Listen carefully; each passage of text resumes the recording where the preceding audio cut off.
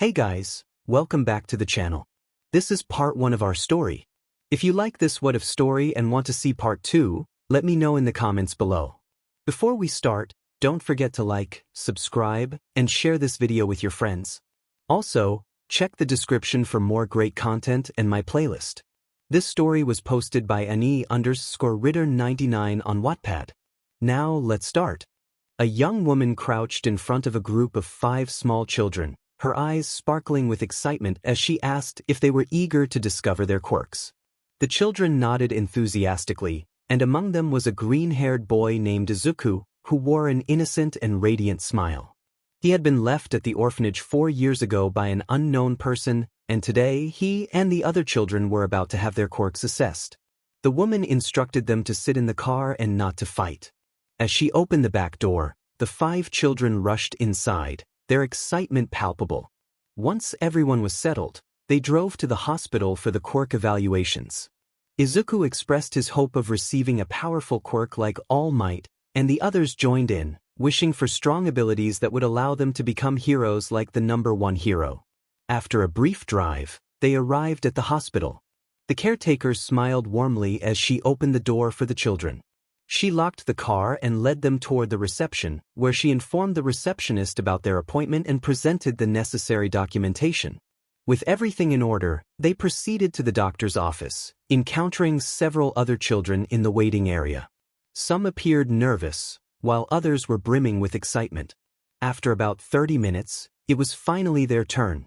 The caretaker guided the group into the examination room, where a doctor sat reading a report. Upon noticing the children, he set the report aside and welcomed them with a friendly smile, inviting them to take a seat. The doctor greeted the caretaker and confirmed that they were there to check the quirks of the 5 children. He then turned to the kids, asking who would like to go first. One eager child jumped up, declaring his longing to be the first. The doctor nodded and explained that he would need to take a small BLD sample. The child agreed, and the caretaker gently placed a hand on his shoulder to reassure him.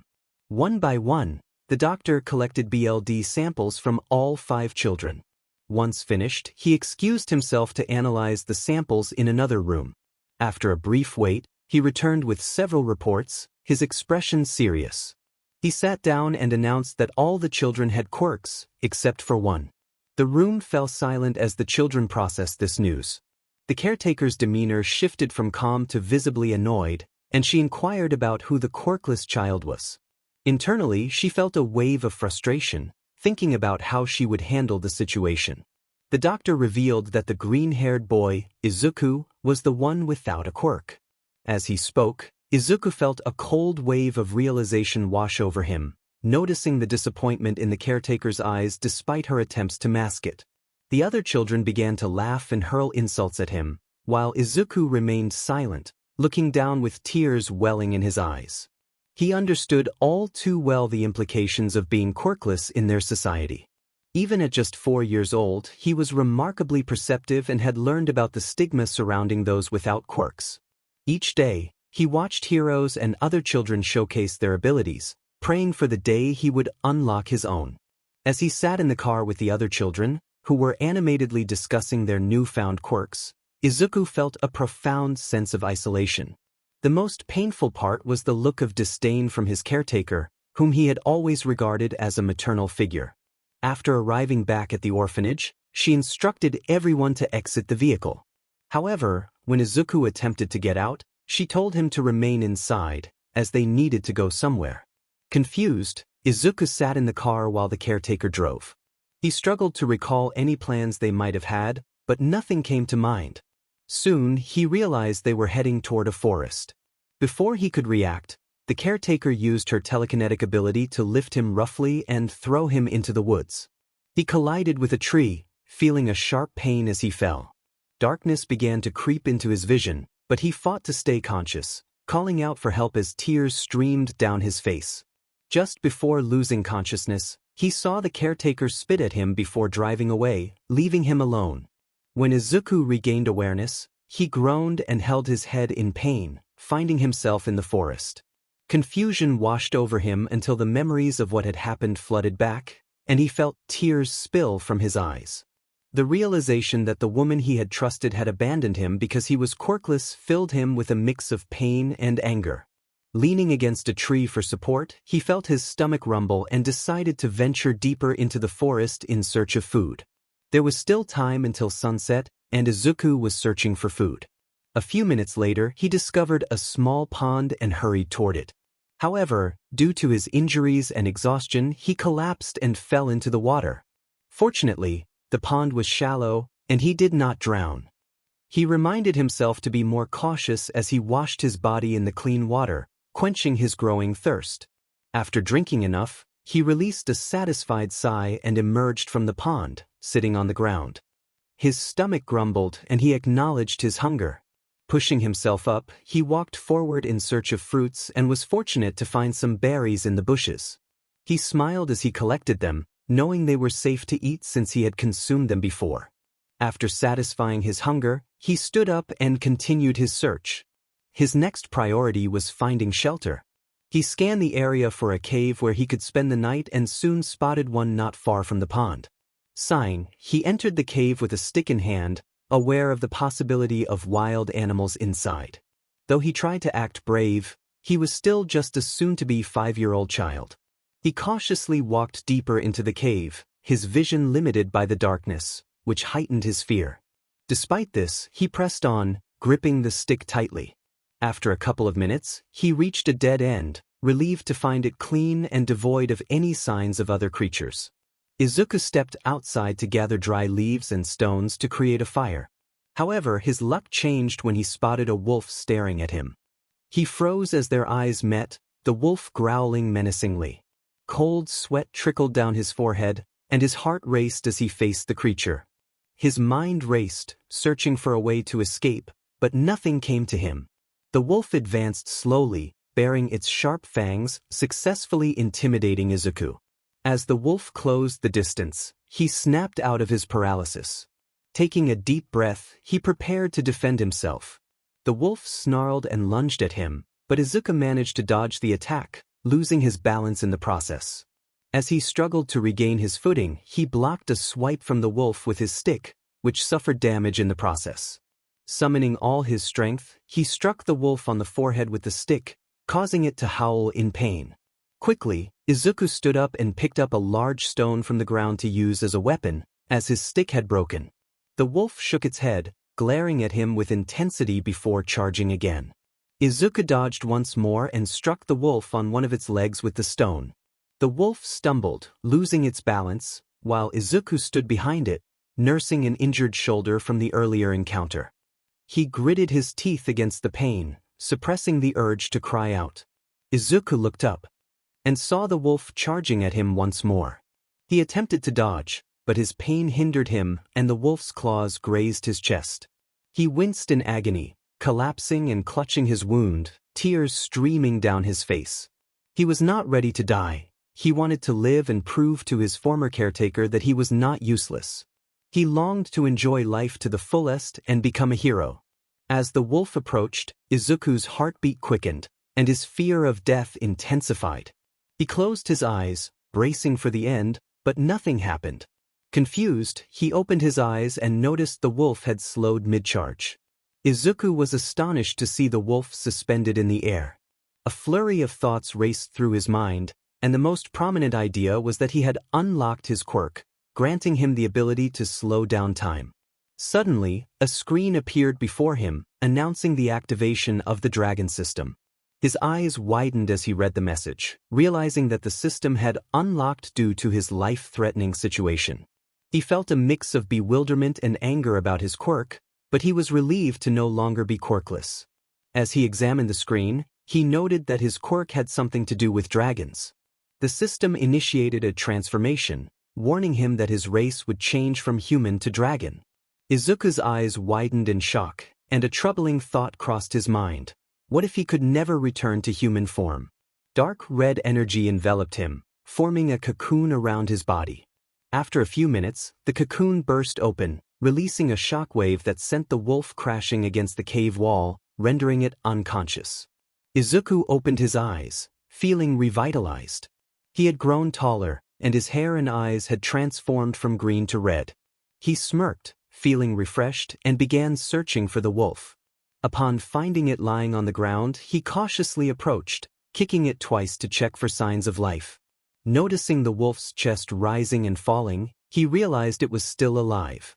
He glanced at the stone he had picked up earlier and, summoning all his strength, smashed it against the wolf's head, producing a loud crack. Satisfied with his accomplishment, he tossed the stone aside and walked toward the pond. Reaching the water's edge, he gazed at his reflection, marveling at the changes in his body. He chuckled, contemplating his new quirk that had transformed him into a dragon while still retaining a human appearance. Pondering the blue screen that had appeared earlier, he looked around but found nothing. He decided to test his newfound abilities by saying, "Open," but nothing happened. Then he thought of something related to games and said, "Status." Instantly, a large window appeared before him, displaying his status. Izuku realized he was at the starting level but felt optimistic, knowing he had time to grow stronger before applying to you. He scratched his chin, then stood up and walked toward the wolf's corpse, feeling hunger pangs as darkness began to fall. He dragged the corpse into the cave. The next morning, rays of sunlight hit Izuku's face, waking him from his slumber. Panic set in as he realized he was not in his orphanage room. Memories of the previous day flooded back, and he clenched his fists tightly, recalling the woman who had caused him pain.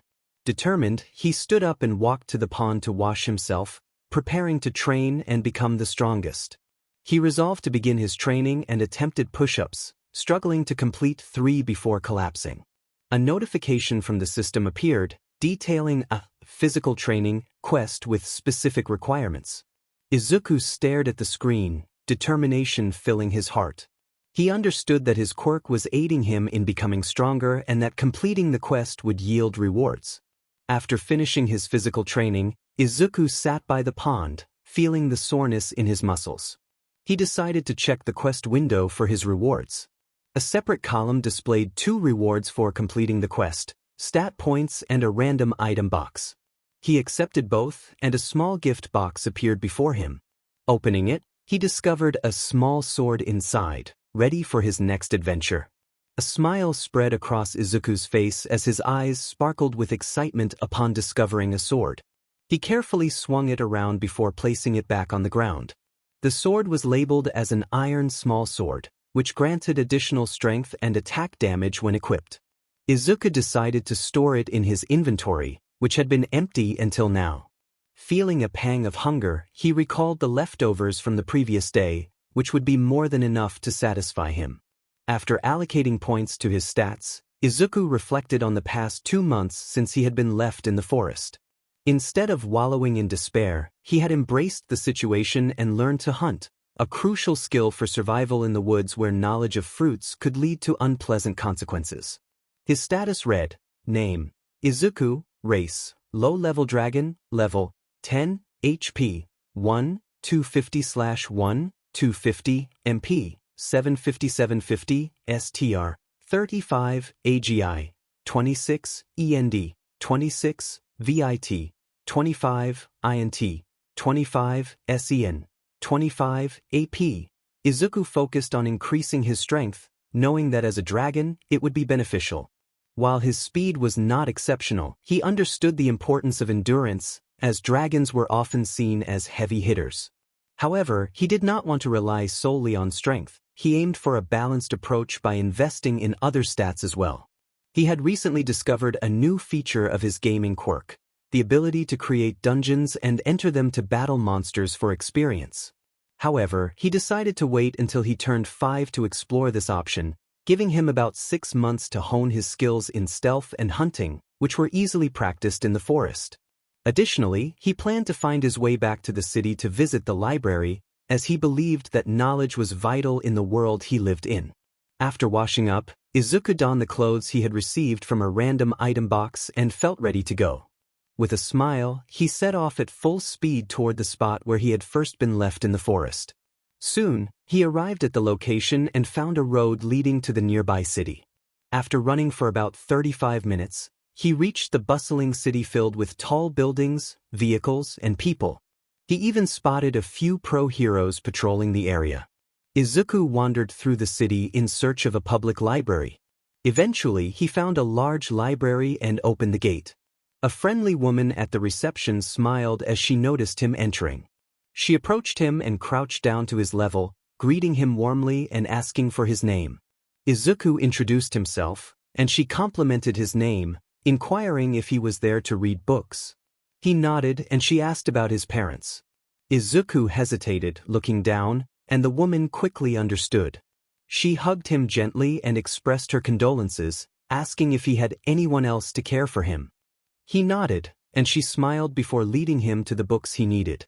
Izuku requested educational books for second-grade students, explaining that he was quite advanced for his age.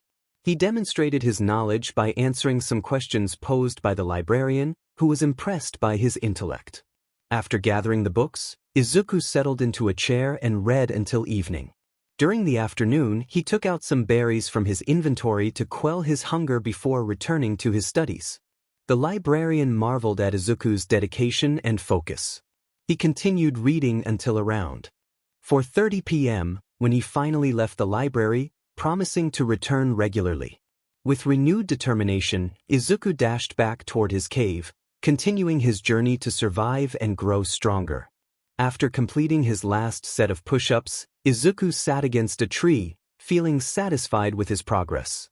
His status now read: Name, Izuku, Race, Low-Level Dragon, Level, 10, HP, 4, 250/4, 250, MP, 2, 400/2, 400, STR, 100, AGI, 85, IND, 90, VIT, 85, INT, 80, SEN, 82, AP. He felt proud of his achievements over the past 8 months, having trained diligently in stealth and hunting. With his stats significantly improved, he was ready to enter the dungeon that the system would provide. After cleaning up and getting dressed, Izuku prepared to enter the dungeon. He activated the system, creating a dungeon called Zombie City. As the space around him began to crack, a blue portal opened, crackling with electricity. A notification confirmed the successful creation of the instant dungeon. With a determined expression, Izuku readied the small sword he had acquired months ago and stepped through the portal, eager to face the challenges that awaited him. Upon entering the dungeon, the portal closed behind him. He found himself on a road surrounded by crumbling buildings and rusted cars, with a light rain falling. As he moved forward, he spotted 2 zombies wandering nearby, searching for prey. Izuku smirked, drawing his bow from his inventory. Having obtained it from the random item box, it proved useful for hunting. Since he had limited arrows, he crafted his own from wood and stone, storing them in his inventory for future use. He retrieved an arrow and aimed it at a zombie that stood motionless, growling softly. The arrow sliced through the air, striking the zombie's head before it had a chance to react. Izuku smiled at the notification that appeared before him, indicating his level had increased. He reflected on his current level, noting that it was lower than his stats suggested. He reminded himself not to underestimate the zombies, as it could cost him dearly. With determination, he shot another arrow, taking down a second zombie. After a relentless 3 hours of battling zombies, Izuku finally took a moment to rest, feeling the weight of exhaustion settle in. His sword was nearly worn out from the fight, having been used to defeat around 200 zombies, and he had leveled up 9 times. While he had managed well against the zombies so far, he noticed that deeper in the city he began encountering armored and long-range attacking zombies. Deciding he had done enough for the day, he instructed the system to open a portal, allowing him to exit the dungeon. Once outside, he observed that it was afternoon. He noted to himself that time seemed to flow the same in both areas. Opting for a day of rest, he headed toward his cave for a relaxing lunch and a good nap. As he returned a rented book to Sonia, the librarian, he expressed his gratitude with a smile. She responded warmly, pleased with his dedication to learning. Izuku acknowledged the importance of information and education, rubbing his forehead thoughtfully. Sonia inquired about his studies for the day, and he shared his intention to explore more books on karate for his practice. She encouraged him to enjoy his time at the library, and he nodded appreciatively before setting off to find the books he needed. At nearly 7 years old, Izuku had grown taller than most children his age, thanks to his dragon heritage. He had developed a close bond with Sonia, who had been a constant presence in his life for the past 2 years. Over time, he had become significantly stronger, learning boxing and now focusing on karate. Although mastering martial arts without an instructor was challenging, he had succeeded with the help of books and by observing classes at local martial arts institutions.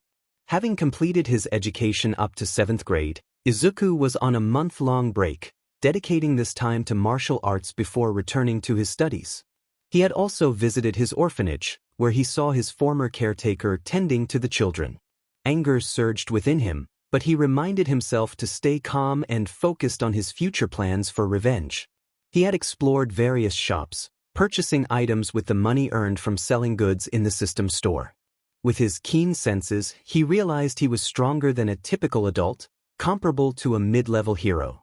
However, his experiences had also made him cold, confident, and prideful, stemming from a lack of love and companionship, with the last trait being a result of his dragon lineage. Sonia was the only person he considered a friend, and he felt comfortable opening up to her. As he walked home, a notification appeared before him, indicating he had reached the required level to evolve. He had received this message after attaining level 50 but had chosen to delay the evolution for a few days to rest. Now, he decided it was time to proceed. Standing in front of his cave, he confirmed his choice, and suddenly, his vision faded as he was enveloped in dark red energy. The energy formed a sphere around him. After 2 hours, cracks began to form on the sphere, and it shattered like glass, dissipating into the air. When the light cleared, Izuku stood taller and stronger, feeling a surge of power coursing through him. He grinned, testing his newfound strength by punching a nearby tree, which splintered upon impact. He marveled at his increased abilities, and a notification confirmed his ascension to the rank of middle-class dragon, with all his stats boosted. Surprised by the new capabilities, he realized he could partially transform into a dragon. Eager to test this, he closed his eyes and focused on feeling his wings. Soon, he sensed something sprouting from his back. As he pushed back, he heard the sound of wings flapping. Opening his eyes, he was astonished to see large red draconic wings extending from his back. Excitedly, he celebrated his new ability to fly, flapping his wings and feeling the rush of wind as he soared into the sky, reveling in the thrill of his newfound freedom. He tested the strength of his wings and was astonished when they effortlessly damaged a stone, leaving only a small scratch that quickly healed due to Izuku's regeneration skill acquired 7 months prior. Afterward, he transformed his hand into that of a dragon, covering it in scales and tough red skin. His hand grew larger and more muscular. He attempted to do the same with his legs, but instead, a tail emerged. Izuku experimented with his tail for a while before trying again to convert his legs, but he failed. He soon realized he had a limit on how much he could transform his body into that of a dragon. Sitting on a long tree branch, he gazed at the sunset with a smirk, thinking to himself that this was only the beginning. Sonia expressed her concern, asking where Izuku had been for the past week. He smiled, feeling grateful that someone cared about him. They were having lunch together at a nearby cafe. He reassured her that he had simply been busy. Sonia looked at him suspiciously and inquired about what had kept him so occupied. Izuku explained that he had been completing a task assigned by his quirk, which prompted her to nod in understanding. Izuku had previously shared with Sonia that he possessed a gamer quirk and lived in the forest. Upon hearing this, she had been taken aback and insisted that he come to her house. However, Izuku had declined, expressing his affection for the forest as his home and his longing to remain there. He then recounted how he ended up in the forest and how he obtained his quirk. Sonia's anger was palpable, and she seemed ready to confront his former caretaker, but Izuku managed to calm her down by assuring her that he had moved on and would handle the situation later. After 3 hours of reassurance, Sonia relented, allowing Izuku to continue his daily life while insisting he stay in contact with her. He had brought his phone that day, having been encouraged by Sonia to share his number so she could reach him anytime.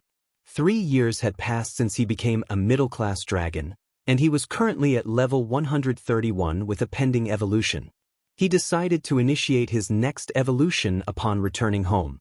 Over the past 3 years, Izuku had grown significantly stronger, not only enhancing his physical abilities but also honing his skills. He had mastered 4 different martial arts and became proficient with both bow and sword, making him a formidable close and long-range fighter. Additionally, he had developed a habit of taking notes on the quirks of pro heroes and their weaknesses, which helped him cultivate his analytical skills. An invaluable asset in battle, as understanding an opponent's weaknesses is crucial for increasing one's chances of victory. At just 9 years old, Izuku was stronger than some high-level pro heroes, and he took great pride in his strength despite his young age. He maintained his cold and reserved demeanor. The reason he had not contacted Sonia for the past week was that he had embarked on a long grinding mission, which earned him 11 points after surpassing level. This caused his phone to lose connection, leaving Sonia worried about him. As they prepared to part ways, Sonia reminded him to take care and to call her before going to sleep. Izuku nodded with a smile, and as they stood up, Sonia playfully ruffled his hair before planting a gentle kiss on his head. They said their goodbyes, and Izuku dashed home, excitement bubbling within him about his upcoming evolution. He anticipated that he would ascend to a high-class dragon, eager to discover the new changes that awaited him. Upon arriving home, he opened the window and clicked yes, without hesitation. The atmosphere grew tense and darkened as dark red lightning crackled around him. A surge of dark red energy erupted, enveloping Izuku as his vision faded to black. The energy formed a sphere, releasing an immense aura that frightened nearby animals, causing them to flee. After a long wait of 12 hours, a crack appeared in the sphere. Soon, multiple cracks spread across its surface, and the sphere shattered like glass, dissolving into the air. In the center stood a massive dragon, its body a striking red. Izuku had now ascended to the rank of high-class dragon, with all his stats boosted by 15 points and his strength increased exponentially. He could now access complete dragon transformation. He looked up at the sky and let out a powerful roar that resonated through the area. As he examined his new form, he marveled at the transformation. He had become a complete dragon, a magnificent creature. He was amazed by the deep, intimidating tone of his voice as he surveyed the forest around him. Though it was nighttime, he was eager to relish his dragon form, so he took to the skies with his large, powerful red wings, now even bigger and stronger than before. He reveled in the thrill of flight, declaring to himself that this was true enjoyment. Suddenly, Sonia's voice broke through his thoughts as she expressed her concern, grabbing his shoulder. Confused, Izuku remembered the news from the morning, realizing the impact of his transformation.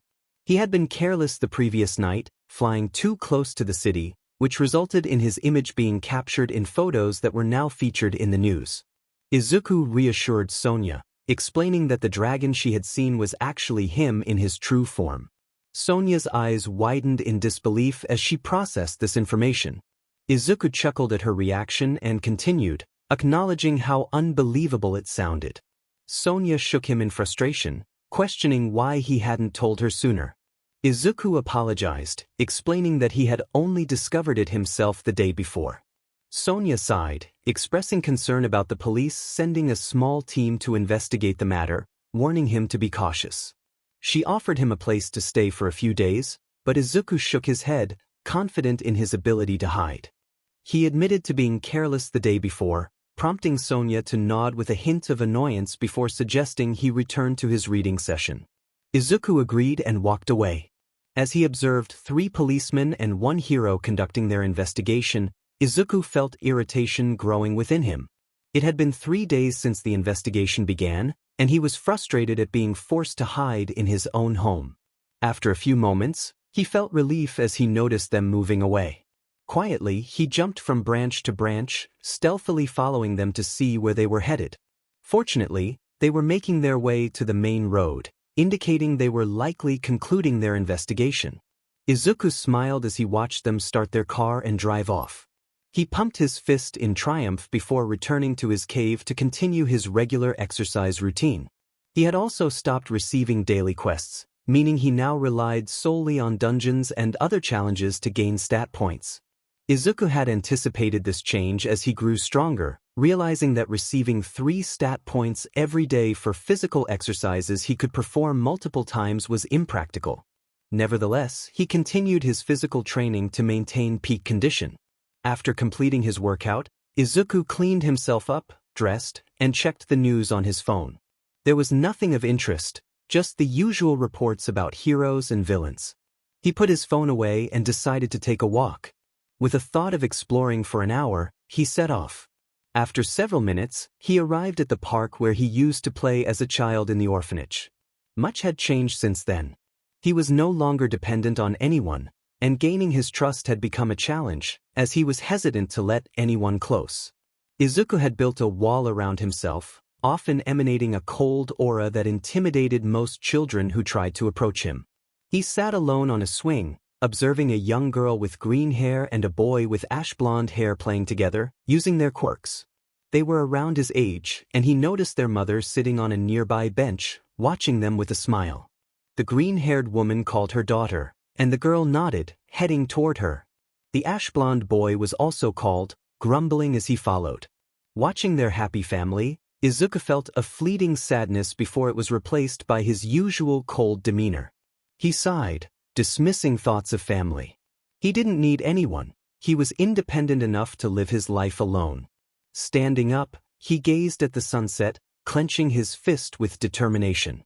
Everything had been taken from him. He had no friends except Sonia and no family, but he still held onto his dream of becoming a hero, a goal he was determined to achieve by graduating from U. Later, at a supermarket, Izuku placed several items on the counter. The shopkeeper nodded and began ringing them up. Suddenly, the sound of a gunshot echoed through the store, sending everyone into a panic. Izuku's senses heightened as he quickly assessed the situation. A man in a black suit, wielding a gun, shouted commands, demanding everyone freeze in place. The robber ordered everyone to raise their hands and sit on the floor. Most complied out of fear, including Izuku, who sat down while analyzing the scene. There were 3 robbers, all armed with pistols, and their intentions were clear. One of the men shouted that it was a robbery, warning that anyone who moved or contacted anyone would face dire consequences. The frightened crowd nodded in agreement. 2 of the robbers rushed toward the counter while one remained nearby. Izuku sighed, activating his telekinesis, a power he had unlocked 2 years prior. He immobilized the nearest robber, rendering him silent and unable to move. Standing up, he gestured for everyone to remain quiet, ensuring the situation did not escalate further. He observed the robber who remained immobilized by his telekinesis. Izuku approached and carefully took the gun from the robber's hand, gently laying him down on the floor. He then glanced at the other 2 robbers, who were so engrossed in looting the money that they had yet to notice their companion was incapacitated. Izuku raised his voice, expressing his longing for them to surrender peacefully. This caught their attention, and they turned to see him standing in place of their fallen comrade. One of them scoffed, questioning why a kid was involved, while the other threatened him, warning him not to play the hero. With a sigh, Izuku used his telekinesis to crush the gun into dust, leaving both robbers stunned. One of them exclaimed in disbelief, lamenting that the kid could have lived a long life if he hadn't chosen to intervene. The robber then charged at Izuku, his hand transforming into a blade. Recognizing the transformation quirk, Izuku decided to keep his distance. He swiftly used his telekinesis to send the attacker crashing into his partner, both of them colliding with the wall. Izuku approached the 2, who were now unconscious, and noted the significant dent left in the wall. He turned back to the onlookers, nodding in acknowledgement as they stood up and expressed their gratitude. The police arrived shortly after, apprehending the 3 robbers and conducting interviews with both the store owner and Izuku. They praised him for his bravery but advised him to exercise caution in the future. Izuku nodded quietly, preferring not to argue, and accepted his belongings, which the owner had given him as a token of thanks. He made his way back toward the forest. It had been 3 years since he achieved the high-class dragon rank, and he was now just 2 levels away from ascending to a new rank. He smirked as he reviewed his impressive stats, a testament to 8 years of hard work. He felt confident that only All Might stood a chance against him, and even that would be a formidable challenge. After storing his important items in his inventory and changing into a red shirt and black jeans, Izuku exited the forest and booked a cab to Sonya's house. Sonya had invited him to dinner, and he had accepted, knowing she would persist until he did. At 12 years old, he already appeared to be a late teen, drawing attention from many due to his attractive features. However, his cold demeanor made him seem unapproachable. Sonya had tried to help him with this attitude, but he remained determined to keep his distance, having become selective about whom to trust. To this day, Sonya was the only person Izuku trusted. He had shared his dream of attending UA with her, and she had pointed out several valid concerns. She warned him that once they discovered he had no legal guardian or permanent residence, they would likely try to take him in, something he would not welcome. Izuku agreed with her assessment and acknowledged that he had limited options. Sonya completed his thought, suggesting he could live with her. Izuku smiled, amused, and accepted her offer, declaring that she would be his mom from then on. Sonya, a young woman who had lost her husband to a villain attack long ago, had not remarried and had no children. When she met Izuku and learned about his situation, she hoped he would agree to live with her. With a bright smile, Izuku confirmed her role in his life, which brought tears of joy to Sonya's eyes as she hugged him tightly. He understood her lingering sadness over her husband's death and wanted to be someone she could confide in. They shared dinner together, discussing various topics. After the meal, Izuku left to gather his belongings for the move, which Sonya supported. The next morning he stored all his items in his inventory and took a final look at his home, promising to return for training and quiet moments. Upon arriving at Sonya's house, he rang the bell, and she promptly opened the door, welcoming him inside. She inquired if he had everything, to which he nodded. Sonya then guided him to his new room and gave him a tour of the house, advising him to rest for the day. They planned to visit the government office the following day to change his name and address other important matters. Izuku acknowledged the situation before heading back to his room, contemplating the long day ahead. He began organizing his belongings in his new space when Sonya inquired if he was ready. He nodded, fully dressed in a black hoodie and dark breathes. Sonya encouraged him, and they both left the house, locking the door behind them before getting into her car. Their first stop was the police station, and as they drove toward 𝗵𝘃𝗄 police station, Izuku shared their destination. After a short drive, they arrived and parked. Upon entering, they approached the officer at the front desk. Sonya requested to speak with the head officer, and the desk officer confirmed that they would need to wait for about 15 minutes since the officer was currently occupied with a case. Sonya thanked him, and they took a seat on a nearby couch. After a brief wait, a tall man with short black hair, dressed in an overcoat and hat, entered the station, accompanied by 2 other officers. He headed to his office, and the front desk officer gestured for Sonya and Izuku to follow. Understanding the cue, they stood and walked toward the office. Sonya knocked respectfully before entering upon receiving a confirmation from inside. She greeted the officer, who returned the greeting, while Izuku simply nodded. The officer invited them to sit down, and they took their seats across from him. He introduced himself as Naomasa Tsukachi, a captain and detective in the police force. Both Izuku and Sonya nodded in acknowledgement before introducing themselves. Detective Tsukachi then asked why they wanted to speak with him. Sonya explained that she wanted to discuss Izuku's situation. The detective glanced at Izuku, who maintained a stoic demeanor, before gesturing for Sonya to continue. She recounted everything Izuku had shared about being abandoned and surviving in the forest for the past 8 years. As Sonya spoke, various emotions crossed the detective's face: anger, concern, disbelief, while Izuku remained composed, observing the detective's reactions. Once Sonya finished, the detective called in an officer to check for any missing person reports from 8 years ago regarding a green-haired quirkless boy named Izuku. The officer left the room, and the detective turned to Izuku, asking if he would share his side of the story. Izuku nodded and began recounting his experiences, carefully omitting certain details while mentioning that his quirk was related to dragons, not gaming or telekinesis.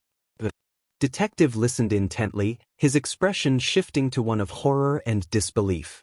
He found it hard to comprehend that someone would abandon a 4-year-old child in the woods simply for being quirkless.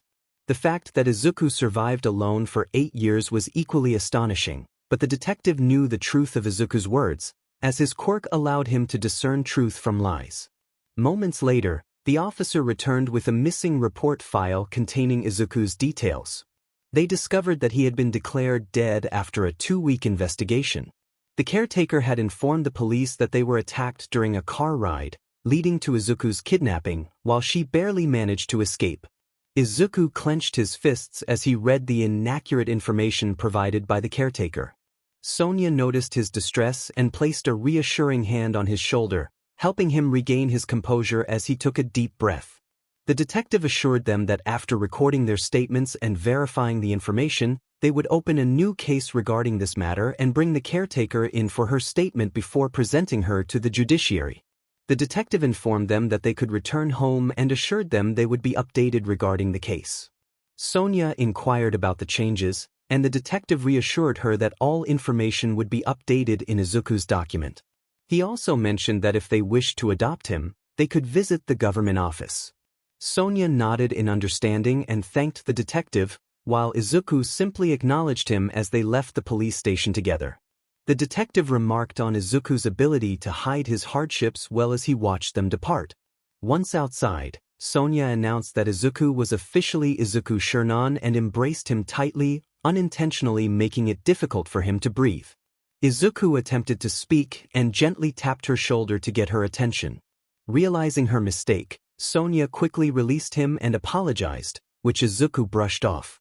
With a bright smile, Sonia suggested they go to a cafe to celebrate, and Izuku agreed. After enjoying a pleasant lunch and chatting at a nearby cafe, Izuku and Sonia got into the car to head home. However, their journey took an unexpected turn when they encountered a large villain wreaking havoc in the city. Pro-heroes were struggling to contain the situation, and Izuku felt his body tense as his senses heightened. Suddenly, the villain hurled a massive chunk of a nearby building in their direction. Sonia's eyes widened in horror as she turned to shield Izuku, only to find he was no longer beside her. Izuku declared he would be back soon as he stood atop the car. He leaped into the air, landing on a nearby small building. Using his telekinesis, he suspended the debris in mid-air, astonishing everyone around him. With his eyes glowing red, he hurled the debris back at the villain, striking him on the head and causing him to scream in pain. The pro-heroes seized the opportunity to capture the villain, and once the threat was neutralized, Izuku jumped back to the car. Upon landing, he heard applause and turned to see the crowd cheering for him. A smile spread across his face as he approached Sonia, who stood outside the car with an expression of concern. As he reached her, she firmly grasped his ear and twisted it slightly, prompting a yelp from Izuku. She reminded him that while his actions were heroic, he should not frighten her like that. Izuku nodded, and Sonia hugged him tightly, ruffling his hair and praising him for his bravery, which made him feel happy. Before they could leave, a voice called out to them. It was 𝗳𝗏𝗄𝗏, a pro-hero present at the scene. Izuku narrowed his eyes as 𝗳𝗏𝗄𝗏 attempted to intimidate him, pointing out that although his actions were commendable, he had acted without a license. Sonia defended Izuku, stating that he had saved many lives. 𝗳𝗏𝗄𝗏 acknowledged her point but insisted that he could not overlook the incident, as it might encourage Izuku to intervene inappropriately in the future. He moved closer to Sonia, making her uncomfortable. Feeling protective, Izuku's eyes glowed red as he grabbed 𝗳𝗏𝗄𝗏 by the shoulder, demanding his attention. The hero dismissed him, but Izuku swiftly pulled him by the hair and slammed him into the ground, creating a crater. The onlookers gasped in shock as Izuku forced 𝗳𝗏𝗄𝗏 to look up at him, his draconic red eyes filled with intensity. Izuku warned him to stay away from his mother or he would regret it, before throwing him against a nearby wall. Once his emotions stabilized, Izuku's eyes returned to normal.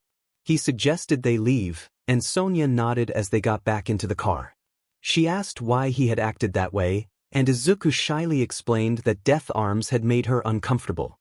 Sonia glanced at him and giggled, finding his shy demeanor endearing. She thanked him, acknowledging that he had indeed made her feel uneasy. That evening, news channels buzzed with reports of Izuku saving numerous people and confronting the pro-hero 𝗵𝗃𝗏. Detective 𝗧𝗵𝗃 contacted them to discuss the incident, and Sonia explained Izuku's reasoning for his actions. The news highlighted how 𝗵𝗃𝗏 had invaded Sonia's personal space, significantly tarnishing his reputation. Izuku felt a sense of satisfaction as he watched the news before heading to the kitchen, announcing to his mother that he would be going on a dungeon adventure. Izuku informed his mother that he would return in 3 hours.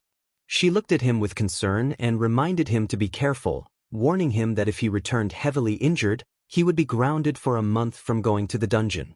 Izuku smiled at her worry and gave her a thumbs up before stepping through the blue portal behind him. Sonia watched her son with worry in her eyes, sighed, and then returned to cooking dinner. Once inside the dungeon, Izuku smirked as he equipped his sword and rushed into the nearby forest to level up. After a challenging encounter, he sat against a tree, breathing and drinking potions to heal and replenish his stamina. He reflected on how the dungeon monsters had become stronger, making it increasingly difficult to level up. Checking his status, he noted his impressive stats. He was pleased to see a message indicating he had reached the required level for evolution. He decided to start the evolution the next morning so it could be completed overnight. After leaving the dungeon, he announced his return to his mother, who rushed into the living room to inspect him for injuries. Relieved to see he was unharmed, she instructed him to freshen up before dinner. Izuku gave a 2-finger salute and hurried to his room for a quick bath. Once ready, he stood in the hall, waiting for his mother to join him as they prepared to head to the forest for his evolution. It was currently 4 a.m. Sonia came downstairs in a tracksuit and asked if he had everything he needed, expressing concern about whether he should eat more before the evolution. Izuku shook his head, and they left the house together. As they walked, Izuku asked his mother if she was sure about staying by his side for the entire 24 hours in the forest. Sonia chuckled at his worry, reassuring him that she was strong and had experience as a martial arts teacher. She took pride in her abilities, which were enhanced by her quirk, 𝗧𝗵𝗲𝗺, allowing her to create swords from her imagination. After a 20-minute drive, they reached the forest, where Izuku guided his mother to his cave. They settled down on the ground, and he began to pull out various supplies from his inventory, including a tent, food, and water. Sonia complimented him on the usefulness of his inventory as he organized everything for their stay. Once everything was set, Izuku nodded to his mother before stepping into the clearing to begin his evolution. Sonia watched from the cave entrance, feeling a mix of concern and belief in her son's abilities. As he started the evolution, dark clouds gathered overhead, and a vibrant red aura enveloped him, forming a swirling ball of energy. Sonia remained at the cave entrance, visibly anxious but determined to support him. She approached the red ball, feeling warmth radiating from it, which made her smile. After a moment, she returned to the cave to keep watch. Time passed, and Sonia noted that it was already 9 p.m. She realized she still had 6 hours to wait. Sitting beside a campfire that illuminated the area, she observed the red ball growing larger and more intense. Deciding it was time for dinner, she enjoyed the meal she had prepared earlier. Afterward, she leaned against the cave wall, watching the fire burn. After waiting for another hour, she extinguished the campfire, set up her bed in the tent, and went to sleep, setting an alarm for 4:30 a.m. When the alarm rang, Sonia woke up excitedly, glancing at her watch, which read 4:59 a.m. Suddenly, she heard a cracking sound and turned to see cracks forming in the giant red sphere. Cautiously, she stepped back to avoid any potential explosion. Her instincts proved correct as a powerful surge of pressure and red aura erupted from the sphere, sending shockwaves throughout the forest.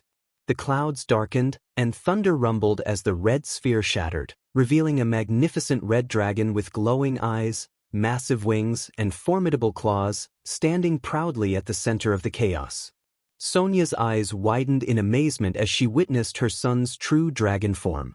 The dragon turned its head towards the sky and let out a roar so powerful that it sent tremors throughout 𝗵𝘃𝗏. Panic spread among the people as they felt the ground shake and heard the mighty roar. Active heroes immediately began searching for the source of the sound, but they struggled to locate it. Curious residents climbed onto their rooftops to see what ancient creature had awakened, discovering a large red dragon in the forest.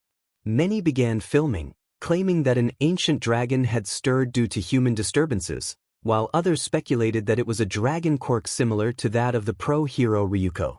Regardless, once the police and heroes received news of the dragon, they dispatched a team to contain it. Izuku looked down and saw his mother gazing at him with wide eyes filled with awe and disbelief. He lowered his large snout towards her, and she stepped forward to gently slide it.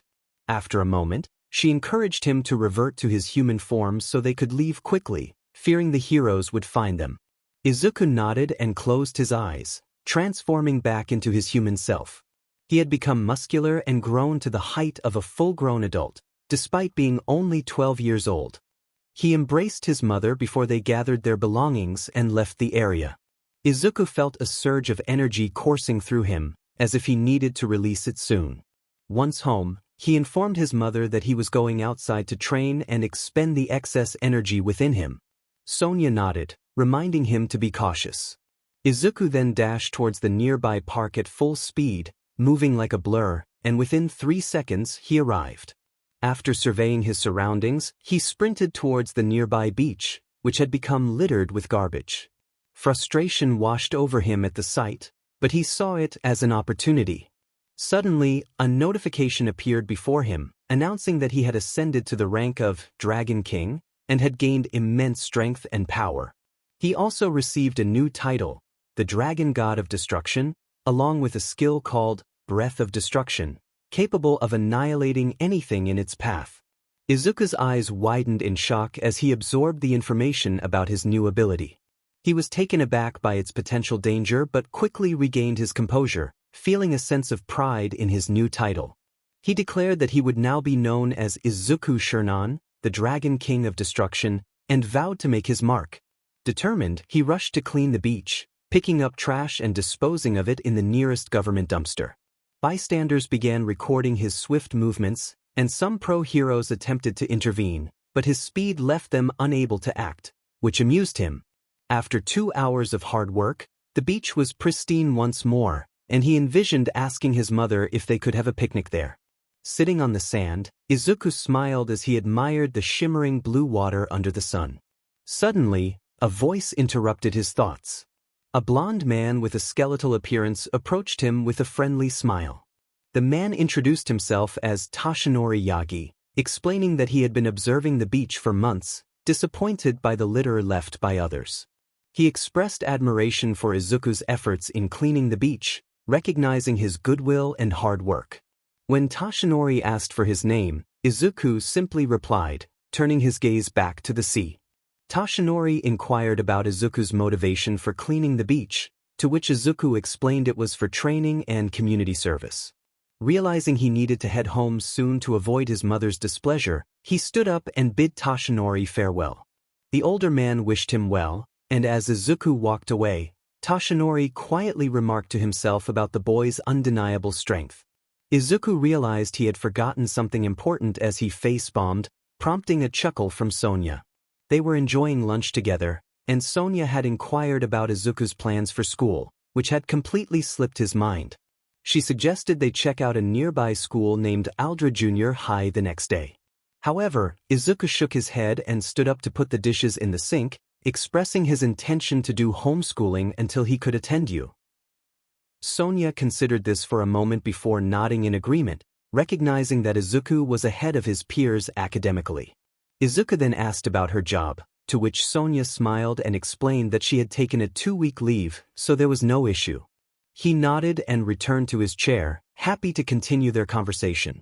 When it was time for him to leave, he grabbed the door handle and told his mother he was heading out. Sonia reminded him to be careful, and he nodded before stepping outside. Izuku was on his way to a nearby shop to pick up groceries for his mother. He remarked to himself that it was a lovely day as he checked his stats, which he had significantly upgraded over the past 3 years since becoming the Dragon King. For the last 3 years, he had eased up on his training to spend more time with Sonia, who had recently opened a new martial arts coaching center for kendo with the savings she had accumulated. Izuku was pleased that she was thriving in her new profession. He had also encountered Toshinori, who lived nearby and often walked around. Despite Izuku's attempts to maintain distance due to his reserved nature, a small bond had formed between them over their regular meetings. Toshinori had invited Izuku to his home a few times, but Izuku had politely declined, feeling uncomfortable in someone else's space. After paying for the groceries, Izuku collected them in a cloth bag and exited the store while listening to music on his phone. As he crossed a bridge, his instincts kicked in, and he quickly jumped to the left, narrowly avoiding an incoming slime creature. The villain taunted him, suggesting he would be useful, but Izuku looked at him with disdain and retorted that he should stop being a kidnapper and turn himself in. Annoyed by Izuku's response, the slime villain lunged at him, but Izuku easily dodged while sending a quick message on his phone. Once finished, he remarked that now his mother was informed he would be late, and he was ready to deal with the villain. Knowing that physical attacks would be ineffective against the slime, he took a deep breath and unleashed a torrent of fire, surprising the villain and causing him to writhe in pain. As the smoke filled the air, Izuku, relying on his well-trained senses, located the slime villain's position and approached him. He cleared the smoke with a swift motion and captured the villain in a plastic bottle, ensuring he couldn't escape. Just as he was sealing the cap, he heard someone approaching with a rush of air. To his astonishment, a tall man with blonde hair appeared before him. It was none other than All Might, the current #1 hero and the symbol of peace. All Might greeted him with his signature catchphrase before scanning the area for the slime villain. Izuku raised the bottle, causing All Might's eyes to widen momentarily before returning to normal. All Might expressed gratitude for Izuku's help in capturing the villain, acknowledging his strong will and quirk. Izuku nodded and asked for an autograph, pulling out a notebook from his inventory. All Might, surprised, took the notebook and signed it while Izuku watched in awe. When All Might asked for his name, Izuku introduced himself politely, which made All Might internally reflect on the contrast between Izuku's demeanor now and his earlier coldness. After returning the signed notebook, All Might mentioned he needed to deliver the villain to the police station and took off into the sky with a powerful leap. Izuku watched with a smile before starting his walk home. However, trouble seemed to follow him, as a loud explosion erupted nearby, causing his heart to race with concern for his mother. He quickly activated his maximum speed, reaching the site of the explosion in an instant, faster than even fighter jets. Upon arrival, he sighed in relief, discovering the explosion had occurred 2 streets away from his home. Ahead of him, he spotted a group of 3 villains, one wielding fire, another with a metal quirk, and the last possessing the ability to enlarge himself. Izuku glanced at the hero side and noticed 2 heroes, Backdraft and 𝗵𝗄𝗎. Unfortunately, both were struggling to contain the villain group. As he scanned the crowd, he spotted Toshinori in the back, wearing a frustrated expression. Several schoolchildren were watching the scene unfold from the sidelines. Izuku focused on the fire villain, then used his speed to appear behind him in an instant. He declared that the villain had caused enough trouble for the day before swiftly knocking him out and sending him flying toward the other villains. The remaining 2 villains turned to him in shock, mirroring the surprised expressions of the crowd as they witnessed a boy confronting 3 villains alone. The enlarged villain shouted a threat, but suddenly froze midair as Izuku extended his hand, using his telekinesis to immobilize him. Izuku then turned his attention to the last villain attempting to escape.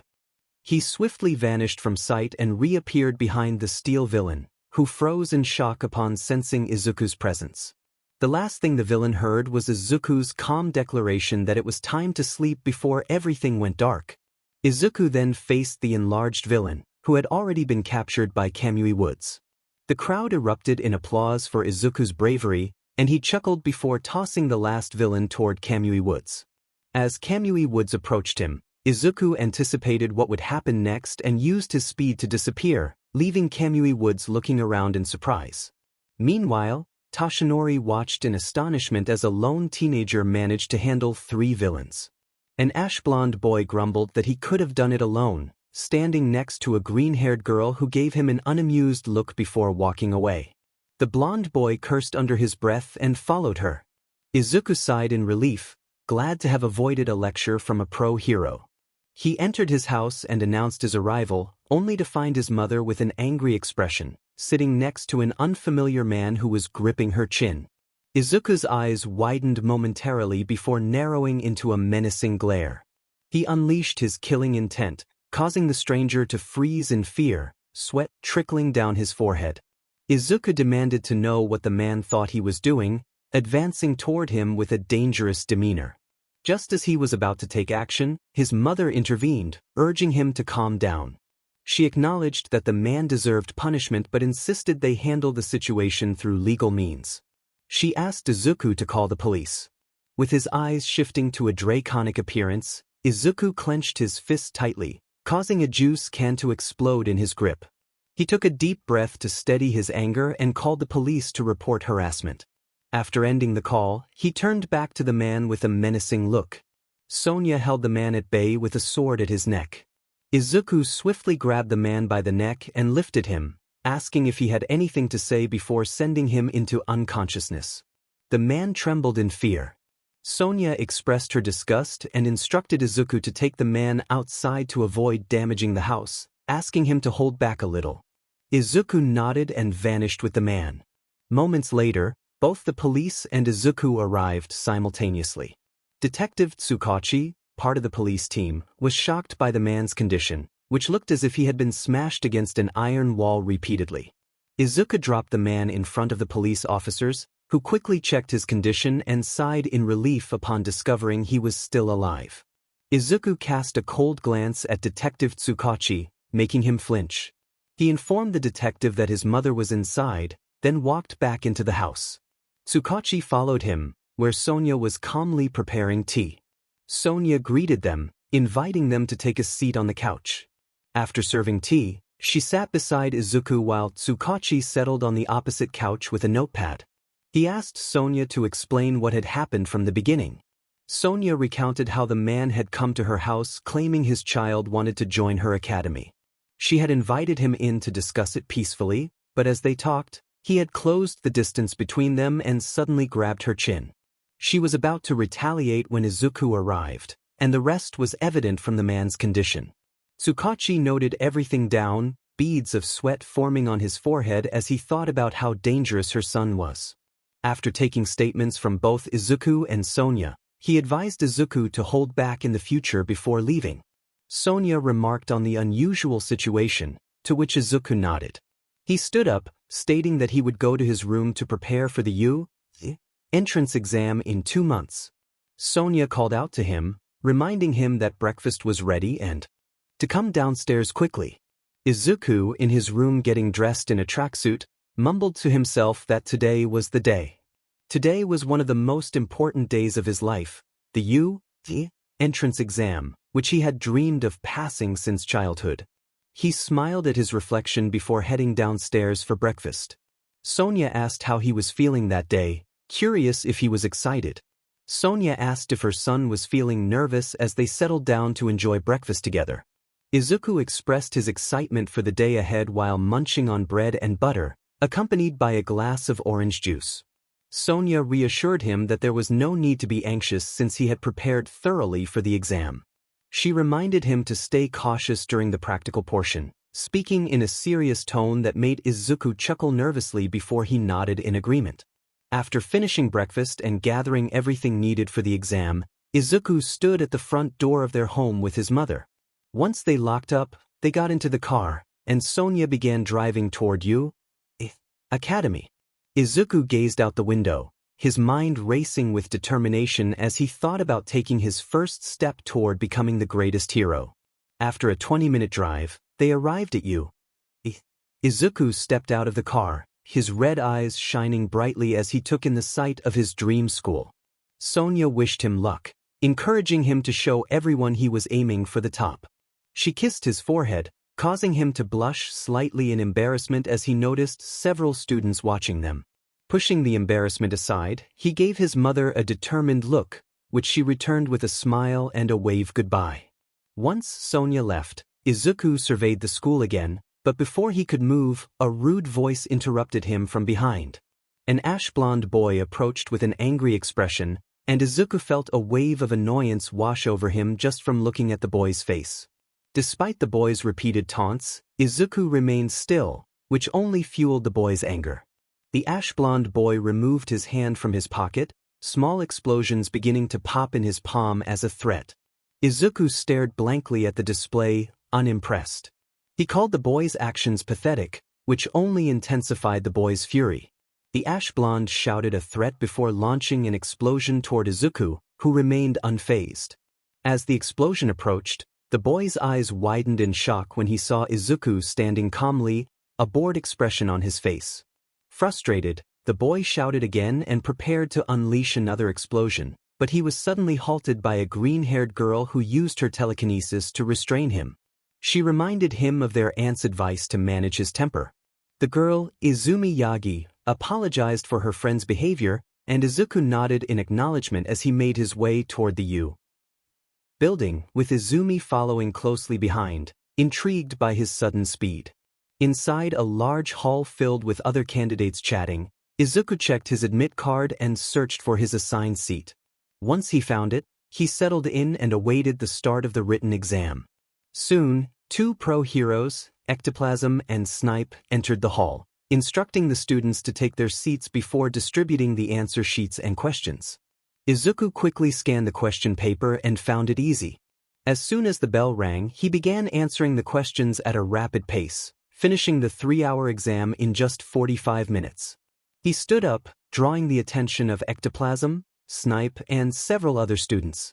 He informed 𝗧𝗵𝗃 that he had completed the exam and wished to submit his answer sheet. 𝗧𝗵𝗃 looked at him skeptically but accepted the sheet, directing Izuku to another hall. As Izuku exited, he noticed several students staring at him in disbelief or mockery, but he ignored them and proceeded to the next hall. After waiting for 2 more hours, some students began to arrive and take their seats. Izuku glanced at the seat next to him, wondering who would sit there, only to feel annoyance when he saw Bakugo occupying a seat nearby. Bakugo shot him a menacing glare, small explosions still crackling in his hands, but Izuku chose to focus on the stage instead. Soon, someone sat between him and Bakugo, and Izuku turned to find it was Izumi. She smiled at him, but he quickly returned his attention to the stage, leaving her slightly perplexed by his cold demeanor. 𝗵𝗃𝗃 then entered the stage to explain the practical exam, demanding responses from the audience, but Izuku remained focused on the pamphlet detailing the exam. A few minutes later, a boy with glasses interrupted 𝗵𝗃𝗃, but Izuku ignored him as well.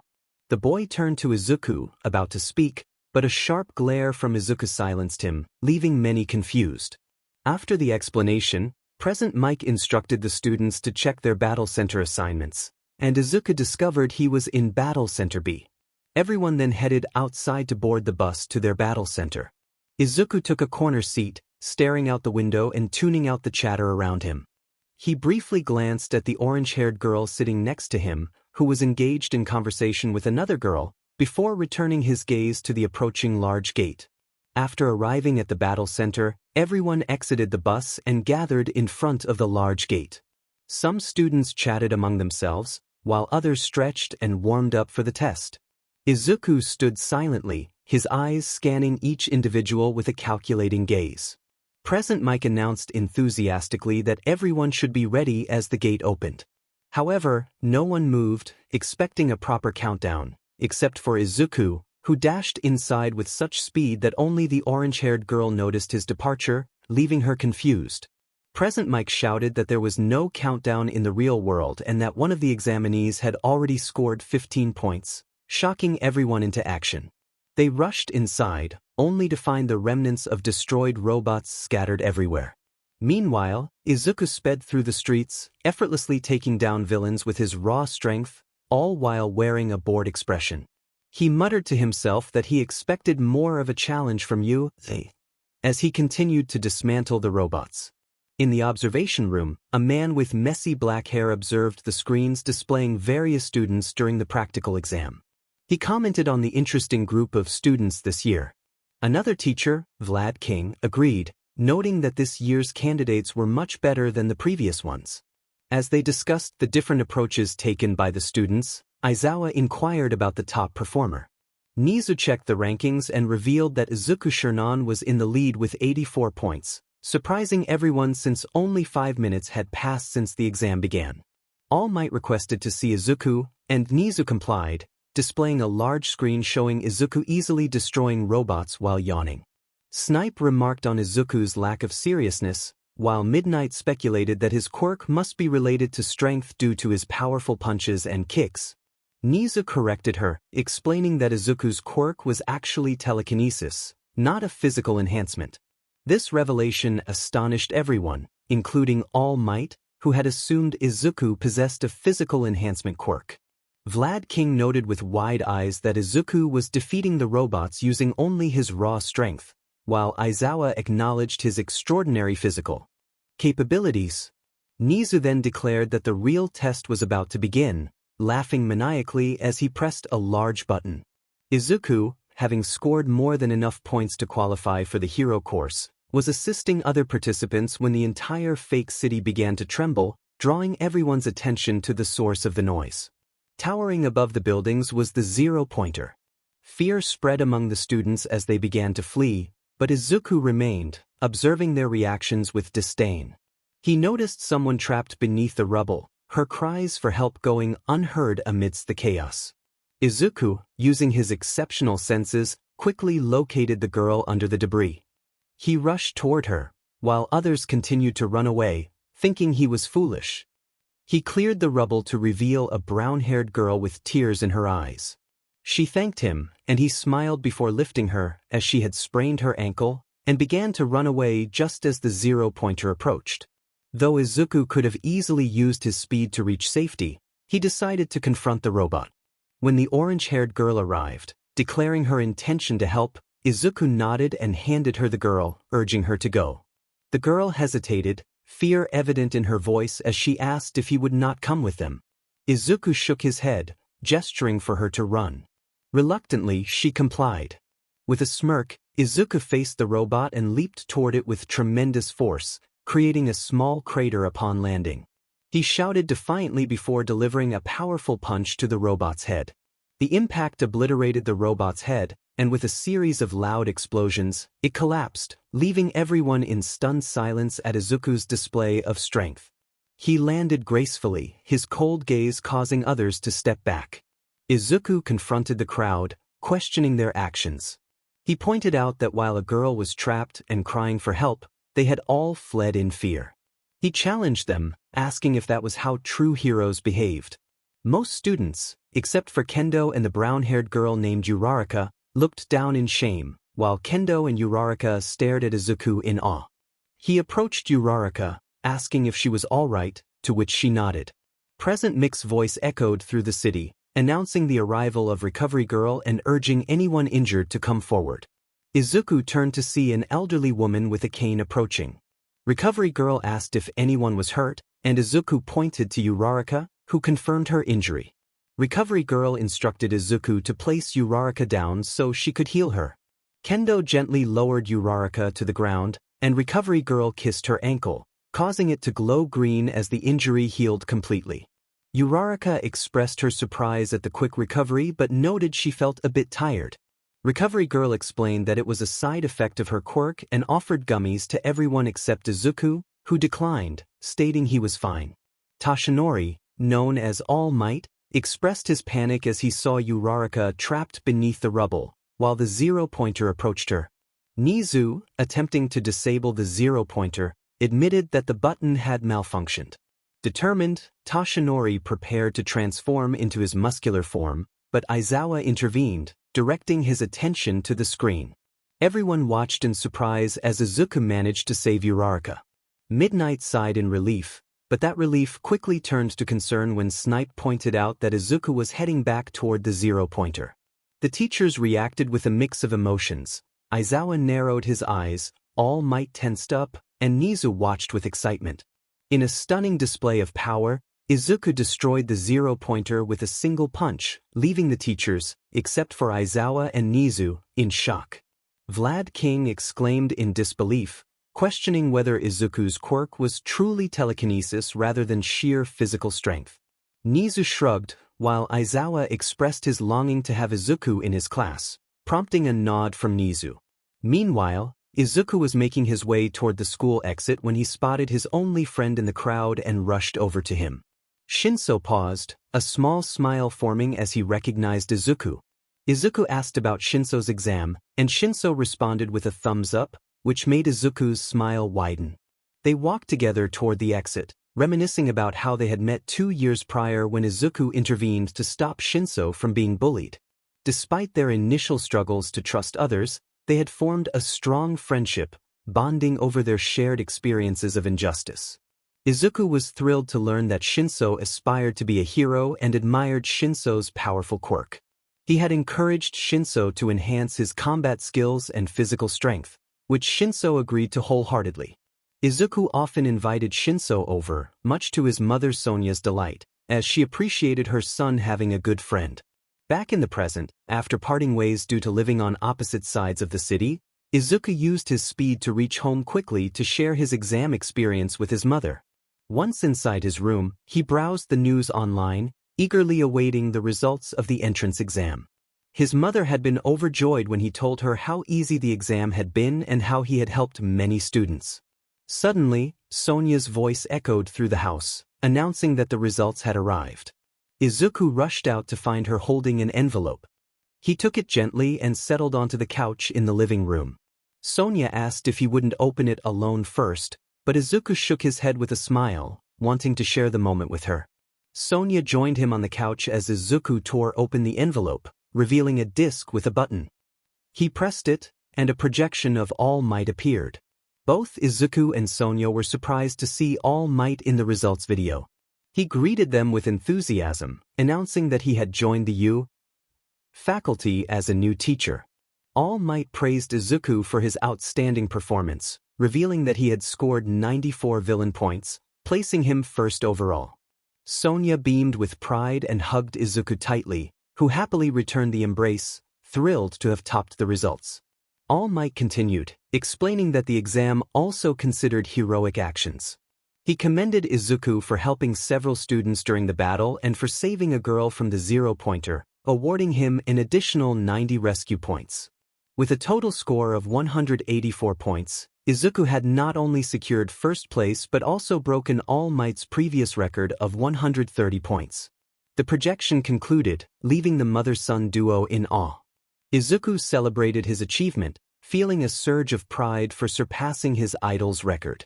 Suddenly recalling Shinso, Izuku picked up his phone to call him and inquire about his results. He entered his room and sat down, asking Shinso if he had received his results yet. Shinso replied that, thanks to Izuku's advice, he had gained admission to the hero course with a score of 56 points, and he congratulated Izuku on his impressive leaderboard score. Izuku humbly deflected the praise, insisting that it was not his doing. It was Izuku's dedication that earned him a spot in the hero course. He and Shinso discussed plans for a party, with Shinso agreeing to meet up the next day. After a brief conversation about trivial matters, they ended the call.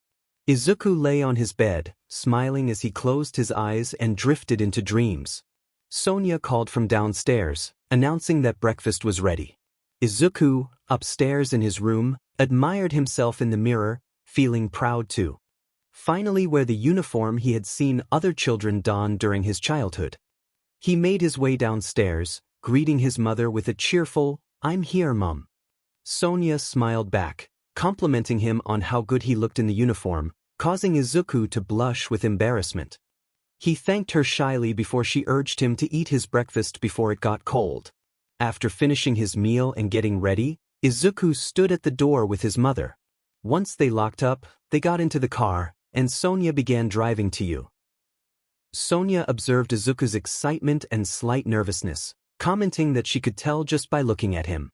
Izuku chuckled, acknowledging her insight. After a short drive, they arrived at the metro station, where Shinso was waiting. Izuku called out to him, inviting him into the car. Shinso greeted Sonya, who responded with her usual cheerful demeanor. Izuku had decided to pick Shinso up from the metro station every day since their meeting after the results party. Although Shinso initially insisted he could manage on his own, Izuku's persistence led him to agree. After a few more minutes of conversation, they reached you. Izuku and Shinso exited the car, thanking Sonia, who wished them good luck before driving away. Standing at the entrance, Izuku remarked that this was it, and Shinso nodded in agreement as they observed several students in uniforms entering the school. They were relieved to be in the same class, which Shinso noted as a positive aspect. Following the directions on the school map, they navigated the large and somewhat confusing hallways. As they approached a large door marked 1A, they both stared in surprise. Izuku expressed disbelief at the size of the door, and before Shinso could open it, he mentioned hearing a familiar voice inside. Shinso opened the door, revealing two students arguing, one with dark blue hair and glasses, and the other with ash blonde hair. Bakugo was yelling at Ida, who was responding with a robotic hand gesture, insisting that Bakugo remove his feet from the desk out of respect for their seniors. The argument continued, drawing the attention of the other students, who watched with mild concern. Izuku sighed in annoyance and was about to take his seat when he felt a hand on his shoulder. He turned to see Uraraka, who complimented his reflexes. Izuku recognized her as the girl he had saved and responded accordingly. Uraraka pointed out that he was still holding her hand, prompting him to apologize and let go. She reassured him that it was fine, while Shinso observed the exchange with amusement. Before they could continue, a tired voice interrupted them. A man with messy black hair was lounging in a yellow sleeping bag, sipping juice. Uraraka and Shinso looked at him in surprise, while Izuku narrowed his eyes, already sensing the presence of their teacher. He activated his skill to analyze the man, noting his impressive stats and quirk, which allowed him to erase others' abilities within his line of sight. Izuku reflected on the imbalance of human capabilities compared to their levels, recognizing that while humans were versatile, many lacked a diverse skill set.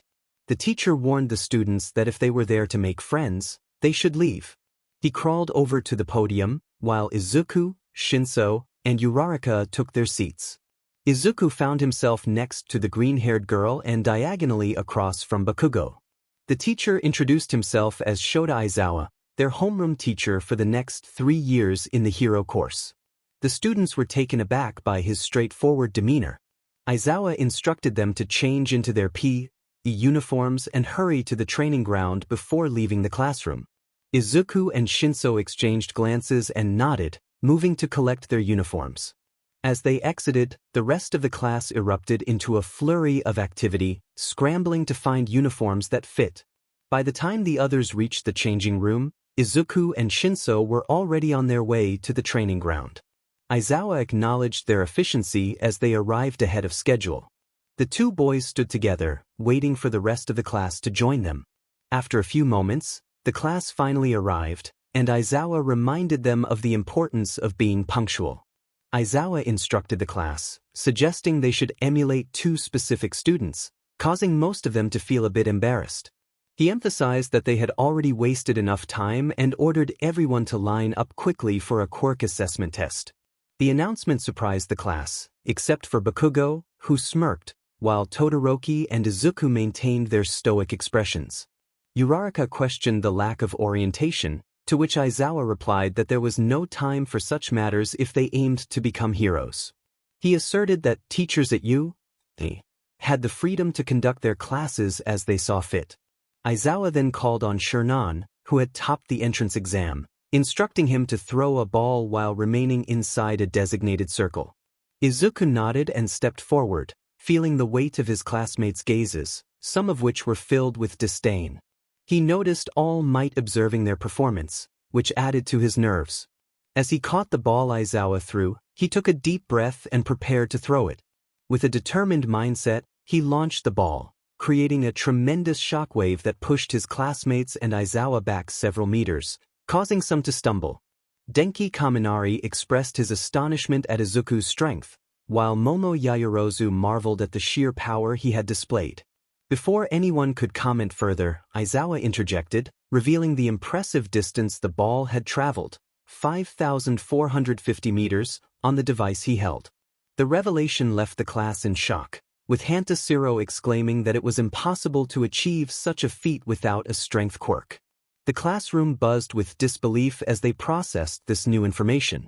Izumi stared at Izuku in awe, questioning how he had accomplished such a remarkable throw without a strength quirk, while Bakugo glared at him, frustration evident on his face.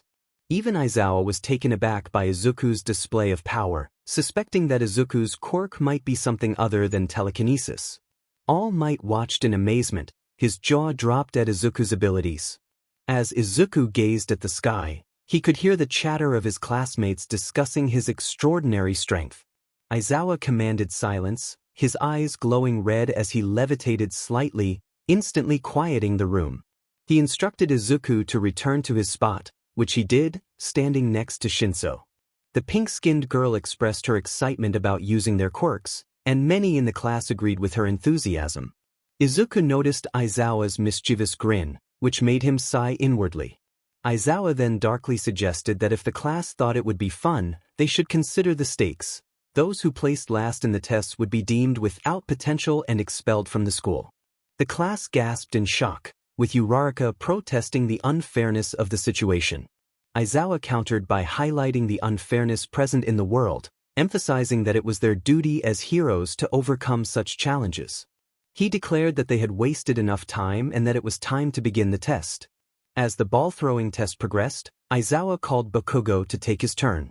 The ash-blonde student stepped forward, determined to prove himself as the best. He threw the ball with fierce intensity, resulting in a distance of 705 meters, which left him frustrated as he glared at Izuku, who remained unfazed. Finally, Aizawa turned to Yagi, tossing the ball to her. With a determined expression, she prepared to throw it, feeling a connection to Izuku that she couldn't quite explain. As she launched the ball, it broke the sound barrier, resulting in a distance of 32 meters, leaving the class in awe of her achievement. A big smile spread across her face as she realized her hard work had paid off. All Might watched with pride, thrilled to see his daughter's strength. Aizawa announced that instead of revealing the results of each test individually, he would combine all the scores and present the overall rankings. A hologram appeared, displaying the class standings. Izuku Shinran, Izumi Yagi, Momo Yaoyorozu, Shoto Todoroki, Katsuki Bakugo, and so on. Izuku congratulated Shinso for placing 12th, encouraging him to keep working hard to reach the top 5. Shinso smiled back, reminding Izuku that he was at the top of their class. Aizawa then called out to Izuku, drawing the attention of the entire class. He questioned why Izuku hadn't utilized his quirk during any of the tests. Aizawa stated firmly that he would expel anyone who didn't give their all in the test, his glare intense. The entire class was taken aback by his words. Shinran looked at Aizawa with clear distaste, while Izuku narrowed his eyes at the teacher, who continued to focus on the red-haired boy. Izuku expressed that he wasn't there to boast about his strength or abilities, but he made it clear that if anyone wanted him to get serious, they would need something that could challenge even All Might. The class stared at him in disbelief, and Aizawa's expression showed a hint of shock at Izuku's bold declaration. Bakugo erupted with anger, insisting that Izuku was nothing compared to All Might. Izuku responded, his red eyes glowing with intensity as the tension in the air escalated. Izumi nervously glanced between Bakugo and Izuku, unable to argue with the fact that she found Izuku's statement absurd. Her father was a seasoned pro-hero, the symbol of peace and the #1 hero in the country. Izuku then declared that he would demonstrate the gap between himself and the others. He lifted his arms toward the school building, and his hands began to glow red. The entire campus started to tremble, causing everyone, including Aizawa, to lose their balance. All Might, who had been observing from behind a wall, looked on in disbelief as the ground shook. Nizu, calmly sipping coffee in his office, felt the tremors and rushed out, panic on his face, as he saw teachers in the hallway trying to determine the cause of the disturbance. Students began to panic as they felt the vibrations, and outside, the class looked around in alarm at the shaking campus. Izuku smirked and suggested they should feel the clouds a bit. Suddenly, the entire campus lifted off the ground, uprooted by a single student. People across the street recorded the astonishing sight, their expressions a mix of shock and awe. The police attempted to contact the 𝗬𝗲𝗍 faculty to understand what was happening. Izawa, All Might, and the rest of the class gazed at Izuku with a blend of awe, fear, and disbelief as they witnessed the campus ascend. All Might stepped out from his hiding spot, commanding Izuku to stop. Izuku glanced at him and Izawa, then nodded. Gently, the campus began to descend back to the ground, shaking as it made contact and causing everyone to lose their balance once again. Midnight arrived outside with the rest of the 𝗬𝗍 faculty, questioning what had just occurred. Shinso remarked to Izuku that it had been too much, and they both walked toward the locker room, the situation having calmed down after half an hour of explanations. Izuku accepted the scolding and extra homework quietly, knowing he had acted impulsively. Shinso, however, expressed his admiration, stating he hadn't realized Izuku was strong enough to lift the entire 𝗬𝗍 campus. As they entered the boys' changing room, the other boys turned to Izuku, making him feel a bit uncomfortable. Ignoring their stares, he began to change out of his PE uniform. Kirishima approached him, excitedly commenting on how cool his display had been. Kaminari added that no pro hero could achieve such a feat, especially with such ease. Shiro asked Izuku how he had become so strong at their age. Izuku explained that he had trained all his life to reach this level. The other boys looked at him with admiration as they continued changing. Even Bakugo, despite his usual demeanor, couldn't help but acknowledge Izuku's impressive power. Once everyone was changed, they returned to the classroom and took their seats. Izumi thought about how she was still in shock from witnessing Izuku's power, realizing that even her father's seemed to pale in comparison. She observed Izuku, who had his eyes closed while leaning back in his seat. Despite everything, she couldn't ignore the similarities between them, their facial structure, their names, and the fact that both possess telekinesis as their quirk. Though it could have been a coincidence, a voice in her heart suggested there was something more significant at play. Meanwhile, Bakugo kept casting angry glances at Izuku, wondering how he had become so powerful. This sentiment was shared by the entire class after witnessing the true extent of Izuku's abilities. Aizawa entered the classroom, looking more tired than usual. He announced that since it was their first day, the rest of the homeroom PRD would be free before settling into his sleeping bag. Mina suggested they use the time to get to know each other, to which the others agreed.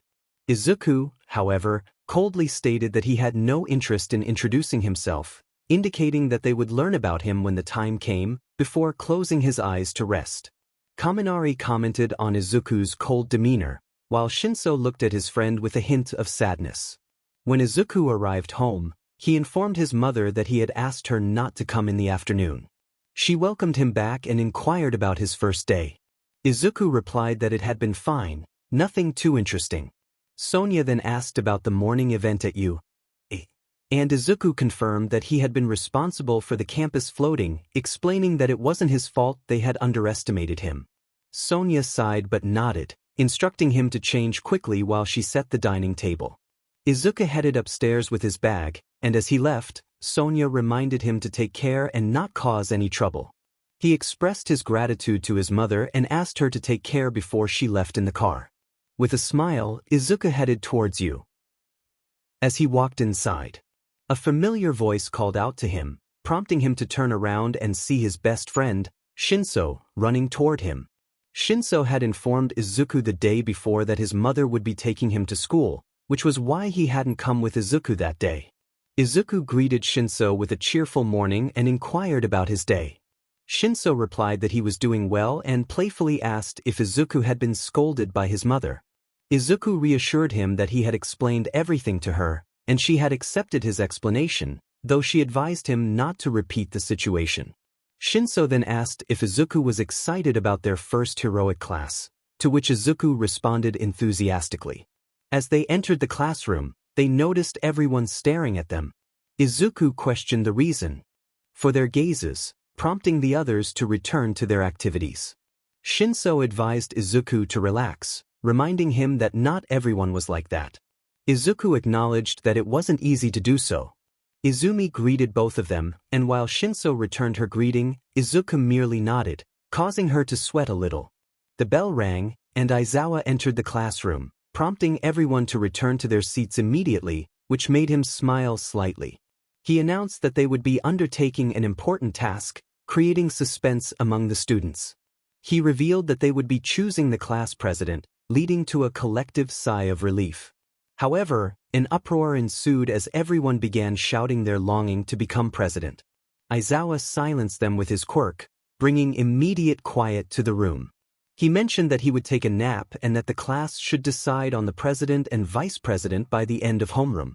As Aizawa settled into his sleeping bag, the students began calling out names for the position.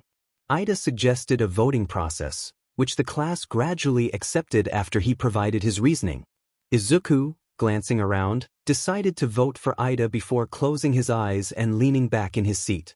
Shinso's voice broke through his thoughts, waking him up. He noticed that Izumi had received 6 votes for class president, while Momo was elected vice president with 3 votes. Although Ida looked a bit down, he was pleased to have received at least 2 votes. Aizawa confirmed the results, and the class acknowledged the new president and vice president before the day continued as usual. During lunch, Uraraka, Momo, Shinso, Izumi, and Ida sat with Izuku. He observed them for a moment before continuing to eat. Uraraka asked Ida if he was upset about not becoming president, but he shook his head, stating that he believed Izumi was worthy of the position, which surprised her. Izumi then asked who had voted for Ida, and everyone shook their heads except for Izuku, who continued eating quietly. She nervously asked Izuku who he had voted for, and to her surprise, he answered that he had voted for Ida. Shinso dramatically expressed his disbelief, thinking Izuku would have voted for him instead. Izuku simply stated that he thought Ida was a good fit for the role. Ida thanked Izuku for his compliment, vowing to work hard to earn more praise. Momo then inquired about who would be teaching them during heroic class, prompting everyone to speculate. Izuku noticed that Izumi seemed less contemplative than the others, indicating she might know something, but he chose not to comment and continued his lunch. As lunch ended, the class buzzed with anticipation about their heroics teacher. Izuku had a strong feeling it would be All Might, which excited him. Suddenly, the door swung open, and All Might made a grand entrance, announcing himself in his usual boisterous manner. Izuku and Izumi both internally face-bombed at his dramatic entrance while the other students were in awe of the number 1 hero. All Might declared that he would be their heroics teacher and that they would be engaging in battle training. Both Bakugo and Izuku smirked, with Bakugo already plotting how he would impress everyone by defeating Izuku. All Might then revealed that they would need costumes, pressing a button that opened a compartment filled with suitcases. He instructed everyone to collect their costumes and meet him at the mock city. Minutes later, the students emerged from the tunnel in their costumes. Izuku wore a simple black hoodie and trousers, with a dragon symbol on his back. Izumi pointed out that his outfit was just regular clothing, which drew everyone's attention. Izuku explained that he didn't require a special costume due to his high endurance, surprising some while others understood. All Might cleared his throat to regain their attention and announced that they would be randomly split into teams of 2. He explained the scenario: villains had hidden a bomb in a building, and it was the hero's job to either capture the villains or touch the bomb while the villains defended it or tried to defeat the heroes.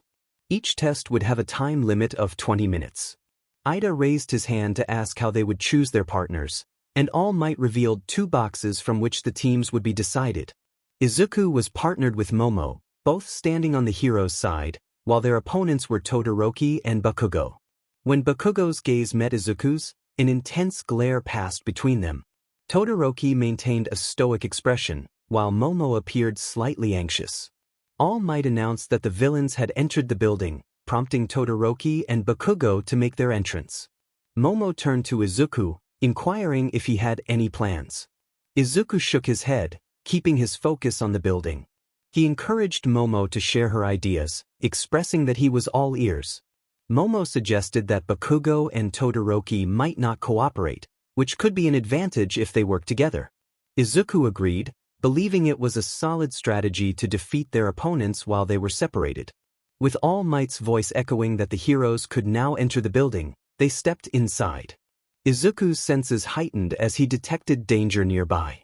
He quickly warned Momo to dodge, pulling her back just as an explosion erupted where she had been standing moments before. Kirishima commented on Bakugo's sneak attack, while All Might reminded him that sneak attacks could be effective against enemies. Izuku acknowledged Bakugo's effort, but Momo, still feeling the effects of the close call, asked to be let go from Izuku's embrace. He apologized and released her, noticing her blush. Bakugo, with a confident smirk, declared his intent to prove his strength and launched himself at Izuku, who simply yawned. Bakugo found himself frozen midair, and Izuku taunted him about underestimating opponents. Momo watched as Izuku effortlessly handled Bakugo without breaking a sweat.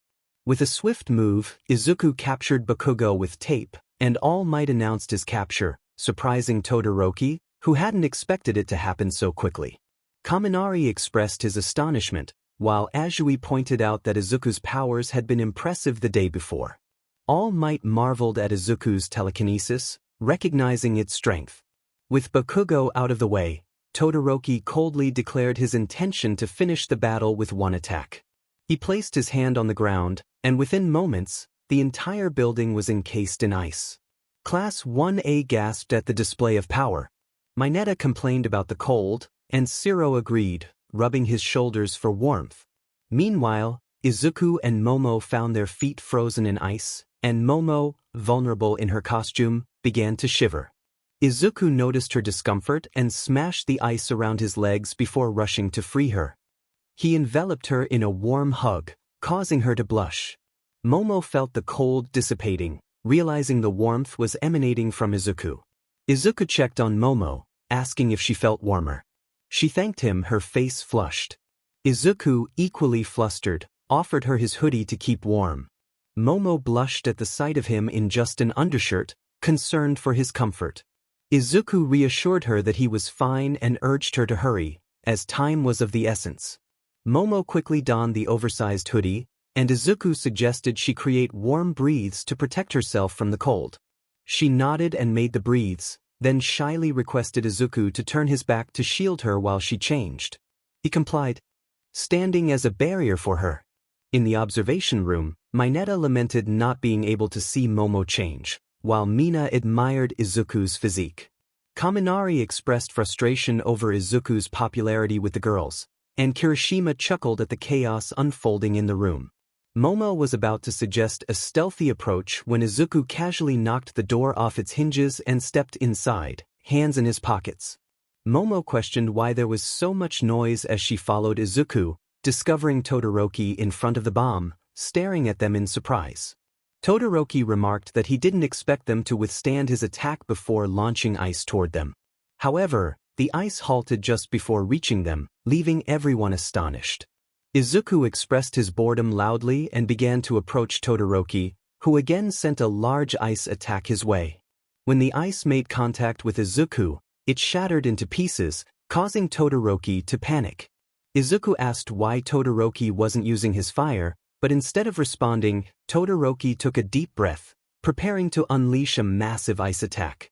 Suddenly, he collapsed to the ground. Izuku was initially confused, but soon noticed an injection in his neck and turned to see Momo holding a gun. He thanked her for the assistance, and she nodded with a smile. Izuku then walked forward and touched the bomb, prompting All Might to announce that the heroes' team had won. Izuku smiled at his first victory, though he felt quite bored. He had expected the 𝗬𝗧𝗵𝗲 students to be powerful and versatile, but he soon realized the gap between them was significant. Shinso commented on their first hero class as he walked outside with Izuku, who nodded in agreement. After Izuku's match, Todoroki was taken to the infirmary while Bakugo sat silently in one spot. All Might had spoken to him before bringing him back to the observation room. Following Izuku's match was Shinso's turn, where he was paired with Koda against Kirishima and Kaminari. Since Shinso had kept his quirk a secret during the introduction, his opponents were unaware of it, allowing him to take advantage and control both Kirishima and Kaminari, leading to his victory. Many classmates were surprised by his quirk and praised him for its strength, which made Shinso happy. A cheerful voice interrupted them as they turned to see Uraraka standing with Ida and Izumi. She asked if they were all heading to the station and suggested they go together since they were headed in the same direction. Izuku and Shinso exchanged glances before nodding in agreement. They began walking together while chatting, except for Izuku, who lagged a little behind.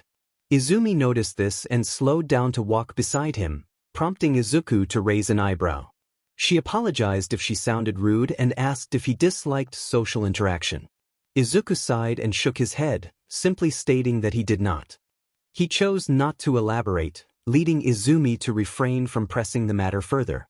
She attempted to engage him in various topics, but most of the conversation remained one-sided, with Izuku providing only brief responses. Upon arriving home, Izuku called out to his mother, who came to greet him. She asked how school was, and Izuku replied that it was good, mentioning that they had All Might as their heroics teacher and that he had won in battle training. He spoke with a hint of pride, making Sonia chuckle. Izuku then informed his mother of his plans to visit the dungeon that upcoming weekend.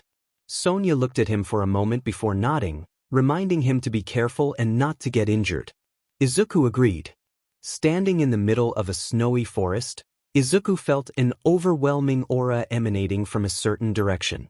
He knew the boss would be tough to defeat, but he had faced every challenge with confidence and was determined to do so again. He dashed forward toward a group of ice bears, a sword appearing in his hand. With a single swing, he effortlessly dispatched the beast before him. After 10 minutes, Izuku stood among several defeated ice bears, examining his sword, which dripped with remnants from the battle. He marveled at its sharpness, noting how it never ceased to amaze him. As he continued forward, he crouched behind a tree to observe 2 small blue dragons.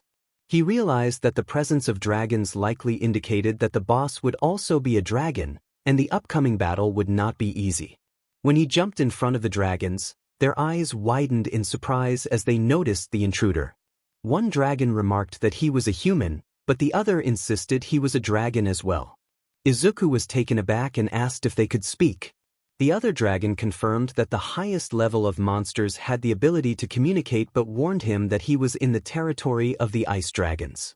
Confused by the term ice dragons, Izuku tilted his head. The dragons questioned whether he was a rogue dragon, preparing for an attack, which put Izuku on high alert. He declared that he was not there for conversation but to confront the dungeon boss, challenging them to stand aside. One of the dragons declared their intention to make Izuku suffer before slamming his palm down towards him. However, Izuku, in human form and possessing remarkable agility, easily dodged the attack and swiftly struck the legs of one dragon, eliciting a painful roar. The other dragon shouted in anger, launching a blue beam at Izuku, who skillfully evaded it. The beam struck a nearby tree, instantly freezing it. Izuku glanced at the frozen tree before refocusing on the 2 dragons, one of which was injured but still managed to fire ice beams at him. He dodged their attacks and infused his sword with mana, causing it to glow a bright red. With determination, he unleashed his special technique, vanishing from the dragon's sight and sending them into a panic as they searched for him. Suddenly, they felt an unimaginable pain as a red blur sliced through them in a Z formation. Izuku reappeared before them, his sword dripping with the remnants of their conflict. He declared it was over as the 2 dragons collapsed to the ground. Izuku reflected on the encounter, realizing that there was likely an entire dragon race, divided into different types, possibly ruled by someone like 𝗵𝘃𝗧𝗵𝗃, the dragon they had mentioned. He swung his sword, cleansing it of the remnants of battle. Just as he turned to leave, he noticed a glow emanating from the bodies of the dragons. Curious, he returned to investigate and discovered 2 glowing crystal orbs. Upon activating his skill, he learned about the dragon cores, which contained a significant amount of energy from the dragons. Excitement filled him as he held the crystals, feeling their energy flow into his body. A red outline enveloped him as he absorbed the cores, and after a few moments, the crystals shattered into pieces. He felt rejuvenated even though the dragons had been weaker than him. Izuku then approached a grand frozen palace, noting its emptiness as he entered. He remained vigilant, eventually finding the throne room with a massive door. Pushing it open, he stepped into a vast hall where a white-haired boy with blue accents sat on a large frozen throne, smirking at him. The boy acknowledged Izuku's arrival, mentioning news of a rogue dragon entering his kingdom. Izuku, standing before him with narrowed eyes, confirmed that he was aware of the situation. He activated his analyze skill on the boy, revealing his impressive stats. Izuku gulped, realizing the disparity in their power. 𝗵𝘃𝗧, the boy, smirked, noting that Izuku had recognized the difference in their strength. Despite the odds, Izuku was determined not to give up. He took a deep breath, pointed his sword at 𝗵𝘃𝗧, and issued a challenge. 𝗵𝘃𝗧's smirk widened as he stood from his throne and approached Izuku. He acknowledged Izuku's determination but noted his inexperience. Izuku introduced himself as the Dragon King of Destruction, also known as the Red Dragon King. 𝗵𝘃𝗧 summoned his own sword, ready for a duel. The two engaged in a fierce sword battle that lasted for 2 hours. Izuku lunged forward, aiming for 𝗵𝘃𝗧's midsection, but 𝗵𝘃𝗧 sidestepped effortlessly, parrying Izuku's move. Before Izuku could recover, 𝗵𝘃𝗧 countered with a swift strike, grazing Izuku's cheek, a reminder of his superior skill. Undeterred, Izuku attempted a feint, but 𝗵𝘃𝗧 saw through it, countering with a flourish that neutralized Izuku's attack while showcasing his mastery. The clash of steel echoed as 𝗵𝘃𝗧 pressed his advantage, maneuvering Izuku into a defensive stance. Izuku's responses became increasingly desperate, while 𝗵𝘃𝗧 remained composed, exploiting every opening. In a decisive moment, 𝗵𝘃𝗧 disarmed Izuku with a deft twist of his wrist, sending Izuku's sword clattering to the ground. He leveled his blade at Izuku's throat, signaling the end of the duel. The outcome was clear. 𝗵𝘃𝗧 had dominated the fight, his superior technique leaving no doubt of his prowess. 𝗵𝘃𝗧 acknowledged Izuku's strength but reminded him that he was far from defeating the other Dragon Kings with centuries of experience.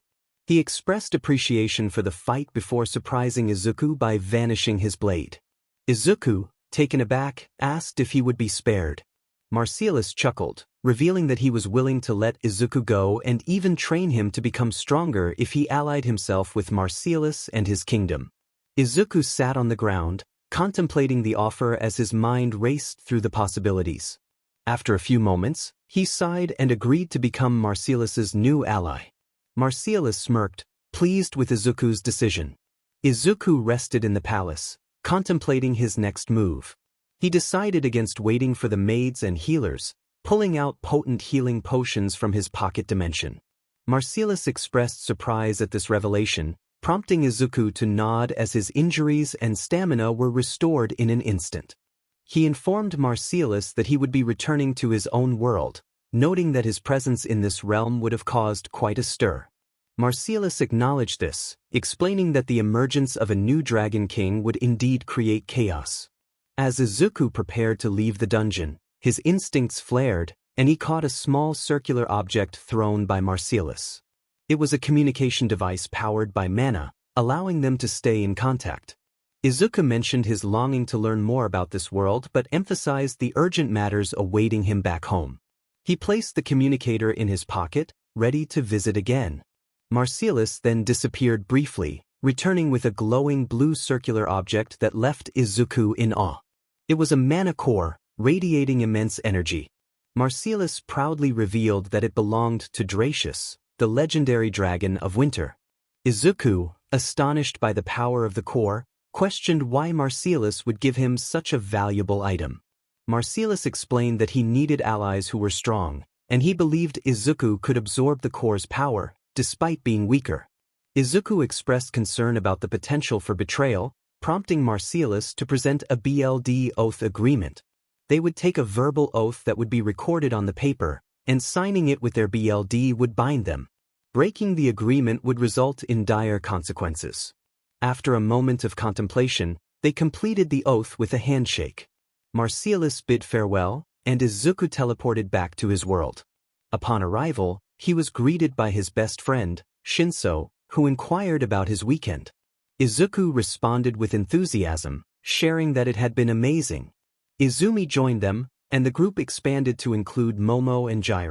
Although Izuku had initially felt uneasy about the growing group, he found comfort in the bonds forming among them. As they conversed, Izuku recalled the revelation that the blonde man he had encountered at the beach was none other than All Might. This realization shocked him, especially as he examined All Might's stats, noting the significant debuffs affecting his abilities. The connection between Izumi and All Might led him to suspect that she might be his daughter. Despite the concerns about All Might's weakened state, Izuku planned to visit 𝗵𝘃𝗧 again to gather more information about the dragon race. After sharing his recent experiences with his mother, Sonia, she advised him to be cautious, hinting at possible ulterior motives behind 𝗵𝘃𝗧's actions. He agreed and teleported back to the dungeon, finding himself in the throne room once more. 𝗵𝘃𝗧 welcomed him warmly, having anticipated Izuku's curiosity about the dragon race. As they walked together, 𝗵𝘃𝗧 explained that dragons were among the most powerful beings in the universe, possessing immense energy and intelligence. Their presence had historically disrupted the balance of nature, leading to significant upheaval in the ecosystem. In ancient times, dragons roamed freely, each with their own territory. However, as time passed, the dragon population began to dwindle due to hunting by other intelligent species.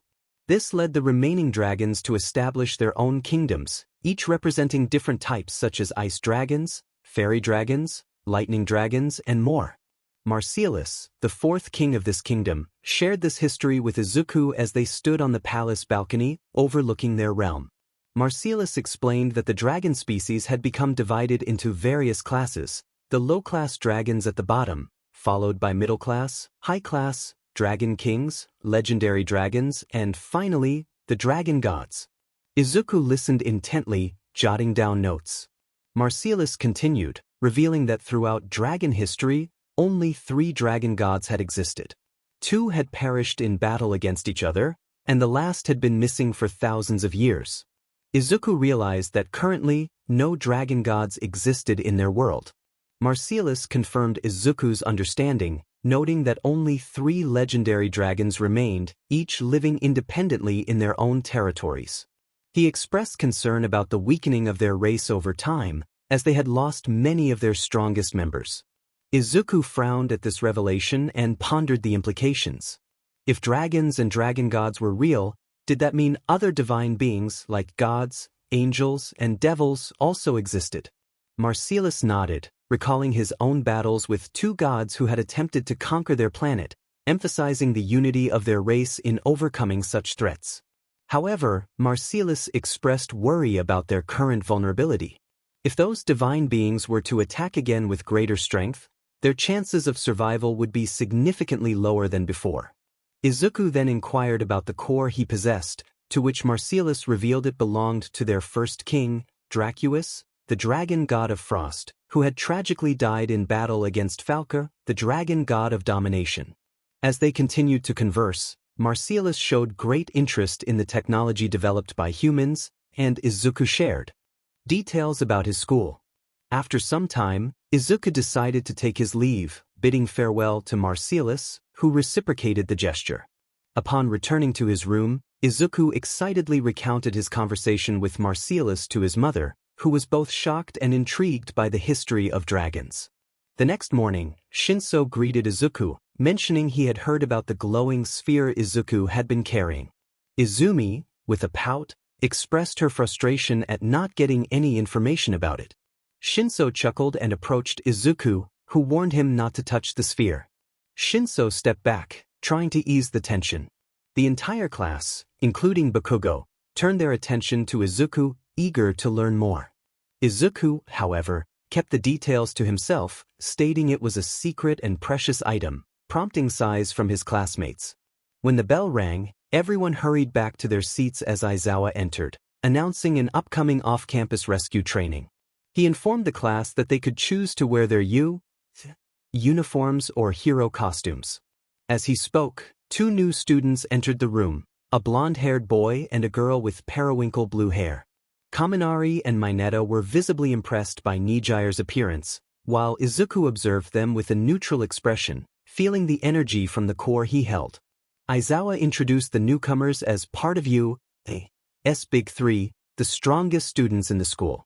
Bakugo glared at them, his hands sparking with small explosions, while the rest of the class whispered in amazement. Mirio, the blonde-haired boy, introduced himself and 𝗎𝗎𝗓 with enthusiasm. 𝗎𝗎𝗓 quickly began asking questions, moving from one student to another, her curiosity evident. Izuku noted her inquisitive nature and light-hearted demeanor. During lunch, Izuku joined his friends at their table. 𝗎𝗓 asked about the upcoming rescue training, and Izumi expressed her excitement about the opportunity to train with the strongest students. Momo nodded in agreement, but before she could add more, an alarm blared, signaling a level 3 security breach. Students rushed to evacuate, leaving Izuku's group confused by the sudden chaos. Shinso questioned the meaning of the alarm, and Izuku sighed, indicating that it was not worth worrying about. Izuku provided clear instructions for everyone to evacuate, and the others nodded in agreement before joining the rest of the students. However, in the chaos, many students forgot to leave in an orderly fashion and began pushing each other to escape, resulting in several injuries. Izuku scanned the crowd and noticed his friends being jostled. Frustrated, he muttered to himself, feeling a surge of power that froze everyone in place as he began to levitate above the students. All eyes turned to him, fear evident in their expressions due to the intense aura he was emitting. His eyes glowed red, reflecting his anger. He addressed the crowd, expressing his disappointment in their behavior. He reminded them that they were students of you and needed to act accordingly, especially since they were facing media and not villains. He urged them to assist the injured and take them to the infirmary in an orderly manner. The students lowered their heads in shame and began to follow his instructions. Izuku landed beside some classmates who praised him for his leadership, but he brushed off their compliments and walked toward the window, where he saw the media arguing with Aizawa and Present Mike. He felt a sense of justice and decided that the reporters needed a lesson. With determination, he smashed the window, drawing gasps from his classmates, and used his powers to lift the reporters off the ground before sending them outside the campus like rag dolls. Satisfied with his actions, he turned to his classmates, who stared at him in disbelief. He simply stated that they deserved it for their behavior. Ida began to reprimand Izuku for his actions, but he ignored him and continued walking toward the class, with the others following. Mirio approached the group, asking if they were ready. Momo replied that they were just waiting for Class 1B. Shinso then questioned why Izuku was wearing his P uniform instead of his hero costume, to which Izuku shrugged, saying it was for no particular reason.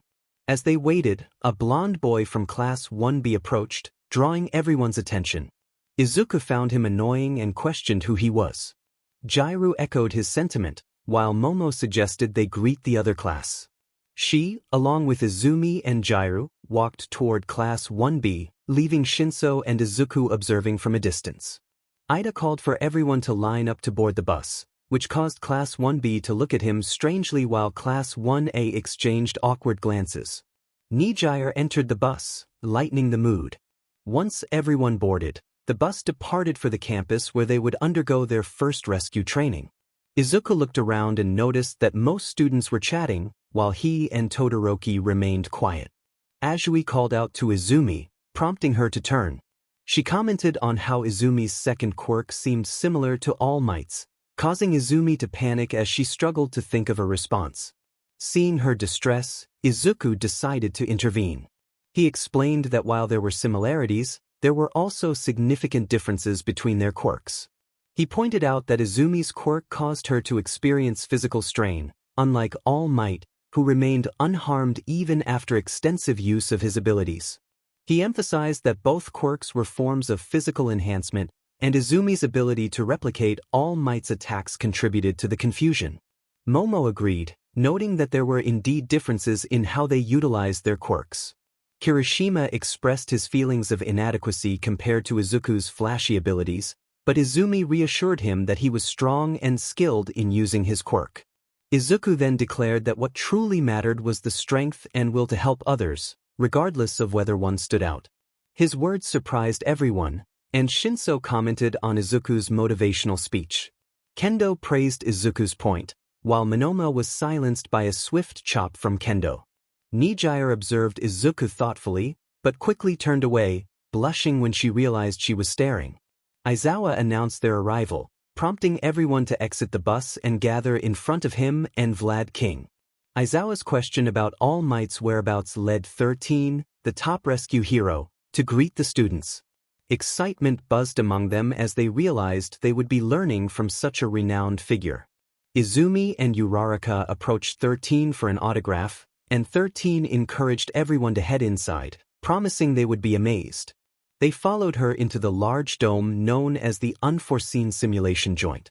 Izawa inquired about All Might's absence, and 𝗬𝗏 took the two teachers aside to discuss something privately, showing them 3 fingers. Izuku chose not to eavesdrop, instead focusing on his surroundings. 𝗎𝗎𝗎 expressed her excitement as she flew in front of the students, and everyone nodded with eagerness for their first rescue training. 𝗵𝘃𝗃 informed them that, due to unforeseen circumstances, All Might would not be joining them. He, along with Mirio and 𝗎𝗎𝗎, would be responsible for their training.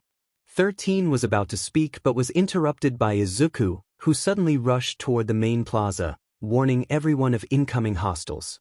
Confusion spread among the students, but the teachers and top students sensed the seriousness in Izuku's voice, confirming their fears as a purple portal opened in the plaza. Izawa instructed everyone to stay together and not to move.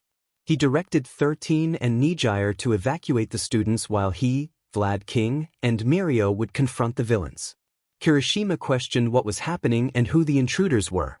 𝗎𝗎𝗎 urged everyone to remain calm and evacuate, revealing that the figures emerging from the portal were indeed real villains. The revelation sent a wave of fear through the class as 𝗬𝗏 and 𝗎𝗎𝗎 guided them outside the building. Shinso expressed concern for Izuku, prompting 𝗬𝗏 to reassure everyone that he was coming back. Izuku felt frustrated, questioning why he was told to evacuate when he could have helped. He recognized the real threat posed by a bioengineered creature accompanying the villains.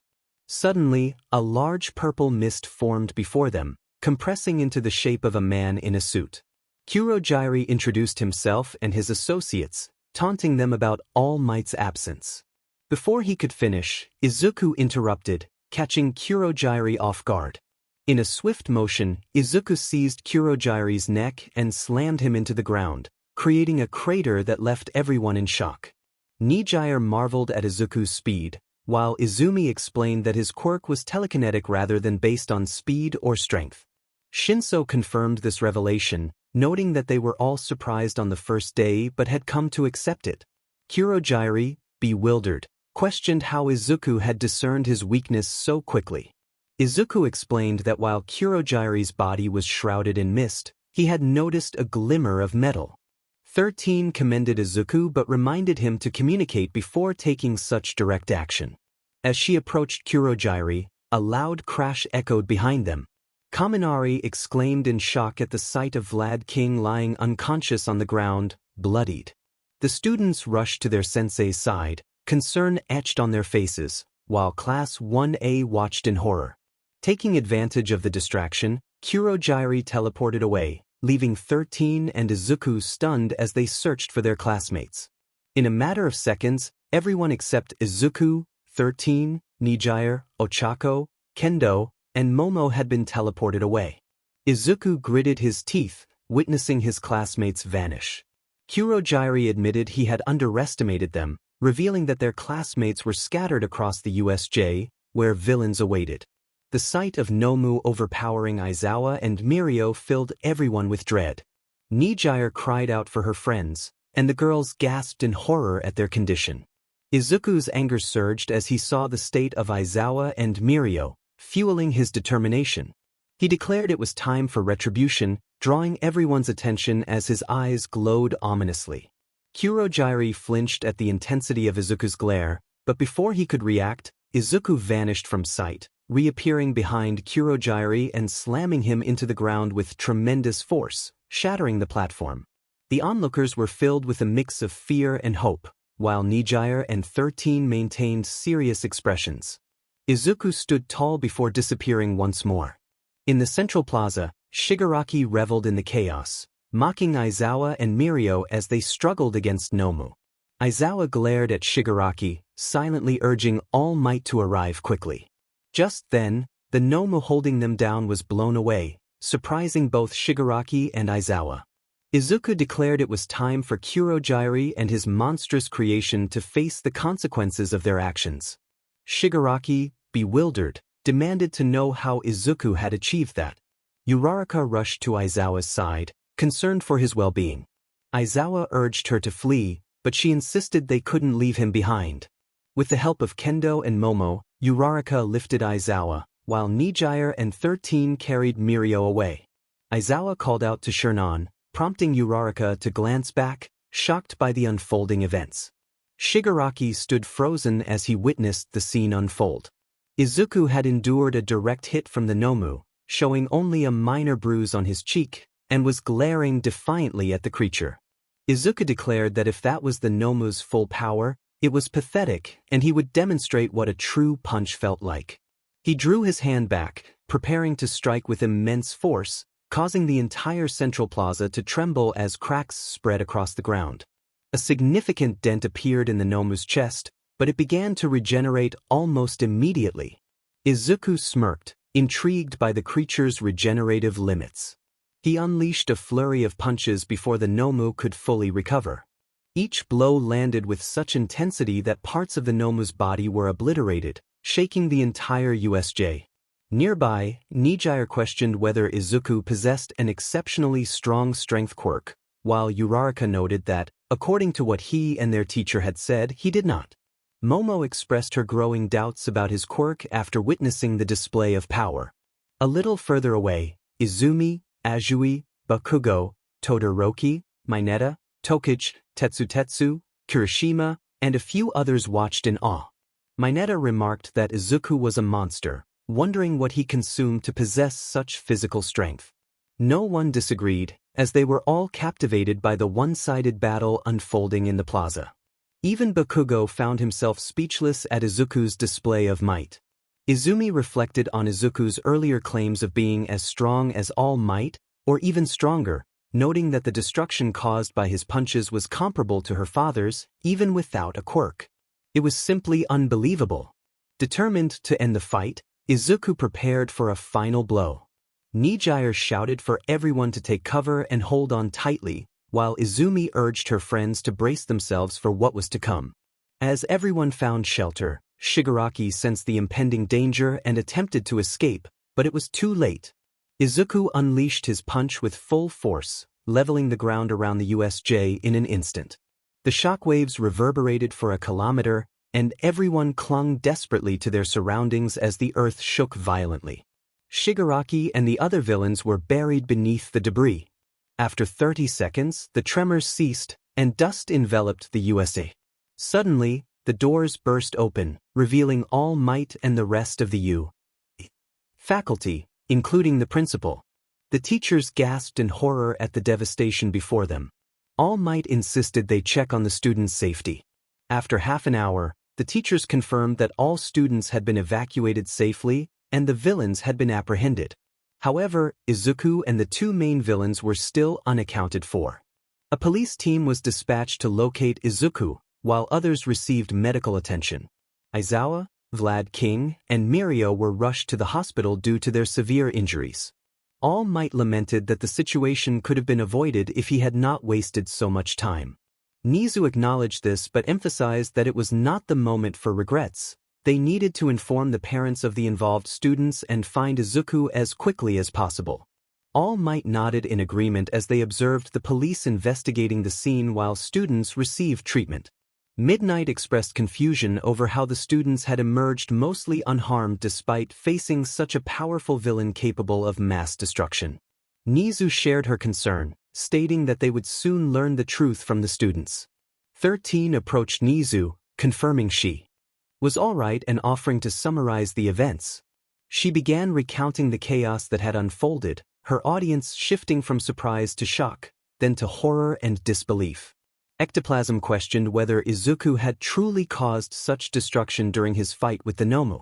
13 affirmed this, and the other teachers, including Nizu, exchanged looks of disbelief. Midnight insisted it was absurd that Izuku, without a strength quirk, could unleash such devastation. All Might admitted he found it hard to believe as well, noting that if Izuku was indeed responsible, his physical strength rivaled his own. 𝗎𝗍 suggested they focus on finding Izuku first before addressing the destruction. Just then, a voice interrupted, stating there was no need for concern.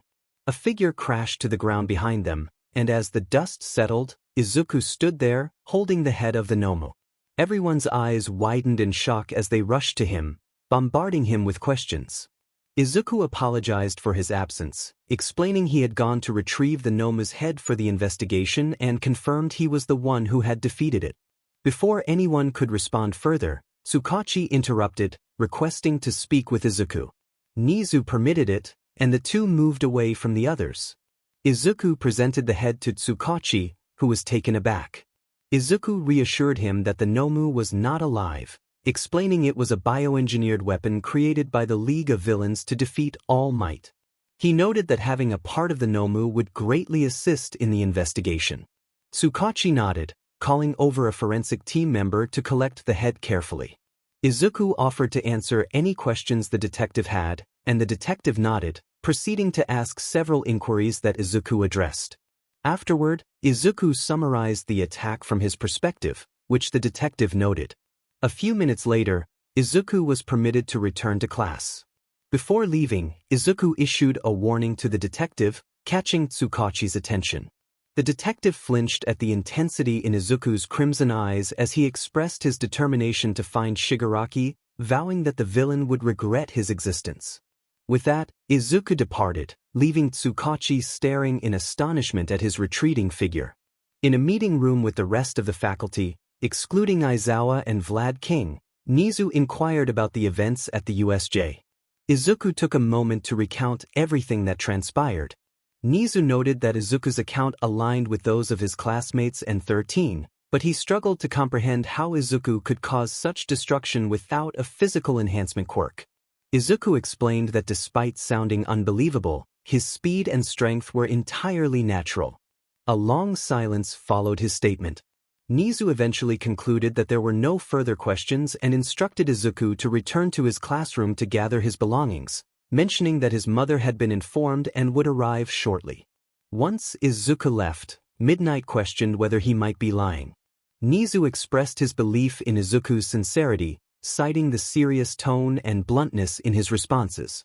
𝗬𝗵𝗃 then asked how they would address the public, prompting 𝗎𝗍 to glance at All Might before deciding that they would credit All Might with defeating the villains. Revealing Izuku's name to the public would make him a target for villains, and they could not risk the downfall of a rising hero. All Might and the others agreed with 𝗎𝗍's plan. As Izuku returned, Sonia rushed to embrace him tightly, burying his face against her chest, making it difficult for him to breathe. She expressed her worry, having heard he was missing for over an hour after the attack. As she continued to speak, Izuku tapped her shoulder to regain her attention. Noticing his state, she quickly released him and apologized while he took deep breaths. Izuku reassured her that he was fine, emphasizing that no minor villains could harm him.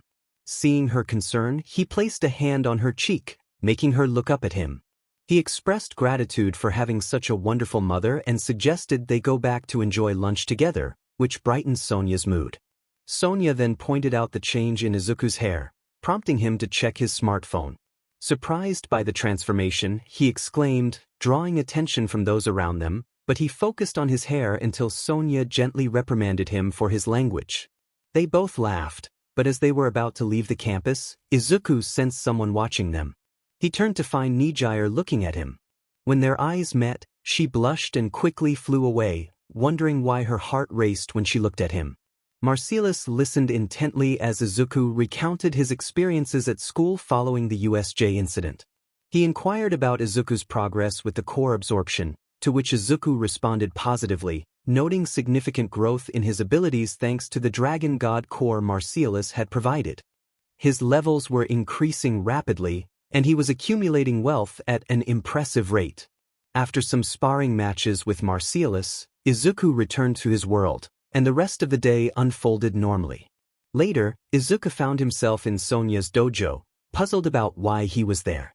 Sonia, grinning, explained that since he had a week off from school, she wanted to introduce him to her students.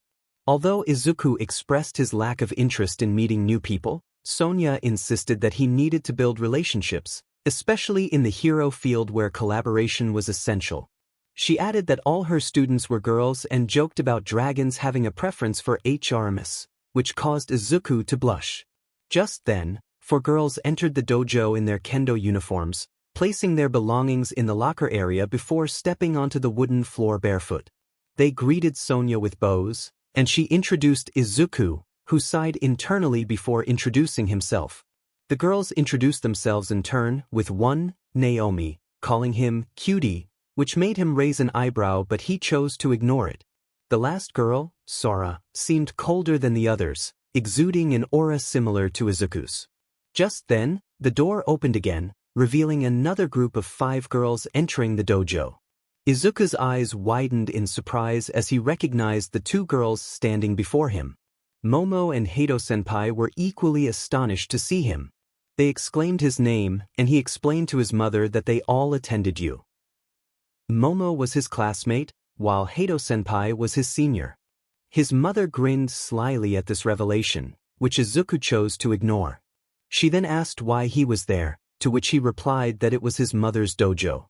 Momo acknowledged that she had suspected as much after hearing the familiar nickname, but thought it was merely a coincidence. 𝗎𝗎𝗓 inquired if Izuku would be studying kendo with them, and he clarified that he was there as a teaching assistant. Once all the girls had arrived and introductions were complete, Sonia decided to start the class. She informed everyone that the regional kendo championship was approaching, and each dojo could send 2 participants. To determine who would represent their dojo, Sonia announced a test. Whoever could defeat Izuku would earn the chance to compete. The girls reacted with disbelief, with Momo expressing her concerns about the fairness of the challenge. 𝗎𝗎𝗓 echoed her sentiments, noting that no one seemed capable of even touching him. Sonia reassured them, suggesting they could team up against Izuku and that they only needed to knock his bakudo to win. Momo and 𝗎𝗎𝗓 exchanged determined glances and prepared for their turn. They donned their gear and stood ready, while Izuku picked up a bakudo from his mother's collection, standing before them without any protective gear, surprising the others. As the match began, Momo and 𝗎𝗎𝗓 charged at Izuku. He effortlessly blocked their attacks, and when Momo attempted to strike at his leg, he dodged and countered with ease. The girls were amazed by his reaction speed. Momo and 𝗎𝗎𝗓 regrouped and launched a coordinated attack, but Izuku remained calm, anticipating their moves. He skillfully evaded Momo's strike and countered, causing her to stumble and fall into 𝗎𝗎𝗓, who was also caught off guard. In a matter of seconds, the match concluded with Momo and 𝗎𝗎𝗓 on the ground, bewildered by how swiftly they had been defeated. Sonia, equally surprised, declared Izuku the winner. The other girls shared expressions of shock and disbelief, realizing the vast difference in skill. Momo and 𝗎𝗎𝗓 acknowledged their defeat, and Sonia encouraged them to take pride in their efforts, reminding them that there would always be someone stronger. Izuku commended their teamwork, noting the flawless execution of their last attack, though he pointed out that perfection alone does not guarantee victory against a superior opponent. Sonia then turned to the remaining students, asking who would like to challenge Izuku next. Naomi stepped forward, volunteering herself along with Aika and Haruka. Sora, however, expressed her longing for a one-on-one match, prompting Naomi to agree to let her friends fight first. Izuku prepared himself for the next challenge, noting Naomi's playful remark about a date if they won. He sighed as he heard her words, while Sonia and the others chuckled. Haruka rallied the girls, and they took their positions, while Izuku stood calmly in front of them, his eyes keenly assessing the situation. With a swift command, Haruka initiated the match. In an instant, she lunged at Izuku, executing an upward slash aimed at his chin. Izuku tilted his head, narrowly avoiding the attack. Suddenly, his instincts kicked in, prompting him to backflip just in time to evade a low strike from Naomi, who smirked as she caught a glimpse of his abs when his shirt lifted slightly. She commented on his looks, but Izuku chose to ignore her and focused on Aika, who had closed the distance between them. Aika began with a direct downward strike, which Izuku dodged effortlessly. However, she quickly altered her attack to a horizontal swing, catching him off guard. He jumped back, narrowly escaping her blow. Without giving him a moment to breathe, Naomi aimed for his wrist, but he dodged again. This time, Aika was already behind him, waiting for his evasive move. She struck at his back, but Izuku blocked it with his bakuto, leaving his front vulnerable. Haruka seized the opportunity, targeting his gut with a precise strike. Izuku smirked, executing a backflip that landed him behind Aika, who was now in danger of being hit by Haruka's attack. Naomi swiftly intervened, intercepting Haruka's strike and saving Aika from a significant blow. Aika muttered about the unfairness of the situation, but Izuku maintained his confident expression. He declared it was time to finish the match, and in a flash, he was in front of the three girls, who were clearly unprepared for his sudden burst of speed. With a swift motion, he knocked the bakutos from their hands, and Sonia called out the match, declaring Izuku the winner. The girls sighed in resignation. Haruka remarked that it was somewhat expected, while Aika admitted they had lasted longer than she anticipated. Naomi chimed in, suggesting that Izuku had gone easy on them due to their charm. Izuku's eye twitched at her comment, but he remained silent, playfully tapping her head with his bakuto. Sonia intervened, instructing the girls to take their seats while Sora prepared for her turn. Sora stood up with her bakuto, expressing her initial impression of Izuku as an arrogant brat who thought he could defeat anyone with his kendo skills. However, after watching his matches, she admitted to being impressed. Izuku remained silent, and Sora declared that this would be the end of his winning streak. With a determined stance, Sora charged at Izuku as soon as the match began. She struck at his shoulder, but he easily intercepted her attack. Undeterred, Sora continued to target his legs and other weak spots, but Izuku blocked each attempt. He praised her speed, which caught Sora off guard. She felt a vain throb on her forehead as she noticed his smirk, realizing he was provoking her. Sora launched a series of strikes from various angles, but Izuku continued to intercept them effortlessly. She executed a vertical strike aimed at his head and, at the last moment, suched her grip to pull the bakuto back and launch it at his chest with incredible speed. To her surprise, Izuku intercepted this attack as well. His calm demeanor infuriated her. She knew he was strong, but she had trained in kendo for 11 years and won several championships. Confusion filled her mind as she wondered why he appeared so relaxed. Was there truly such a vast difference in their skills? She considered the possibility that he had a quirk enhancing his physical abilities, but she dismissed the thought, knowing Sonia would have informed them if that were the case. Izuku's natural talent was evident in his calm expression, quick reflexes, and agility. Despite knowing she might not win, Sora refused to give up, remembering Sonia's teachings. Mid-fight, Izuku acknowledged her determination, noting that she was still pressing on despite the apparent gap in their abilities. Sora simply replied that she had been taught to never give up, which made Izuku smile as he glanced at his mother, who wore a proud expression. Deciding to end the match, Izuku swiftly knocked the bakuto from Sora's hand and struck her leg, causing her to fall. He pointed his bakuto at her neck, acknowledging the intensity of their match. Observers Momo and Nijire commented on the incredible speed of their strikes. Sonia announced Izuku as the winner, and he took a moment to look at Sora before stepping aside to stand with his mother, while Sora regained her footing and returned to her place. The remaining matches would be left aside, as the other girls were not as formidable. Sonia then inquired about the next steps. None of them had emerged victorious against Izuku. Haruka inquired about Sonia's choices, and she reassured everyone that she had already selected 2 students to represent their dojo, Aika and Naomi. The news surprised many, especially since Sora was not among the chosen. Sonia explained that she wanted to give other students a chance to participate in the upcoming tournament, while Sora and the remaining students would focus on training for the Bushido Championship, which would have its selection round in 2 months. Sora nodded, feeling a renewed determination to strengthen herself. Izuku observed the expressions around him and allowed a small smile to form. He was curious to see how his mother's students would perform in the future. As Izuku entered the classroom, he greeted everyone loudly, catching them off guard. Shinso questioned if Izuku had bumped his head, prompting a frown from him as he took his seat, feeling the eyes of his classmates on him. He expressed his annoyance at being questioned about his friendliness, which brought a few chuckles from his peers. The bell rang, and everyone quickly settled into their seats. The door opened to reveal Izuku, looking weary. Ida asked if it was appropriate for him to be at school, to which Izuku bluntly replied that their fight was far from over. The class tensed, thoughts racing through their minds. Izuku's expression remained unreadable as he sensed the rising tension among his classmates. Izuku announced that the school sports festival was approaching in 2 weeks, prompting a collective sigh of relief from the class. Jiraiya raised a concern about the wisdom of holding such an event so soon after a villain attack. Izuku acknowledged her point but explained that the Hero Public Safety Commission had decided to proceed with the festival to demonstrate resilience against villain threats.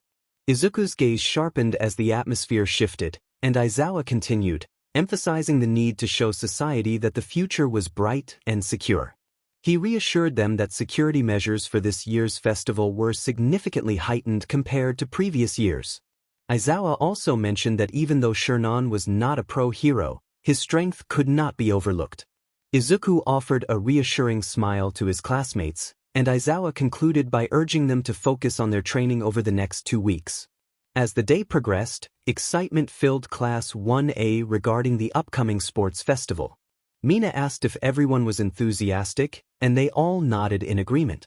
Ochako then captured their attention with her competitive spirit, declaring her determination to do her best, which elicited cheers from her classmates. After leaving the classroom, Izuku encountered his 2 senpais, 𝗵𝗃𝗓 and 𝗵𝗃𝗧𝗏. 𝗵𝗃𝗓 greeted him warmly, and 𝗵𝗃𝗧𝗏 bowed, expressing his regret for what had happened at USG. He felt responsible for not being able to protect them. Izuku reassured him that they all faced defeat and that it was essential to learn and grow stronger from such experiences. He emphasized that 𝗵𝗃𝗧𝗏 had done his best to protect them, and thankfully, no one was harmed. 𝗵𝗃𝗧𝗏 acknowledged Izuku's words, expressing his longing to become stronger to save lives. 𝗵𝗃𝗓 thanked Izuku for his bravery during the incident, to which he humbly replied that helping friends in trouble was a hero's duty. 𝗵𝗃𝗧𝗏 remarked that Izuku was destined to become a great hero, which made him smile. 𝗵𝗃𝗓𝗏 then asked if Izuku would train with them for the sports festival, and he agreed, feeling a mix of emotions as she took his hand. He tried to maintain his composure despite the unexpected contact. They arranged to hold their first training session that weekend, and as they parted ways, Izuku walked back to his classroom with a slight blush, feeling his heart race. Is my heart racing just from her touch? Finally, the school day ended, and Mina picked up her bag. Kaminari's voice drew everyone's attention to the gate, where a crowd of students blocked their exit. Ida looked over the group and wondered why they were all there. Bakugo, frustrated, pushed through the crowd, declaring they were just there to check the competition. Izuku glanced at the throng before turning back into the classroom, causing some classmates to look back in confusion. Izumi asked where he was going, but Izuku simply walked to the window, opened it, and jumped out, leaving his classmates gasping as they rushed to the windows. He strolled toward the main gate, muttering to himself about not wanting to deal with those who only knew how to chatter, his eyes glowing a fierce crimson.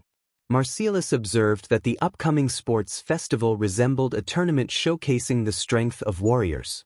Izuku nodded in agreement as they continued their sword fight.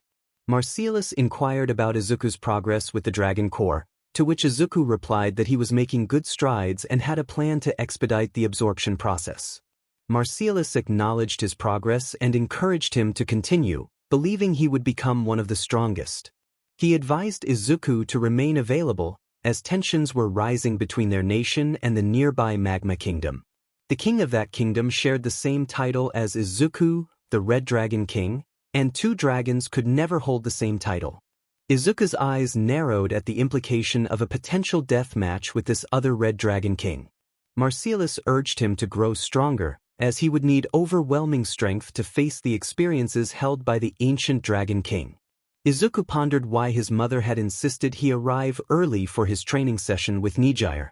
As he approached their meeting spot, he was surprised to find 𝗵𝗃𝗓𝗏 already there, deep in thought. He greeted her, and she assured him that she had just arrived.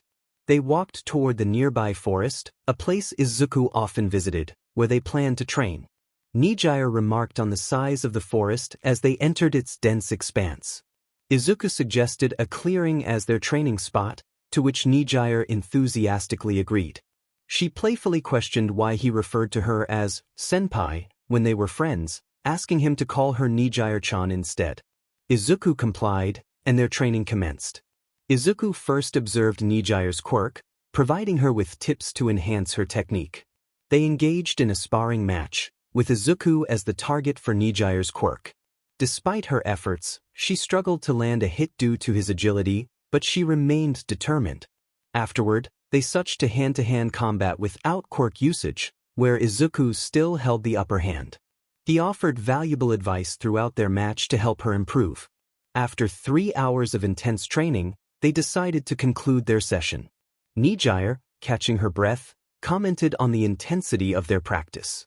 Izuku emphasized the importance of being prepared for any unexpected challenges that might arise in the future. As they walked back, their conversation turned casual. 𝗎𝗎𝗎 hesitantly asked if Izuku had a crush, to which he quickly replied no. She suppressed her excitement at his response, knowing she had a chance with him. 𝗎𝗎𝗎 had already accepted her feelings for Izuku, recognizing his kind-hearted nature beneath his seemingly cold exterior. As they reached the point where they would part ways, Izuku expressed hope to see her again soon. 𝗎𝗎𝗎 took a deep breath to mask her sadness at the day's end and inquired about their next training session. Izuku suggested they decide later, and she nodded, staring at him for a moment before snapping back to reality. She bid him farewell and they went their separate ways. Izuku was surprised when 𝗵𝘃𝗧 confirmed he would come to visit. 𝗵𝘃𝗧 saw it as an opportunity to explore Izuku's world and witness the strength of its youth. Izuku nodded in agreement and offered to introduce him to his mother. With a snap of his fingers, a portal to his world opened, and 𝗵𝘃𝗧 grinned with excitement at the prospect of this new adventure. He instantly teleported beside Izuku, and they stepped inside together. 𝗵𝘃𝗧 was the first to emerge from the portal, with Izuku following closely behind. Izuku gestured to the room, stating that it was his. 𝗵𝘃𝗧's keen senses picked up on every small detail, prompting him to inquire about a picture on the wall. He pointed and asked who it was. Izuku explained that it was All Might, the symbol of peace and his idol. 𝗵𝘃𝗧 smirked at this, while Izuku remained silent, observing 𝗵𝘃𝗧 as he explored the room. Just then Sonia, having heard voices from Izuku's room, opened the door and froze upon seeing 𝗵𝘃𝗧. She greeted him, and he introduced himself as Izuku's friend and ally. Sonia relaxed in Izuku's presence and welcomed 𝗵𝘃𝗧, who returned the greeting with a smile. Sonia suggested that since it was 𝗵𝘃𝗧's first time in this world, she could show him around while Izuku prepared lunch. Izuku nodded, and 𝗵𝘃𝗧 did as well, and in an instant, they both vanished, leaving Sonia surprised. Meanwhile, Izuku and 𝗵𝘃𝗧 appeared in front of Izuku's house. 𝗵𝘃𝗧 remarked on how bright and peaceful this world seemed. Izuku confirmed that compared to the world of dragons, it was indeed peaceful. As they walked, 𝗵𝘃𝗧 encountered various fascinating sights, which Izuku explained to him. Suddenly, they heard someone call Izuku's name. Both turned to see Haruka and Momo standing nearby. Izuku greeted them, and 𝗵𝘃𝗧 watched the two girls with curiosity. Momo asked what they were doing outside, and Izuku introduced 𝗵𝘃𝗧 as his cousin, explaining that he was showing him around. Haruka and Momo stepped forward to greet 𝗵𝘃𝗧, who returned their pleasantries with a smile. Izuku then asked what they were up to, and Momo replied that they were on their way to discuss something with their teacher. Izuku acknowledged this and told them he wouldn't hold them back for long. They exchanged farewells. 𝗵𝘃𝗧 teased Izuku about his interactions with girls, prompting a sigh from Izuku, who suggested they continue their walk. 𝗵𝘃𝗧 maintained his teasing demeanor as they walked, asking about the upcoming sports festival. Izuku informed him it was scheduled for the next day. 𝗵𝘃𝗧 mentioned that he would accompany Izuku's mother to the stadium since he wasn't familiar with the area. In the Class 1A waiting room, Shinso asked Izuku how he was feeling. Izuku leaned back calmly, while his classmates prepared for the sports festival. Izumi commented that Izuku didn't seem nervous, to which he replied that he didn't feel nervous when he knew the outcome. Shinso noted that Izuku's comments had become more confident lately, cautioning him to be careful not to draw negative attention. Izuku smirked, asserting that his confidence was not arrogance and that he didn't care what others thought. Mina expressed her longing to wear her hero costume instead of the PE uniform, and Tokoyami explained that wearing the same uniform would level the playing field. Sada wondered about the first event, and excitement filled the room. Everyone quieted as Ida and Momo entered, announcing that they would be entering soon. Izuku stood up, ready to begin. Todoroki called out to Izuku, who turned to him, curious about what he wanted. Todoroki stated that he intended to defeat Izuku, regardless of his strength. This declaration surprised their classmates, and Kaminari commented on the challenge.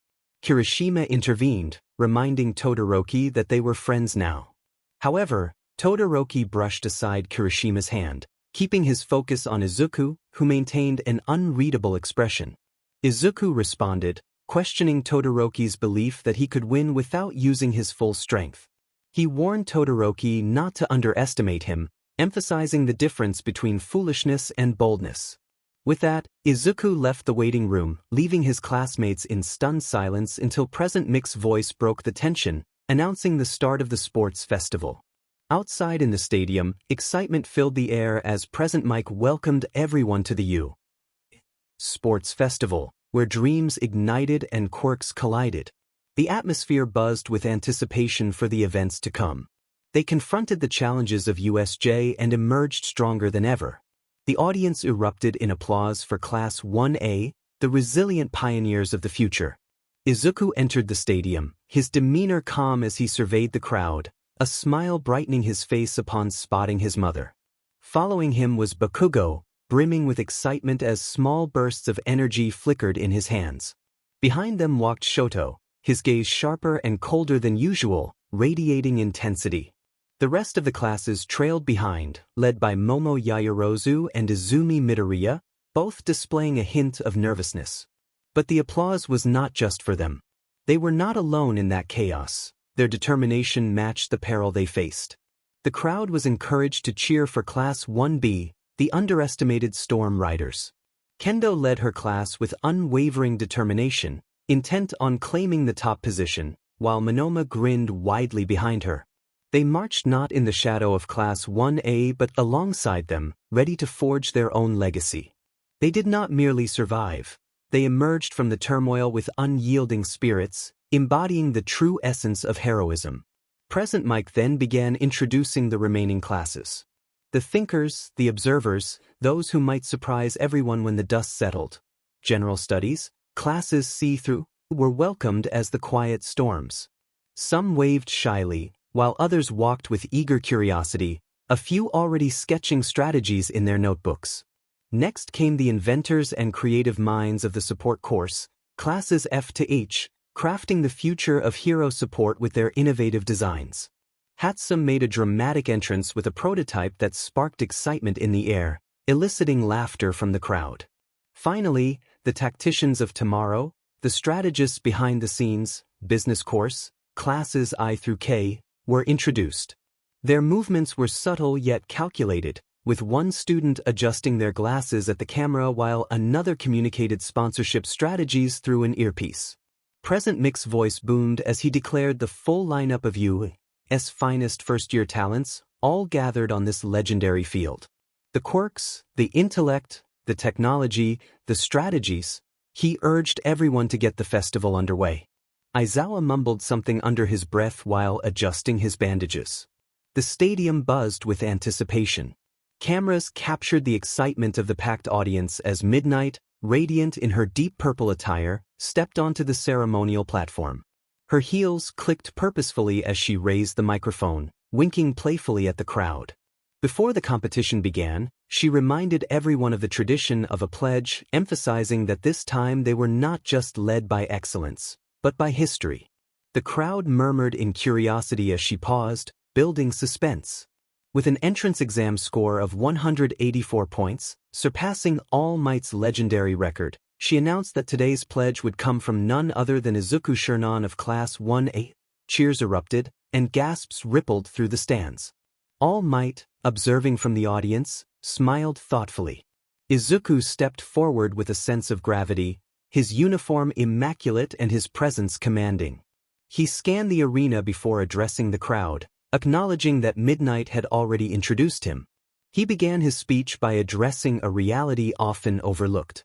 The entire stadium fell silent as they listened intently. He posed a thought-provoking question about the true nature of villains in their world. As murmurs spread through the audience, he clarified that the real villains were not just those labeled as such, but society itself. He pointed out that society had created these individuals, forcing them onto paths of destruction. In today's world, many had forgotten the essence of humanity, where possessing a quirk determined one's worth. Silence enveloped the stadium as Izuku continued, his gaze unwavering. He highlighted the unfairness faced by those with quirks deemed undesirable, emphasizing that even children with so-called villainous quirks were often shunned before they could even pursue their dreams. His words struck a chord, causing some to turn away in shame while others attempted to protest, only to be silenced by his intense gaze. He lamented how even parents abandoned their own children due to societal pressures, leaving them to fend for themselves. He criticized the inaction of society, including heroes and law enforcement, who turned a blind eye to those in need. He argued that the current hero society contributed to the rise of new villains, pushing individuals toward villainy and then condemning them for their actions. Izuku took a moment to breathe before continuing, reminding everyone that as long as they discriminated against others based on their quirks, the cycle of heroes and villains would persist. He urged the audience to confront this truth, asserting that the label of villain would remain attached to society until they addressed the underlying issues. It was up to Izuku whether he wanted to change or continue living in this constant cycle.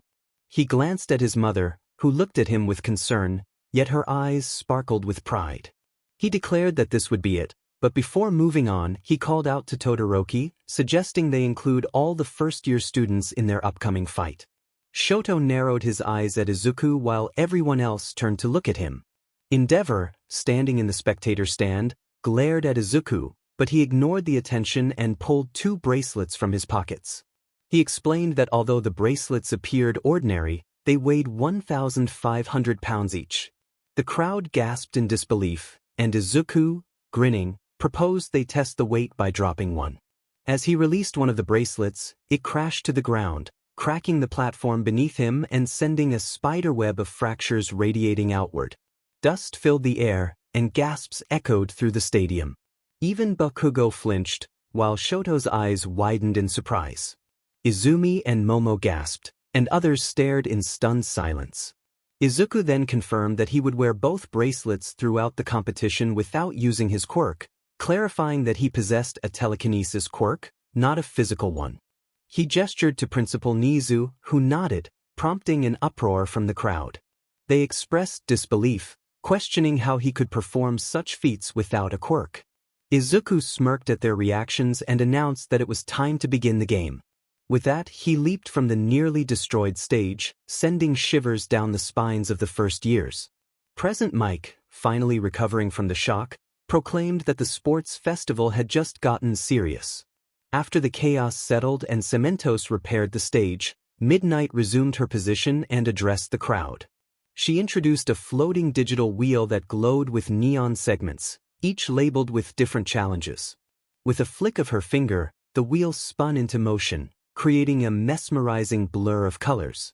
As it slowed, anticipation filled the air until it finally stopped, revealing the chosen segment, Obstacle Race. Midnight faced the crowd again, her voice commanding as she explained the nature of the race. It was a classic test of speed, strategy, and survival, and this year, they were turning up the heat. Cheers erupted, but she raised a gloved hand to silence them, continuing that all first-year classes would participate, including Hero Course, General Studies, Support, and Business. She gestured to a holographic map of the stadium's outer perimeter, revealing a jagged path that glowed red and gold. Midnight informed them that the course spanned approximately 7 kilometers, designed to test their reflexes, quirks, and creativity. The students murmured among themselves, realizing that 7 kilometers was no mere sprint, it was a gauntlet. Midnight's eyes sparkled with excitement as she emphasized the school's pride in freedom. The only rule was to stay on the course. They were free to use their quirks however they wished. A ripple of excitement and anxiety coursed through the crowd as she declared that only the top 42 would advance to the next round. With a crack of her 𝗬𝗵𝗃, she commanded them to take their positions. Class 1A surged forward, led by Izumi and Momo, their faces set with determination. Izuku stood calmly, smirking as he scanned the students. Bakugo stalked beside him, eyes blazing, while Shoto moved with quiet precision, his breath misting with cold. From Class 1B, Monoma smirked, whispering to his teammates, while Kendo offered words of encouragement. Support students adjusted their gear, and the business students appeared nervous yet resolute. The starting line was a wide tunnel entrance, lined with pressure sensors and countdown lights. Midnight stood beside it, arms crossed, observing the students as they assembled. She raised her voice one last time, reminding them that this wasn't just a race, it was a statement. She urged them to show what they were made of and why they deserved to be there. The lights above the tunnel flickered, turning green. Izuku whispered to himself, ready to see what lay ahead. As the lights turned yellow, Izumi echoed her determination. When the red light flashed, Midnight's voice rang out, signaling the start of the race. The tunnel erupted with motion as hundreds of students surged forward, a chaotic wave of color and energy. The narrow entrance quickly became a bottleneck, with elbows clashing and quirks flaring. Shouts filled the air as ice suddenly spread across the tunnel floor, freezing many in place. Shoto glided past, his breath calm as he apologized for needing to move on. Bakugo propelled himself into the air with a blast, soaring over the frozen crowd while demanding others to clear the way. Izumi, having escaped the ice with her quirk, admired Bakugo's move. Momo created a pole vault mid-run, elegantly flipping over the chaos, while Aoyama fired his naval laser, propelling himself forward. Support students activated hoverboards and grappling hooks, while a general studies student used a quirk to slip through the crowd like water. Shoto frowned, noticing many students evading his ice, but his attention shifted as Bakugo caught up, vowing not to lose this time. Izumi joined them, declaring her determination as well. Present Mick's voice drew attention back to the starting line, where Izuku remained calm, hands in his pockets. Midnight asked if he planned to participate, and he replied that it wasn't time for him to join the race yet. Meanwhile, the students faced their first hurdle, and Present Mike announced the arrival of the first obstacle, the Robo Inferno. The robots visible were the 0-pointers that had been utilized in the entrance exam for the hero course. One of the general studies students expressed disbelief at the sight, realizing that hero course students had faced such formidable challenges. Denki groaned, lamenting the prospect of encountering these mechanical monsters once more. Shoto reflected on the situation, finding it somewhat underwhelming compared to what he had expected from his peers. With a powerful wave of ice, he froze 2 or 3 0-pointers in an instant, leaving the other students in awe of his overwhelming ability. Present Mike announced Shoto's impressive feat, highlighting his swift resolution of the first obstacle. Whispers circulated among the audience, noting Shoto's lineage as the son of the number 2 hero. Meanwhile, Endeavor, present to observe his son, scoffed at the display. Bakugo, determined to assert his 𝗵𝗃, soared above the 0-pointers, suggesting they navigate through the legs of the frozen robots. However, Shoto warned them that he had intentionally left the frozen robots in an unstable position. Just as he spoke, one of the frozen 0-pointers toppled, pinning several students beneath it. Present Mike praised Shoto's strategic thinking, while Aizawa acknowledged the cleverness of his move. As the remaining frozen 0-pointers began to fall, the students below braced themselves in fear. Kirishima, ever the protector, hardened himself and positioned himself in front of a group of students. To his surprise, Izumi floated before him, her glowing hand extended, preventing the giant 0-pointer from crashing down. She urged the other students to evacuate, and they rushed forward, expressing their gratitude. Kirishima gave her a thumbs up, earning a small smile from her before she released her control, allowing the giant robot to crash to the ground. Momo, determined not to be left behind, created an RPG and launched it at one of the 0-pointers, successfully blasting its head off. The audience erupted in cheers as the students began to clear the first obstacle. Observers noted that most of the students advancing were from Class 1A and Class 1B, attributing their success to their experience in hero training. As 𝗎𝗏 approached the second obstacle, he encountered a bottomless pit with platforms spaced so far apart that jumping from one to the next seemed nearly impossible. The platforms were connected by narrow ropes that appeared incapable of supporting more than a few students. 𝗵𝘃𝗵𝗃 announced the challenge, emphasizing the stakes involved. 𝗎𝗏 quickly jumped onto the rope, sliding across it by freezing its surface, while Bakugo soared over it using his explosive quirk. Izumi soon arrived at the second obstacle, effortlessly flying through it with her quirk. 𝗵𝘃𝗵𝗃 celebrated their skills as the first 3 students conquered the fall and prepared to tackle the third obstacle. 𝗎𝗏 reached the third challenge, which was marked by danger signs indicating a minefield. 𝗵𝘃𝗵𝗃's enthusiastic announcement detailed the nature of the mines, which, while not overly powerful, were designed to be loud and attention-grabbing. Aizawa observed the 3 leading students, contemplating the purpose of the final obstacle, to create a disadvantage for those in the lead, allowing others to catch up. 𝗎𝗏 moved cautiously through the minefield, carefully avoiding the mines while conserving his ice abilities to maintain his body temperature. Bakugo, frustrated by the obstacle's placement, also navigated the field, determined to keep pace. Izumi, smirking at their efforts, activated her quirk and swiftly crossed the minefield. Bakugo, unwilling to let Izumi win, accelerated his pace, while 𝗎𝗏 retaliated with shards of ice that she deftly dodged. The competition among the top 3 intensified, and 𝗵𝘃𝗵𝗃 announced the progress of the other students, who were also reaching the third obstacle. Momo generated a jetpack to facilitate her crossing, while others relied on their own abilities to navigate the minefield at their own speed. Izumi successfully crossed the third obstacle and headed toward the tunnel leading to the finish line, while Bakugo and 𝗎𝗏 continued to push each other, striving to outpace one another. The excitement of the race was palpable as the crowd eagerly watched the unfolding drama.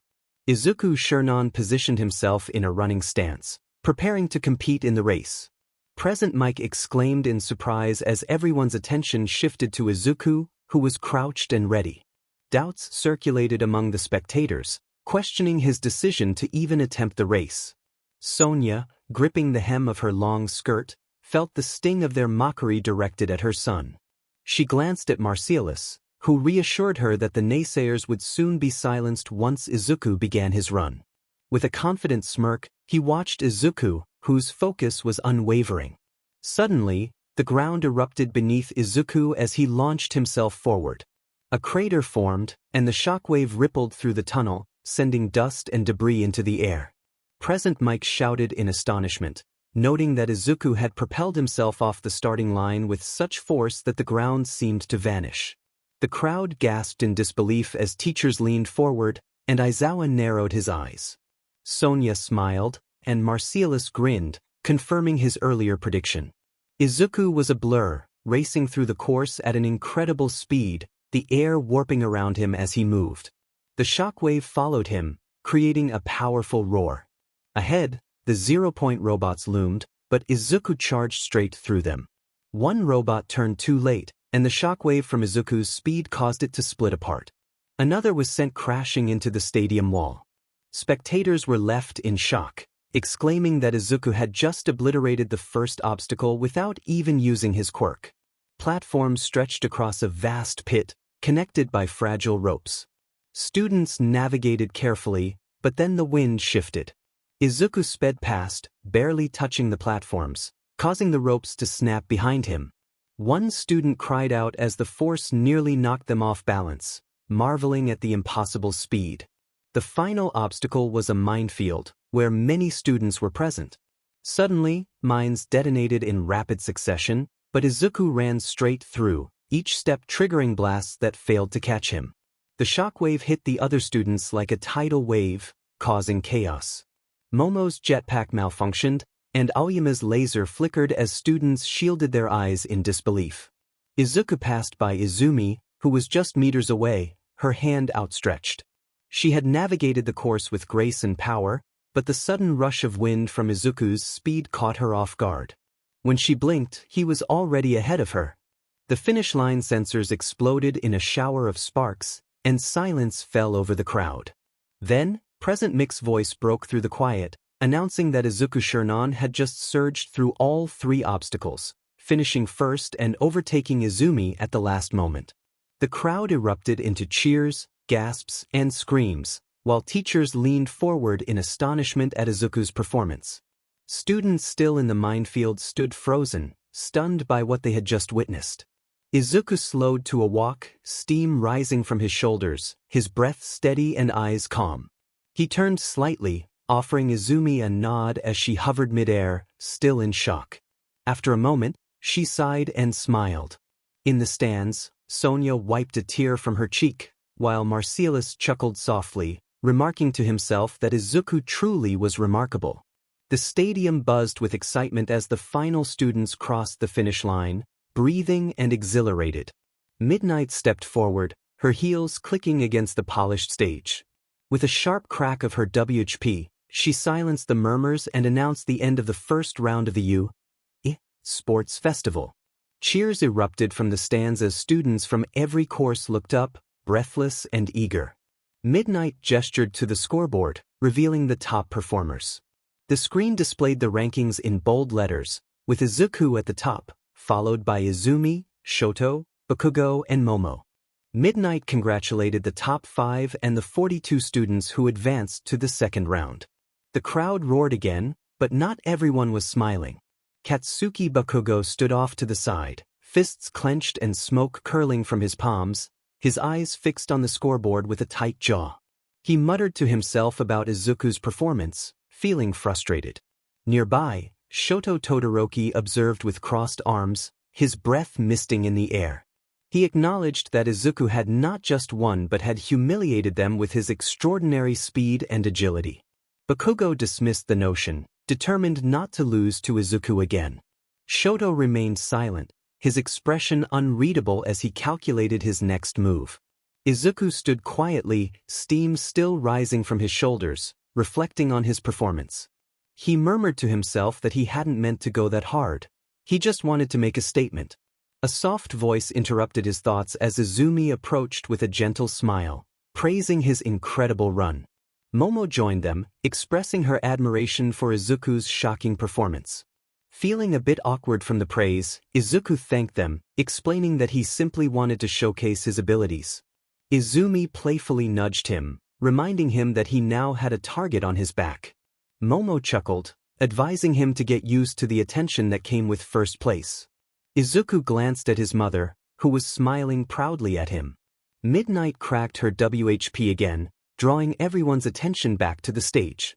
She called for everyone's focus as the digital wheel reappeared, floating in the air with vibrant colors, each segment labeled with a different challenge. Midnight raised her hand, poised to reveal the second round, her eyes gleaming with anticipation. Fate had a plan for everyone as she snapped her fingers, setting the wheel into a mesmerizing spin. Colors blurred and segments flashed, while the crowd held its breath in anticipation. The wheel gradually slowed, finally coming to a stop. A golden glow radiated from the selected segment. Midnight turned dramatically, her voice echoing through the arena, announcing the next challenge, a battle royale. Gasps rippled through the stadium as some students tensed, the weight of her words settling heavily in the air.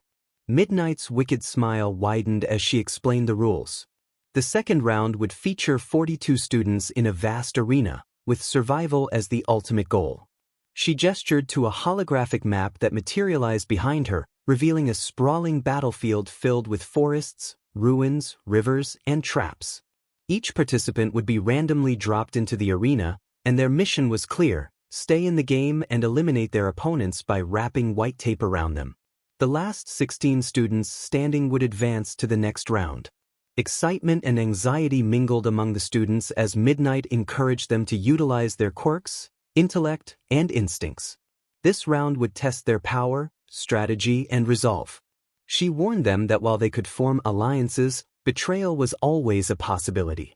Unbeknownst to everyone except Sonia, Izuku felt a twitch in his eye at the mention of betrayal, old memories surfacing momentarily before he pushed them aside. Midnight cracked her WHP one last time, urging the students to prepare for the battle royale, which would commence in 15 minutes. As the students dispersed to gather their thoughts and strategize, Izuku remained still, studying the arena map. Izumi rejoined him, her expression contemplative as she remarked on the intensity of the upcoming battle. Izuku nodded silently, his focus unwavering on the digital display. Momo approached, holding a tablet likely filled with terrain data. Izuku commented on her preparedness, to which Momo simply shrugged, stating her preference for being ready. Izuku glanced at Izumi and Momo, who were deep in conversation, before his gaze landed on his mother, who wore a proud smile. He quietly expressed his determination to win, sending a chill down the spines of both girls. Izumi managed a nervous smile, expressing her appreciation for his resolve. After the 15-minute break, the students gathered once more at the center of the arena, their chatter fading as Midnight stepped forward with a confident smile. The sun cast long shadows across the polished stage, and a peculiar device stood beside her, a podium with a glowing red button on top, humming with energy. Midnight raised her hand and cracked her WHP, commanding attention. She welcomed everyone back and introduced something special, 𝗬𝗍's latest invention, a short-range teleporter developed under Principal Nizu's guidance. Gasps and murmurs spread through the crowd, even the support students leaning in with curiosity. Izuku's eyes widened slightly at the sight of the new technology. Midnight explained that each student would step up to press the red button, teleporting them to a random location within the battlefield. The digital map flickered to life again, showcasing the terrain's features. She cautioned that two students might land in the same spot, urging them to be prepared for surprises. Izuku narrowed his eyes, absorbing her words, while Izumi shifted nervously beside him. Momo tapped her tablet, cross-referencing terrain zones. Kaminari blinked at the podium, questioning the teleportation process, while Jiryu confirmed the plan. Siro found it exciting, likening it to a game respawn. Midnight chuckled, reminding them that this game had no extra lives. Bakugo scoffed, confident in his ability to defeat anyone nearby. Shoto remained silent, focused on the glowing button. Midnight instructed the students to line up, and tension rose as they stepped forward. The first student, a boy from Class 1B, pressed the button and vanished in a flash of light, a robotic voice confirming the teleportation. Izumi leaned closer to Izuku, acknowledging the reality of the situation, while he urged her to stay sharp. Momo smiled, expressing her hope to reunite in the top 16. One by one, students disappeared in bursts of light, some anxious, others confident. The crowd watched in awe as the battlefield filled with scattered participants, each facing the unknown. When it was Izuku's turn, he stepped forward calmly, hovering his hand over the button for a moment. He glanced back at his mother and his friend, 𝗵𝘃𝗧, who smirked encouragingly before he pressed the button. A flash, a hum, and he was gone. The battle royale had officially begun. Izuku found himself on the damp earth at the forest's edge, steam rising from his shoulders. Tall trees swayed gently around him, and a narrow stream trickled nearby. He stood tall, his eye glowing red as he scanned the area for any signs of movement, only hearing the bird song and rustling branches. He whispered to himself that it was time to move. Meanwhile, Izumi blinked as the light faded, finding herself in a crumbled stone courtyard, vines entwined around broken pillars. The soft moss underfoot helped calm her nerves as she assessed her surroundings. She realized the potential for cover, height, and escape routes, pulling her sleeves tighter as she began to move, determined to catch up with Izuku. Momo appeared on a rocky ledge overlooking a vast valley. The wind tousled her hair as her tablet buzzed in her hand. She quickly surveyed the terrain, marking coordinates and potential ambush zones. With no one nearby, she felt a sense of relief and set to work, creating a small drone to scout the area.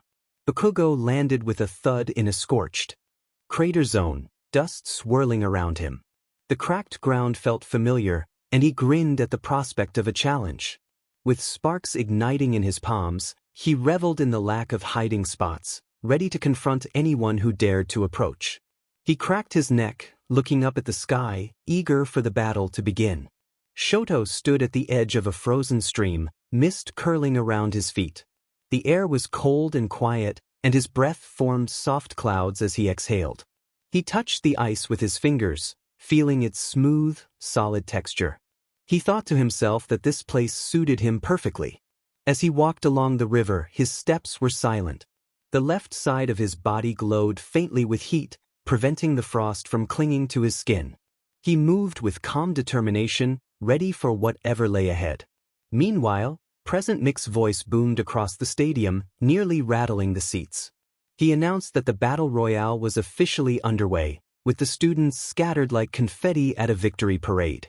Leaning into the mic, he excitedly noted that Kirishima and Tetsu were engaged in a fierce match, showcasing their strength and resilience. Aizawa, seated beside him, barely glanced up from his tablet, observing that the two were evenly matched and that stamina would be the deciding factor. 𝗵𝘃𝗵𝗃 laughed, appreciating Aizawa's calm demeanor amidst the excitement. In a rocky canyon near the battlefield center, Kirishima landed with a roll, brushing dust off his arms. Moments later, Tetsu emerged from behind a boulder, his body gleaming with iron. They exchanged confident grins, acknowledging the impending showdown. With matching roars, they charged at each other, fists colliding in midair with a metallic clang. Sparks flew as their hardened skin met iron. The ground trembled beneath their feet. Kirishima ducked a punch and countered with a shoulder slam, but Tetsu held firm, grabbing Kirishima's arm and swinging him into a rock wall. Despite the impact, Kirishima grinned, declaring that he was just getting started. He hardened his entire body, glowing faintly red, and unleashed a flurry of punches. Tetsu blocked most, but one punch slipped through, knocking him back. Both boys breathed, bruised but smiling, ready to finish the fight like true competitors. They charged one last time, and the screen blinked, revealing Kirishima as the victor.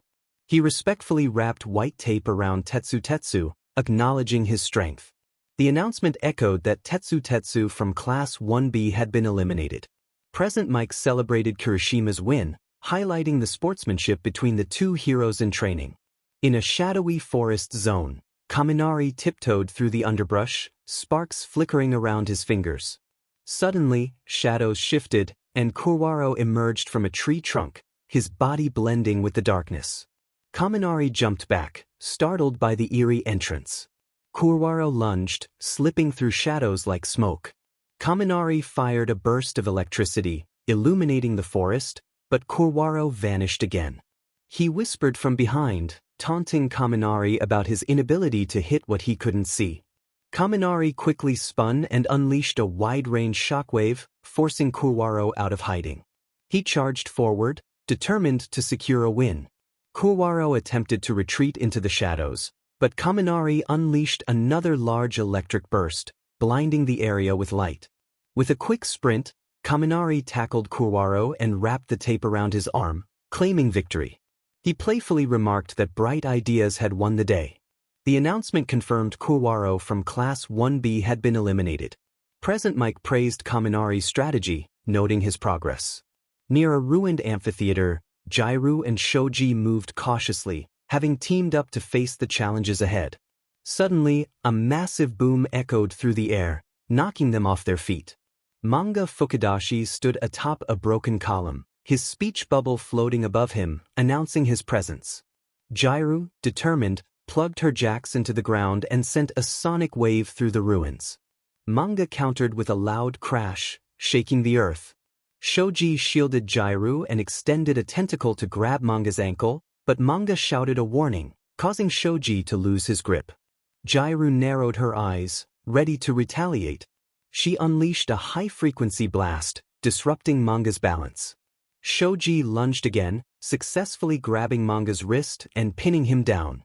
Jiryu gently wrapped the tape around him, showcasing their teamwork. Shoji complimented her, and Jiryu smiled in response. The announcement confirmed that Manga Fukudashi from Class 1B had been eliminated. 𝗵𝘃𝗵𝗃 celebrated their teamwork, emphasizing their effective collaboration.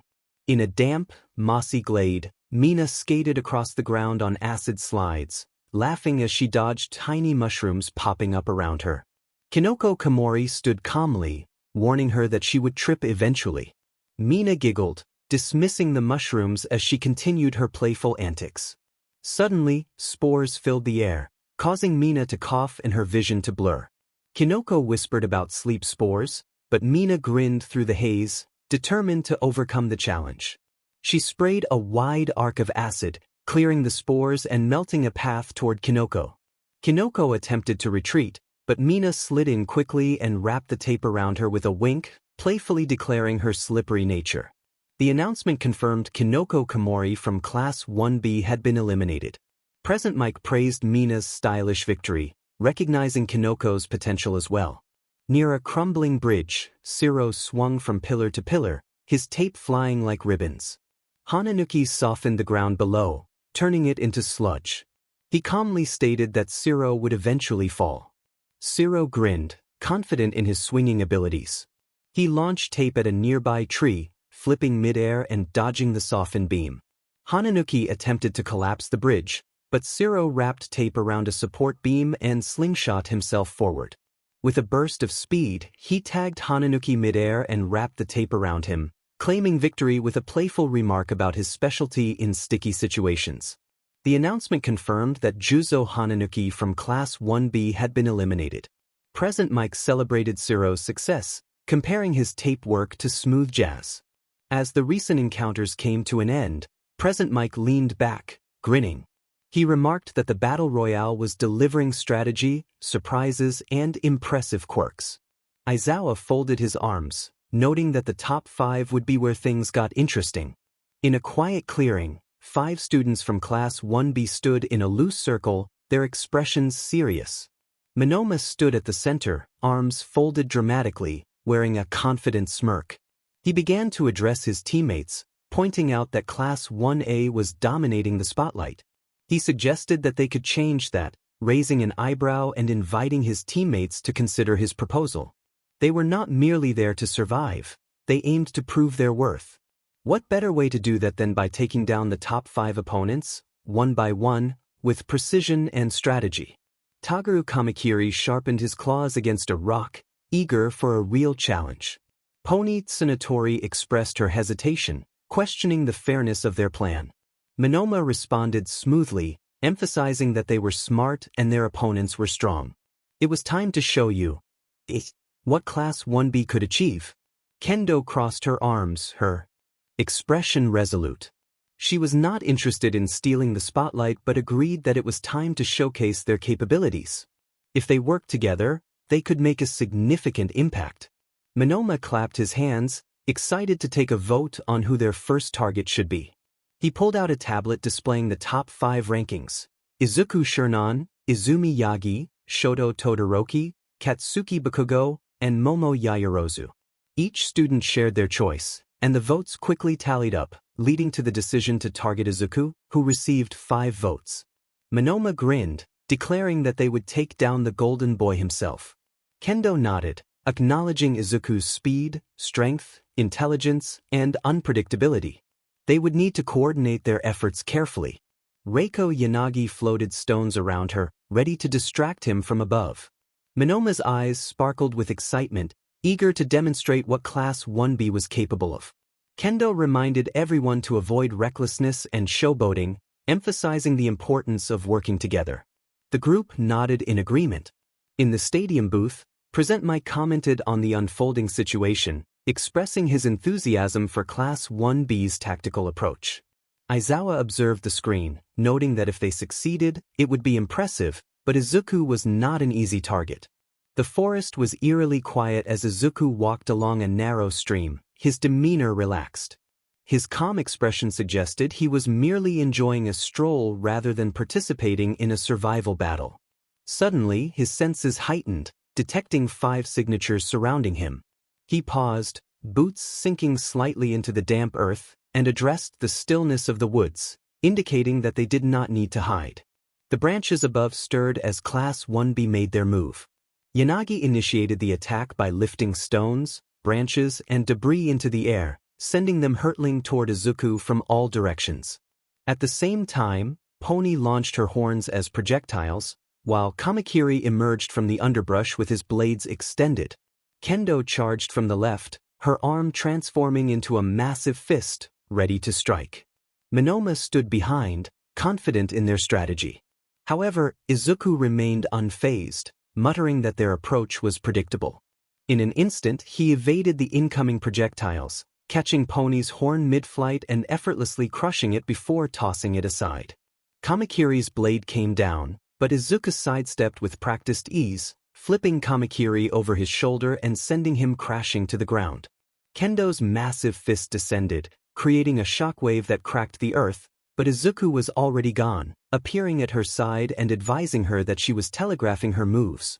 With a light tap on her shoulder, he pushed her back, causing her to stagger as if struck by a powerful force. Yanagi attempted to trap him with levitating debris, but Izuku calmly stomped the ground, unleashing a shockwave that scattered the projectiles. He warned Yanagi that gravitational pulls would not save her if her control faltered.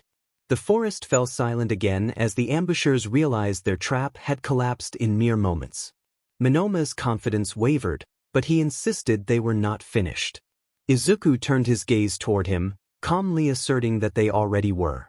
In a flash, he closed the distance, stopping just inches from Monoma's chest, the pressure forcing him to stumble back. Izuku pointed out that Monoma had made a mistake by hunting without understanding the predator he was cornering. Behind him, 𝗵𝗃 charged again, but Izuku did not even turn. He delivered a powerful kick to 𝗵𝗃's stomach, causing him to double over. Kendo tried once more, but Izuku warned her not to waste her strength.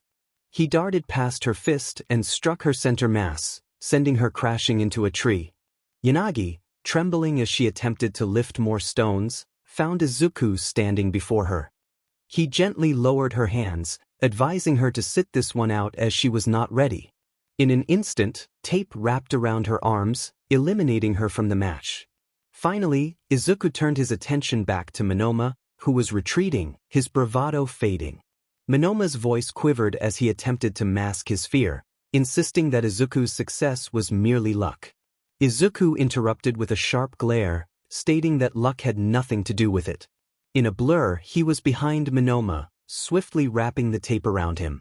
The stadium erupted with gasps and cheers as the robotic voice announced the elimination of 5 students from Class 1B.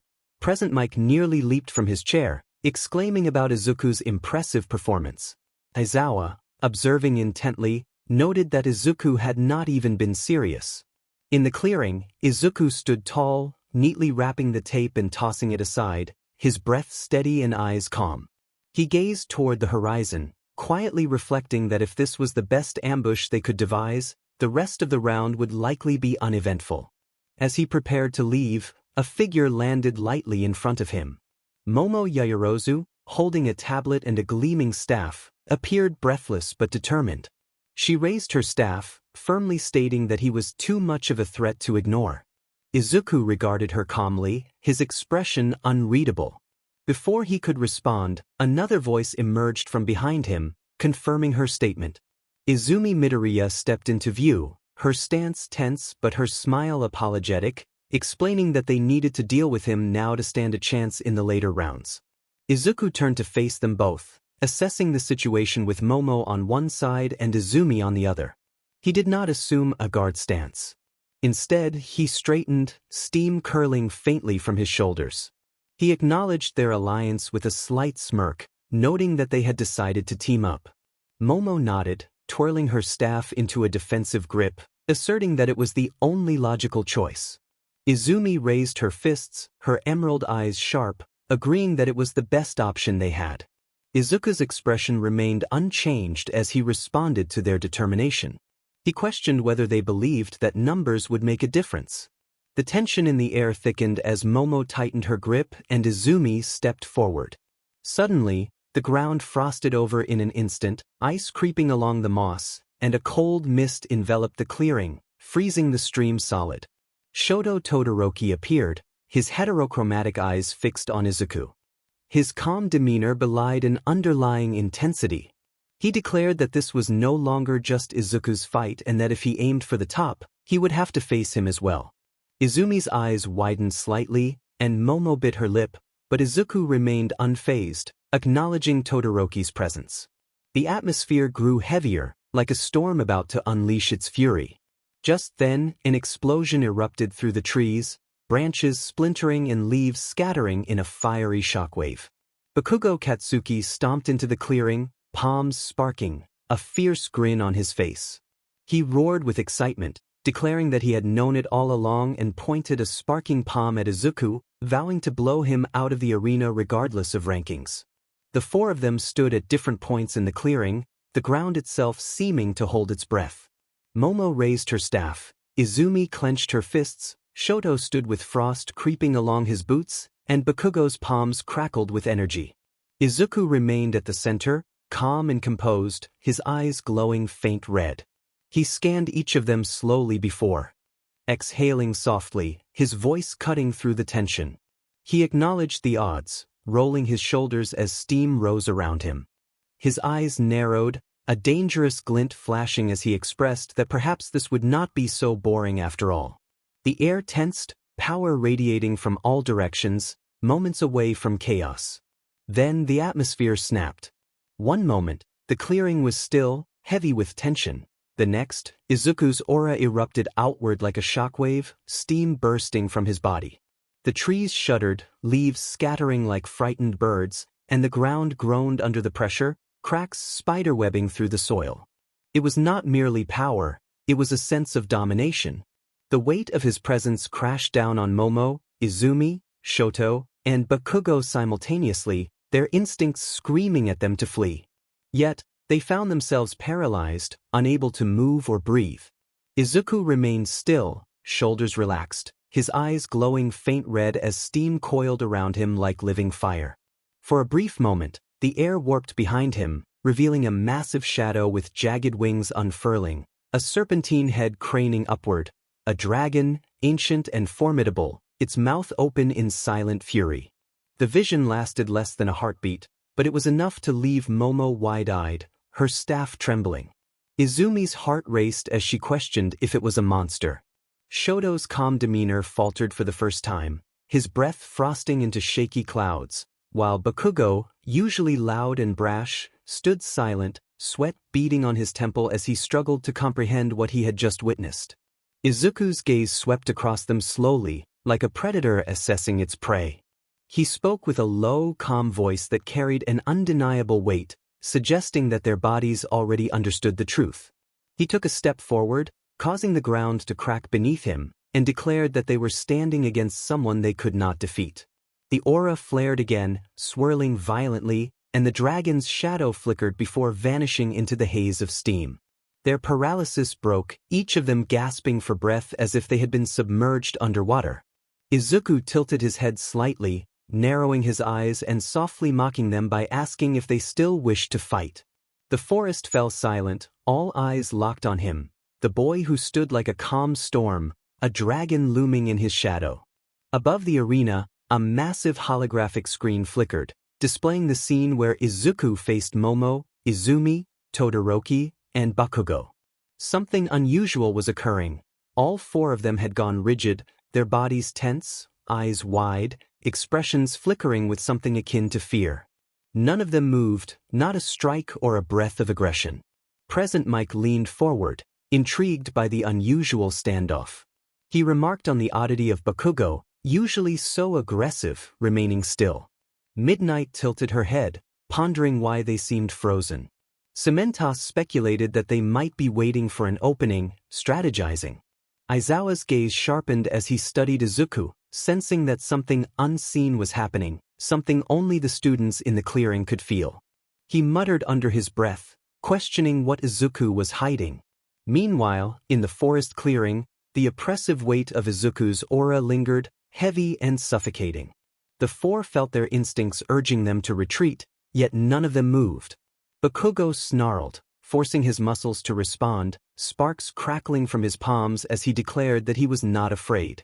Shoto steadied his breath, asserting that control was what truly mattered. Momo steadied her grip on her staff, vowing to fight with everything they had, while Izumi clenched her fists, staring directly into Izuku's calm, glowing eyes, asserting that he was strong but not invincible. Izuku observed them silently, a faint acknowledgement tugging at his lips. He lowered his stance, his aura curling tighter around him like coiled flame. The air crackled with anticipation as the moment stretched, the forest holding its breath.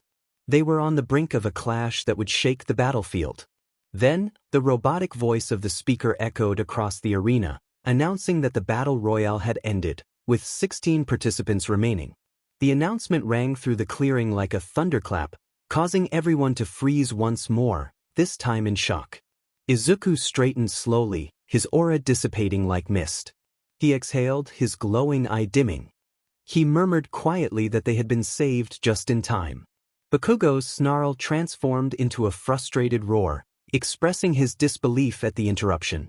Shoto's expression returned to calm neutrality, though a faint trace of tension lingered in his shoulders. Momo lowered her staff, her eyes reflecting a mix of relief and disappointment. Izumi unclenched her fists, but her gaze remained fixed on Izuku. The clearing fell silent once more, but this time it was not fear that held them back. It was the undeniable conclusion of the round. Light engulfed the forest clearing. Before Bakugo could voice another curse, before Shoto could unleash the frost gathering at his fingertips, and before Momo or Izumi could take another step, everything changed in an instant. Suddenly, all 16 remaining students found themselves in the center of a massive stadium, the cheers of tens of thousands crashing down like a wave. The abrupt transition from the quiet, tense forest to the roaring crowd was almost overwhelming. Midnight strutted forward with her usual flair, twirling a microphone in one hand, her smile radiant under the spotlights. She announced that the battle royale was over and congratulated the 16 brilliant young contenders who had survived this intense round. The audience erupted, names being shouted, applause echoing, and whispers circulating throughout the crowd. Midnight gestured grandly at the group of 16, her 𝗬𝗄𝗶 snapping against the stage. She warned them not to get too comfortable, as it was time for the final round. The crowd's cheers grew even louder, a thunderous response to her excitement. She declared it the highlight of every sports festival, a one-on-one tournament. The arena practically shook with the roar of approval. Among the students, Izuku stood calmly, his aura now gone, though the faint heat of it lingered in the memories of those who had faced him. Beside him, Bakugo growled under his breath, fists clenched. Shoto's expression was unreadable, while Momo and Izumi exchanged side glances at him when they thought he wasn't looking. Then, Izuku turned to see Hitoshi Shinso standing there, hands in his pockets, his usual tired eyes lighting up faintly with relief. He expressed that he knew Izuku would make it through. Izuku responded with a small smirk, acknowledging their friendship with a light fist bump, a quiet gesture amidst the roaring crowd. Shinso chuckled dryly, suggesting that the real fun was about to begin and wondered if they would be paired up early. Izuku tilted his head slightly, his glowing eye returning to its normal hue, and assured Shinso that it didn't matter when, as he wouldn't hold back. Shinso smirked, agreeing that he wouldn't either. Midnight's voice rang out again, capturing everyone's attention as she announced the moment they had all been waiting for. She gestured toward the enormous digital screen above the arena, which lit up with a whirring sound, revealing 16 empty slots in a tournament bracket. One by one, the names of the students began to spin across the screen, glowing before snapping into random positions. Gasps and cheers rose from the crowd with each pairing, the tension thick in the air as everyone awaited their matchups. Izuku's gaze remained calm, arms folded, while Shinso stood beside him, equally focused. The crowd's excitement grew louder as the matchups began to lock in. The first two names snapped into place, Hitoshi Shinso versus Mina Ishido. The crowd cheered, and Present Mike announced the matchup, highlighting the battle of brains versus adaptability. Shinso sighed, acknowledging that he was on stage first, while Izuku cautioned him not to underestimate Ishido. Shinso assured him that he never did. The board spun again, locking in the next pairing, Momo Yaoyorozu versus Denki Kaminari. The crowd reacted with a mix of pity and cheers for Kaminari, who expressed his disbelief at having to fight Momo. She adjusted her grip on her staff and determinedly stated her intention to do her best, while Kaminari groaned about his fate. The third set spun, revealing Izumi Yagi versus Ijiro Kirishima. Kirishima pumped his fist in excitement, eager for a strong fight, while Izumi nervously but excitedly remarked on the challenge ahead. Kirishima grinned wider, ready to see how much she could endure. The fourth set locked in Shoto Todoroki versus Mizo Shoji, surprising the crowd. Present Mike enthusiastically described the matchup as a clash of elemental precision against versatility. Shoto remained focused, his expression calm. The fifth pairing was revealed as Katsuki Bakugo versus 𝗵𝗃𝗃 𝗃𝗃, igniting excitement in the stadium. Midnight grinned, describing it as a dark and fiery clash. Bakugo savagely declared his intent to defeat 𝗃𝗃, who calmly responded that they would see how darkness fared against fire. The sixth set spun, revealing Achiko Uraraka versus Tenya Ida. Achiko blinked in shock at the matchup, while Ida adjusted his glasses and insisted that she should not hold back. She clenched her fists, affirming her determination. The penultimate set locked in myheroacademia versus Rikido Sato, eliciting a more subdued cheer from the crowd. Sato appeared tense but ready, while Mei grinned confidently. Finally, the last match glowed, revealing Izuku Shinran versus Kyoka-Jiro. The stadium erupted into a frenzy, with Jiro's eyes widening in surprise at the matchup.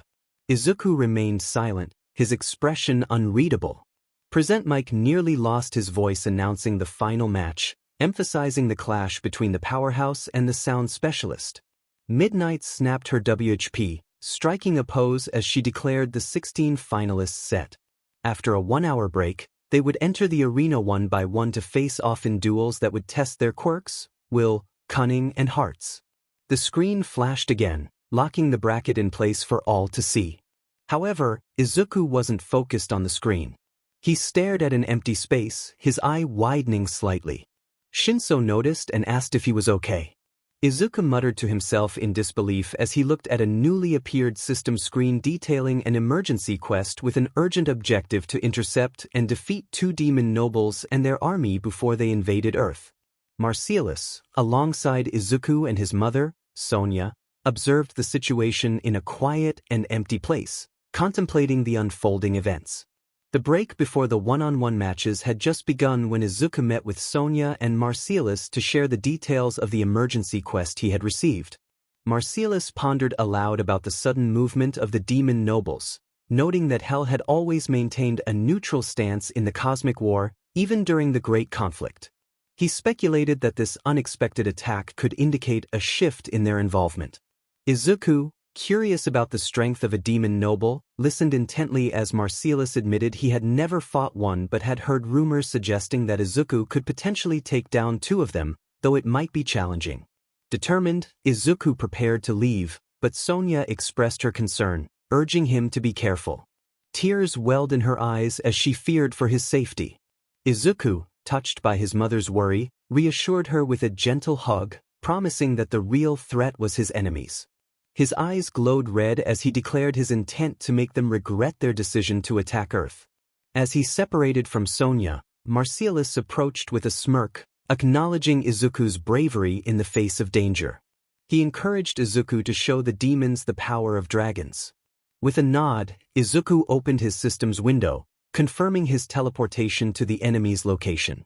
Upon arrival, Izuku found himself in a stunning yet perilous landscape, aware of the numerous presences nearby, likely the demon nobles and their army. He quietly resolved to begin the battle and leaped into the sky, causing the ground to crack beneath him.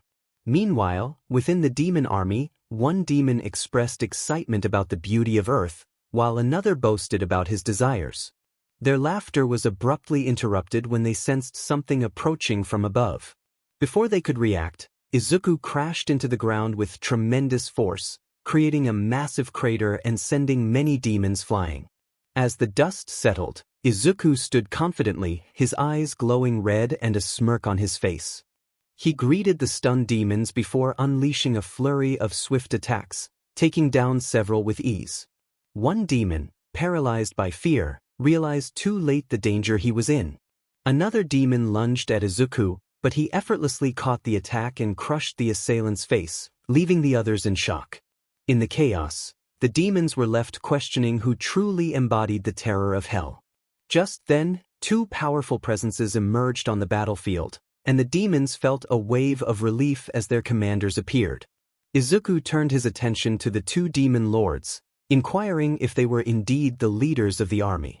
One of the demon lords, 𝗲𝗏𝗃, demanded to know why Izuku was attacking their soldiers.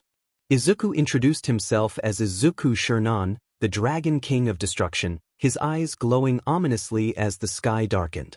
The demon lords were taken aback, questioning why a Dragon King would target them. Izuku explained that he was there to eliminate them before they could threaten Earth. 𝗲𝗏𝗃, brimming with arrogance, challenged Izuku, confident in the support of his 2,000 demons. However, Izuku corrected him, revealing that he had already dispatched 400 of their forces, leaving them with only one. This revelation infuriated the demon lords, and 𝗧𝗵𝗃 commanded the remaining demons to attack. As the army charged, Izuku stood his ground with a fearless smirk. He lifted one leg and brought it down with tremendous force, causing the ground to shatter beneath him. Many demons were crushed by the collapsing earth, while the demon lords used their magic to shield some of their followers. 𝗧𝗵𝗃 acknowledged Izuku's incredible strength, but 𝗲𝗏𝗃 remained confident, preparing to cast his ultimate spell. A large magic circle appeared above him, and chains erupted from it, attempting to bind Izuku in place. As the sharp sensation coursed through his body, Izuku realized the chains were more than just restraints. They were drawing his mana. His breath quickened as he gritted his teeth and struggled to break free, but the harder he fought, the tighter the chains wrapped around him. 𝗲𝗏𝗃 tilted his head in amusement as he observed Izuku's efforts before slowly approaching him. He noted that Izuku was indeed full of mana and strength, remarking that had he delayed using his magic, Izuku would have been capable of defeating them all with his incredible power. As 𝗲𝗏𝗃 circled Izuku, who glared defiantly, he taunted him, explaining that the more he resisted, the more mana would be consumed. Izuku gasped as another wave of energy was drained from him by the chains. 𝗧𝗏𝗃 approached from behind, commenting on how easy it had been to subdue Izuku with just one spell. He speculated that Izuku's title might have been a joke, but acknowledged that he must be one of the strongest high-level dragons. 𝗲𝗏𝗃 then leaned closer to Izuku, curious about why a dragon would come to thwart their plans to invade Earth, especially when they had no ties to humans. He suggested that perhaps Izuku had someone he cared about on Earth. Izuku's eyes widened at this revelation, and 𝗲𝗏𝗃 smirked at his reaction, turning to 𝗧𝗏𝗃 to agree with his assessment. 𝗲𝗏𝗃 then devised a cruel punishment, proposing that they take Izuku to Earth during their invasion and slowly eliminate his loved ones while forcing him to witness it. Izuku's eyes widened in horror before he lowered his head, his hair casting a shadow over his face. 𝗲𝗏𝗃 declared that they would continue their mission, and 𝗧𝗏𝗃 nodded in agreement as they began to walk away. Izuku's voice broke through the tension, declaring that they would not get away with their plans. Both demon lords paused and turned towards him, surprised by his defiance. Izuku proclaimed that they were both doomed. With newfound determination, he summoned an extraordinary strength, breaking the chains that had bound him despite the intense weakness he felt from the mana drain. 𝗧𝗏𝗃 and 𝗲𝗏𝗃's eyes widened in shock as Izuku broke free. Before they could react, Izuku unleashed a powerful punch that sent 𝗧𝗏𝗃 crashing to the ground. Rising to his feet, Izuku's fierce gaze fell upon 𝗲𝗏𝗃, who trembled under the intensity of his stare. Izuku declared that he had initially intended to end 𝗲𝗏𝗃 quickly, but now he would make him regret ever considering an attack on Earth. 𝗲𝗏𝗃, feeling the weight of Izuku's cold tone, instinctively stepped back. He commanded his demon army to attack, and they responded immediately, launching a barrage of magic, weapons, and fists at Izuku. He calmly dodged the first punch and caught the second, effortlessly disarming the demon while maintaining his focus on 𝗲𝗏𝗃, who watched in terror as Izuku dismantled his forces. As the demon magicians cast spells at him, Izuku summoned his sword and sliced through their magic as if it were nothing. 𝗲𝗏𝗃, growing increasingly frantic, began to chant a powerful spell, summoning a massive magic circle in the air. He aimed a meteor at both his army and Izuku, dismissing the lives of his own kin as mere collateral damage in his quest for victory. Izuku, undeterred, expressed his frustration and felt his power surge.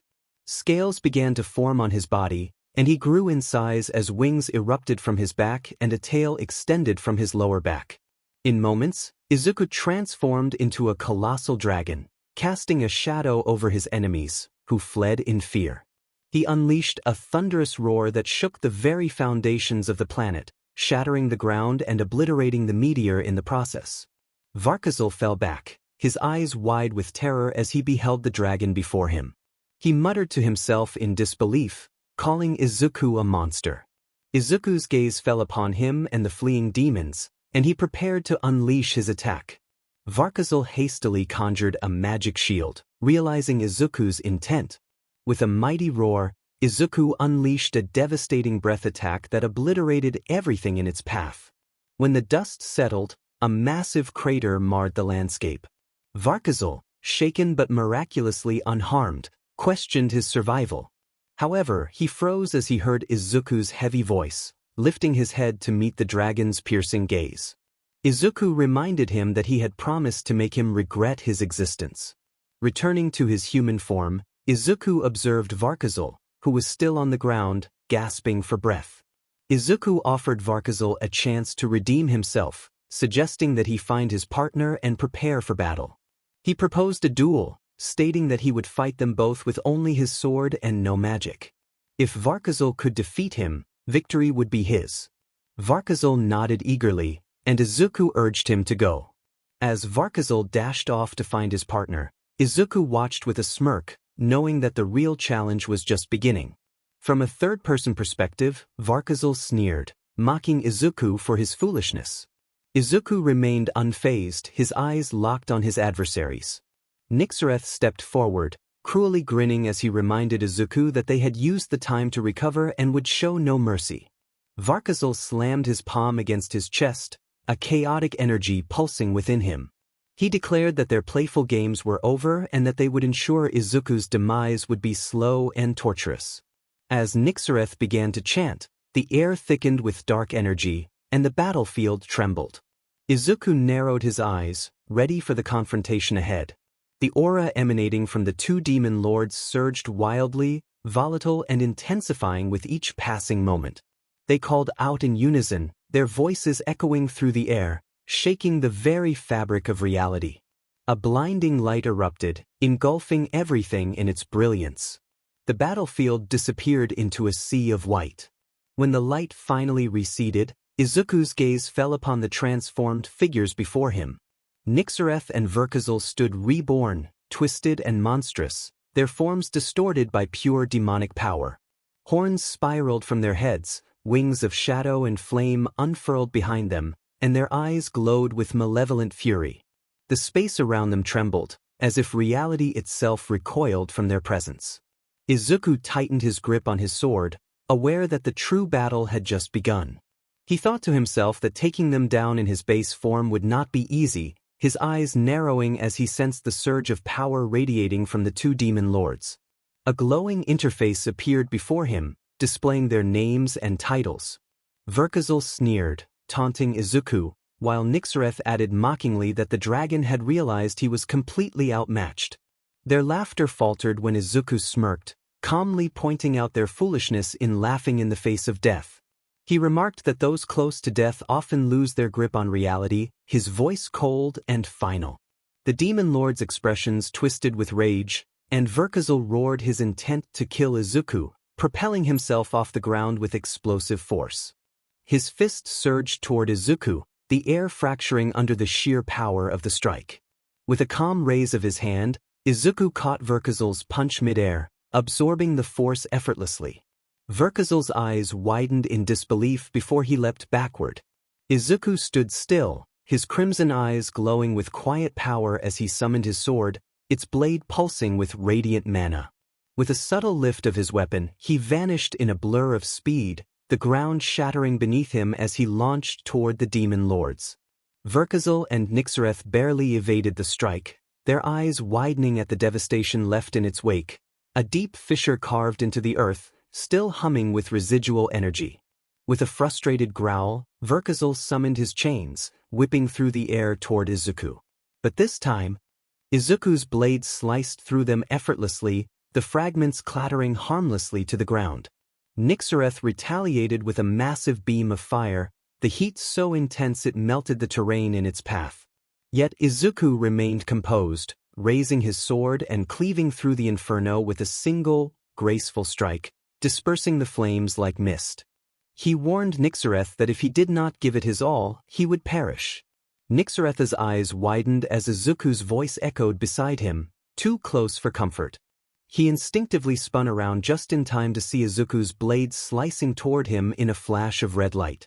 Reacting quickly, 𝗧𝗫𝗄 twisted away and summoned his weapon, a massive, mana-infused axe pulsing with dark energy. With a roar, he lunged at Izuku, unleashing a flurry of strikes. Izuku met each blow with calm precision, his sword dancing through the air like liquid fire. But then his instincts screamed at him. Without hesitation, he vaulted upward, narrowly avoiding a deadly slash from 𝗫𝗲𝗀's blade that sliced through the space he had just occupied. Landing several meters back, Izuku faced the two demon lords, both armed and ready, their eyes locked onto him with murderous intent. Izuku smirked, and in the next instant he surged forward, clashing with both of them at once. His movements blurred, each strike infused with overwhelming speed and power, sending shockwaves rippling across the planet's surface. However, the demon lords were no mere opponents. Their combined strength pushed back fiercely, their strikes nearly grazing Izuku as the battle escalated into a storm of raw force and relentless fury. After several grueling minutes, the strain began to show. Izuku's breaths grew heavier, his movements slightly slower as he struggled to fend off both 𝗫𝗲𝗀 and 𝗧𝗫𝗄, dodging spells, deflecting chains, and parrying relentless strikes. The demon lords sensed the shift and pressed harder, their attacks growing fiercer, faster, and more unforgiving. Izuku leapt backward, creating space between them as dust and mana swirled around his feet. 𝗧𝗫𝗄 sneered, questioning whether the Dragon King was finding it hard to keep up with them. Izuku did not respond. Instead, he closed his eyes, inhaled deeply, and whispered to himself, his voice low and steady, invoking a transformation. The change was instant. A colossal wave of power erupted from Izuku, blasting outward like a shockwave and hurling debris, and the demon lords, back with sheer force. The ground trembled beneath him as twin pairs of wings tore through his back, unfurling majestically, while a long, scaled tail emerged behind him. Crimson scales shimmered across his arms, glowing faintly as a red aura enveloped his body like living flame. 𝗫𝗲𝗀 stared in disbelief, muttering that Izuku could not be serious. 𝗧𝗫𝗄𝗀's expression darkened, insisting they needed to end this quickly. 𝗫𝗲𝗀 nodded grimly and snapped his fingers. In an instant, the sky lit up with hundreds of glowing magic circles. He raised his hand, and a barrage of mana beams rained down toward Izuku like a storm of destruction. Izuku slowly opened his eyes, now glowing with draconic fury, declaring that the real battle had begun. He vanished without a sound or flash, leaving the two demon lords tense and aware that something was coming, but they could not see it or stop it. Then it hit. Izuku's sword sliced through the air, and through them. Before they could react, they were thrown back, crashing into the ground with deep wounds and bruises covering their bodies. Izuku did not wait. He appeared in front of 𝗫𝗲𝗀, who was now kneeling and coughing. He questioned what had happened, recalling 𝗫𝗲𝗀's earlier threats. Izuku's fist slammed into 𝗫𝗲𝗀's stomach with such force that it sent him flying across the sky, hundreds of kilometers away. 𝗧𝗫𝗄𝗀 attempted to strike Izuku from behind, his punch glowing with dark mana. Izuku turned calmly, blocked it with one hand, and kicked 𝗧𝗫𝗄𝗀 in the chin. The kick was powerful, sending 𝗧𝗫𝗄𝗀 flying into the air, spinning before crashing to the ground. As he rose to his feet, 𝗧𝗫𝗄𝗀 muttered about Izuku's incredible speed. 𝗫𝗲𝗀 landed beside him, his body rapidly healing. He proposed casting a temporal dampening field to slow Izuku down, and 𝗧𝗫𝗀𝗀 silently agreed. 𝗫𝗀𝗀 raised his hand, and a shimmering sphere of warped magic surrounded Izuku, distorting light and sound. Izuku scanned the unfamiliar barrier, feeling the effects of the spell. At 𝗲𝗂𝗁𝗲's command, 𝗧𝗵𝗃 summoned a massive magic circle above, pulsing with ominous energy. Izuku realized something was wrong as he launched himself toward 𝗧𝗵𝗃. His body felt heavy, moving as if submerged in molasses. The spell had worked, and time itself resisted him. 𝗲𝗂𝗁𝗲 smirked, watching his temporal magic take full effect, while 𝗧𝗵𝗃's spell reached its peak. With a sweeping motion of his arm, a colossal bolt of lightning descended from the sky, striking Izuku directly. His scream echoed across the battlefield, filled with raw agony. The lightning surged through him like 1,000 blades, each pulse threatening to tear his consciousness apart. He gritted his teeth, forcing himself to remain upright as his vision blurred and his body trembled. Deep within, something refused to break. He resolved not to fall there. He had to push through. His scream transformed from one of pain to one of fury and determination. 𝗧𝗵𝗃 shouted in frustration, questioning why Izuku was still standing beneath the storm, battered but unyielding. The relentless spell drained 𝗧𝗵𝗃's mana, causing his hands to tremble and his breath to grow shallow. 𝗲𝗂𝗁𝗲 clenched his jaw, his eyes fixed on Izuku, who remained steadfast in the face of the storm. 𝗲𝗂𝗁𝗲 growled, declaring it their last chance and vowing not to let it slip away. He placed a firm hand on 𝗧𝗵𝗃's shoulder, transferring a surge of energy between them. 𝗧𝗵𝗃 nodded, feeling the renewed energy reignite the storm above. Izuku staggered under the onslaught, his body scorched and nerves screaming.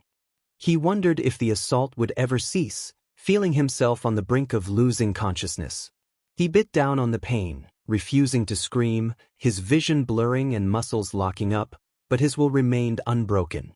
He could not fall there, not now, not like this. BLD spilled from Izuku's mouth as his leg buckled beneath him, and he dropped to one knee, gasping, trembling under the relentless assault. He felt himself fading, his vision dimming, questioning if this was how the Red Dragon King would meet his end. Yet, another thought surged louder within him. He would not fall here, he could not. They had threatened Earth, his mother, his friends. These monsters believed they could touch what he loved. His eyes snapped open, burning with fury. A blinding surge of crimson aura exploded from his body, roaring outward like a shockwave. The ground fractured beneath him, and space itself rippled under the sheer force of his rage. The air grew heavy and electric as Izuku's power awakened, raw, untamed, and unstoppable. Even 𝗧𝗵𝗃 and 𝗲𝗂𝗁𝗲 dropped to their knees as the crushing pressure slammed into them like a tidal wave of power. 𝗲𝗂𝗁𝗲's eyes widened in disbelief as he struggled to breathe, feeling the suffocating aura. The ground cracked, and the air trembled under Izuku's overwhelming presence. 𝗧𝗵𝗃's thoughts spiraled into panic, realizing that Izuku's pressure surpassed even that of the Demon King. He attempted to move, to summon a spell, but his limbs refused to obey. Both demon lords stared at Izuku, whose crimson aura surged like a living flame, warping the battlefield around him. In that moment, they understood they were not facing a mere opponent. They were confronting a force of nature. As the final crackle of lightning faded, Izuku rose from one knee, his head lifting slowly. His eyes, once fierce, now glowed with a pure, unrelenting red, not with rage, but with something deeper and primal. With a flick of his hand, his sword reappeared, transformed, darker, sharper, and pulsing with a thick, ominous aura that warped the air around it. 𝗧𝗵𝗃's voice was abruptly silenced as he felt agony tear through his body. He looked down, wide-eyed, realizing Izuku's blade was buried deep in his gut. Breathless, he slowly looked up and froze as he met Izuku's silent gaze. In that moment, he felt not pain or fear, but the certainty of death. Izuku locked eyes with 𝗧𝗵𝗃, his expression cold and unyielding. Slowly, deliberately, he pulled the sword from 𝗧𝗵𝗃's gut. BLD gushed from the wound, spilling down his robes and pooling at his feet. 𝗧𝗵𝗃 gasped for breath, trembling as he stared at Izuku, eyes wide with disbelief and dread. Izuku rose to his feet, releasing the blade with quiet finality. 𝗧𝗵𝗃 collapsed, his body hitting the ground hard, twitching but still alive, barely. The wound refused to close, leaving him in endless pain. 𝗲𝗂𝗁 watched in horror, frozen in place as his ally, one of the demon lords, writhed on the ground, slowly succumbing to his injuries. Izuku approached, his eyes glowing with merciless resolve. With a swift, brutal swing, he severed one of 𝗲𝗂𝗁's arms. Another scream tore from 𝗲𝗂𝗁 as the second arm was sliced clean off. Izuku stepped back, his blade dripping, his expression unreadable. 𝗲𝗂𝗁 collapsed to his knees, writhing in agony, unable to endure the pain as his strength faded. He realized he had made a grave mistake by challenging a force he could not comprehend. Regret flooded his mind as Izuku stepped forward once more, driving the sword deep into his gut. The blade twisted violently, and 𝗲𝗂𝗁's scream echoed across the battlefield, raw and broken. Then silence fell. Izuku pulled the sword free, and 𝗲𝗂𝗁's body crumpled beside 𝗧𝗵𝗃𝗧. Both demon lords defeated, their power shattered. Izuku stood still, his aura flickering like embers in the wind. Slowly, he stepped back, the battlefield quiet beneath his feet. But it was not over. Up until that moment, Izuku had clung to the last threads of control, barely restraining the primal fury within him. As the battle ended, that restraint shattered. His body trembled, not from exhaustion, but from the overwhelming force consuming him. Izuku tilted his head skyward and then roared. The sound tore through reality itself, a cry that shook the earth. Mountains crumbled, oceans evaporated, and the sky fractured like glass. Even distant celestial bodies trembled, knocked off course by the sheer force of his voice. It was no longer just a roar, it was a declaration of wrath from a god unbound. Izuku's eyes scanned the broken world around him, his breath growing heavy, his aura flaring uncontrollably. Then, without warning, he opened his mouth. A beam of pure annihilation, his breath of destruction, erupted forth, sweeping across the land. Everything in its path was erased, not burned or shattered, but completely obliterated. The battlefield, the sky, the remnants of his enemies, gone in an instant.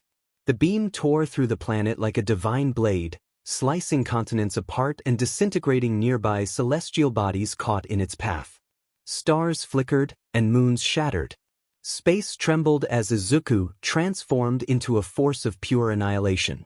In his full dragon form, he rampaged through the cosmos, his breath of destruction carving through everything, asteroids, satellites, and even distant worlds. Within moments, a planet was reduced to dust and memory.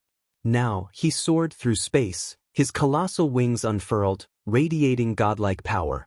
Every celestial body in his vicinity crumbled under his wrath, unable to withstand the fury of the Red Dragon King.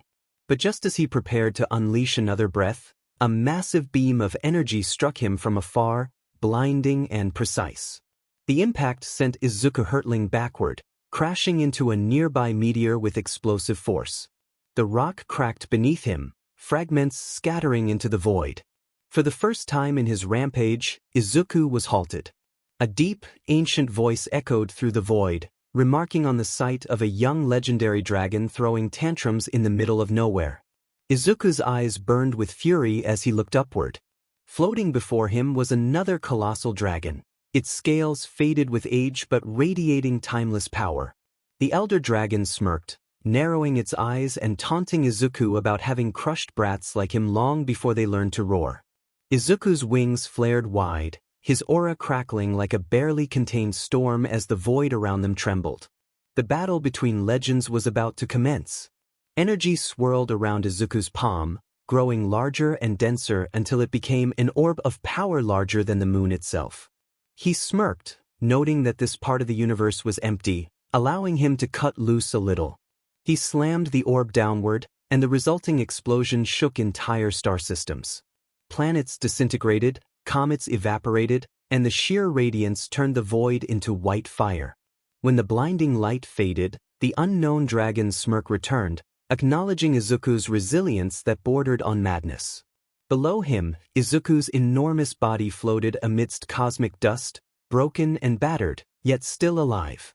Wounds closed almost as quickly as they appeared, crimson energy surging through him as his regenerative power worked in overdrive. The unknown dragon's gaze sharpened as he observed Izuku's aura flare again, realizing that Izuku was planning to self-destruct to take him down with him. As Izuku began gathering unimaginable energy into his jaws for another breath of destruction, the unknown dragon sighed and shook his head slightly, calling out Izuku's recklessness. He lifted his palm toward him, his expression softening just a bit, and commanded him to sleep.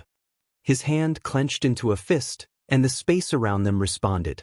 Dozens of celestial bodies were pulled from their orbits, colliding into Izuku one after another, trapping him in a storm of planetary fragments and radiant dust. The breath of destruction fizzled out before it could be unleashed. A warning flashed in Izuku's mind as his health reached a critical level, and an emergency teleportation sequence initiated.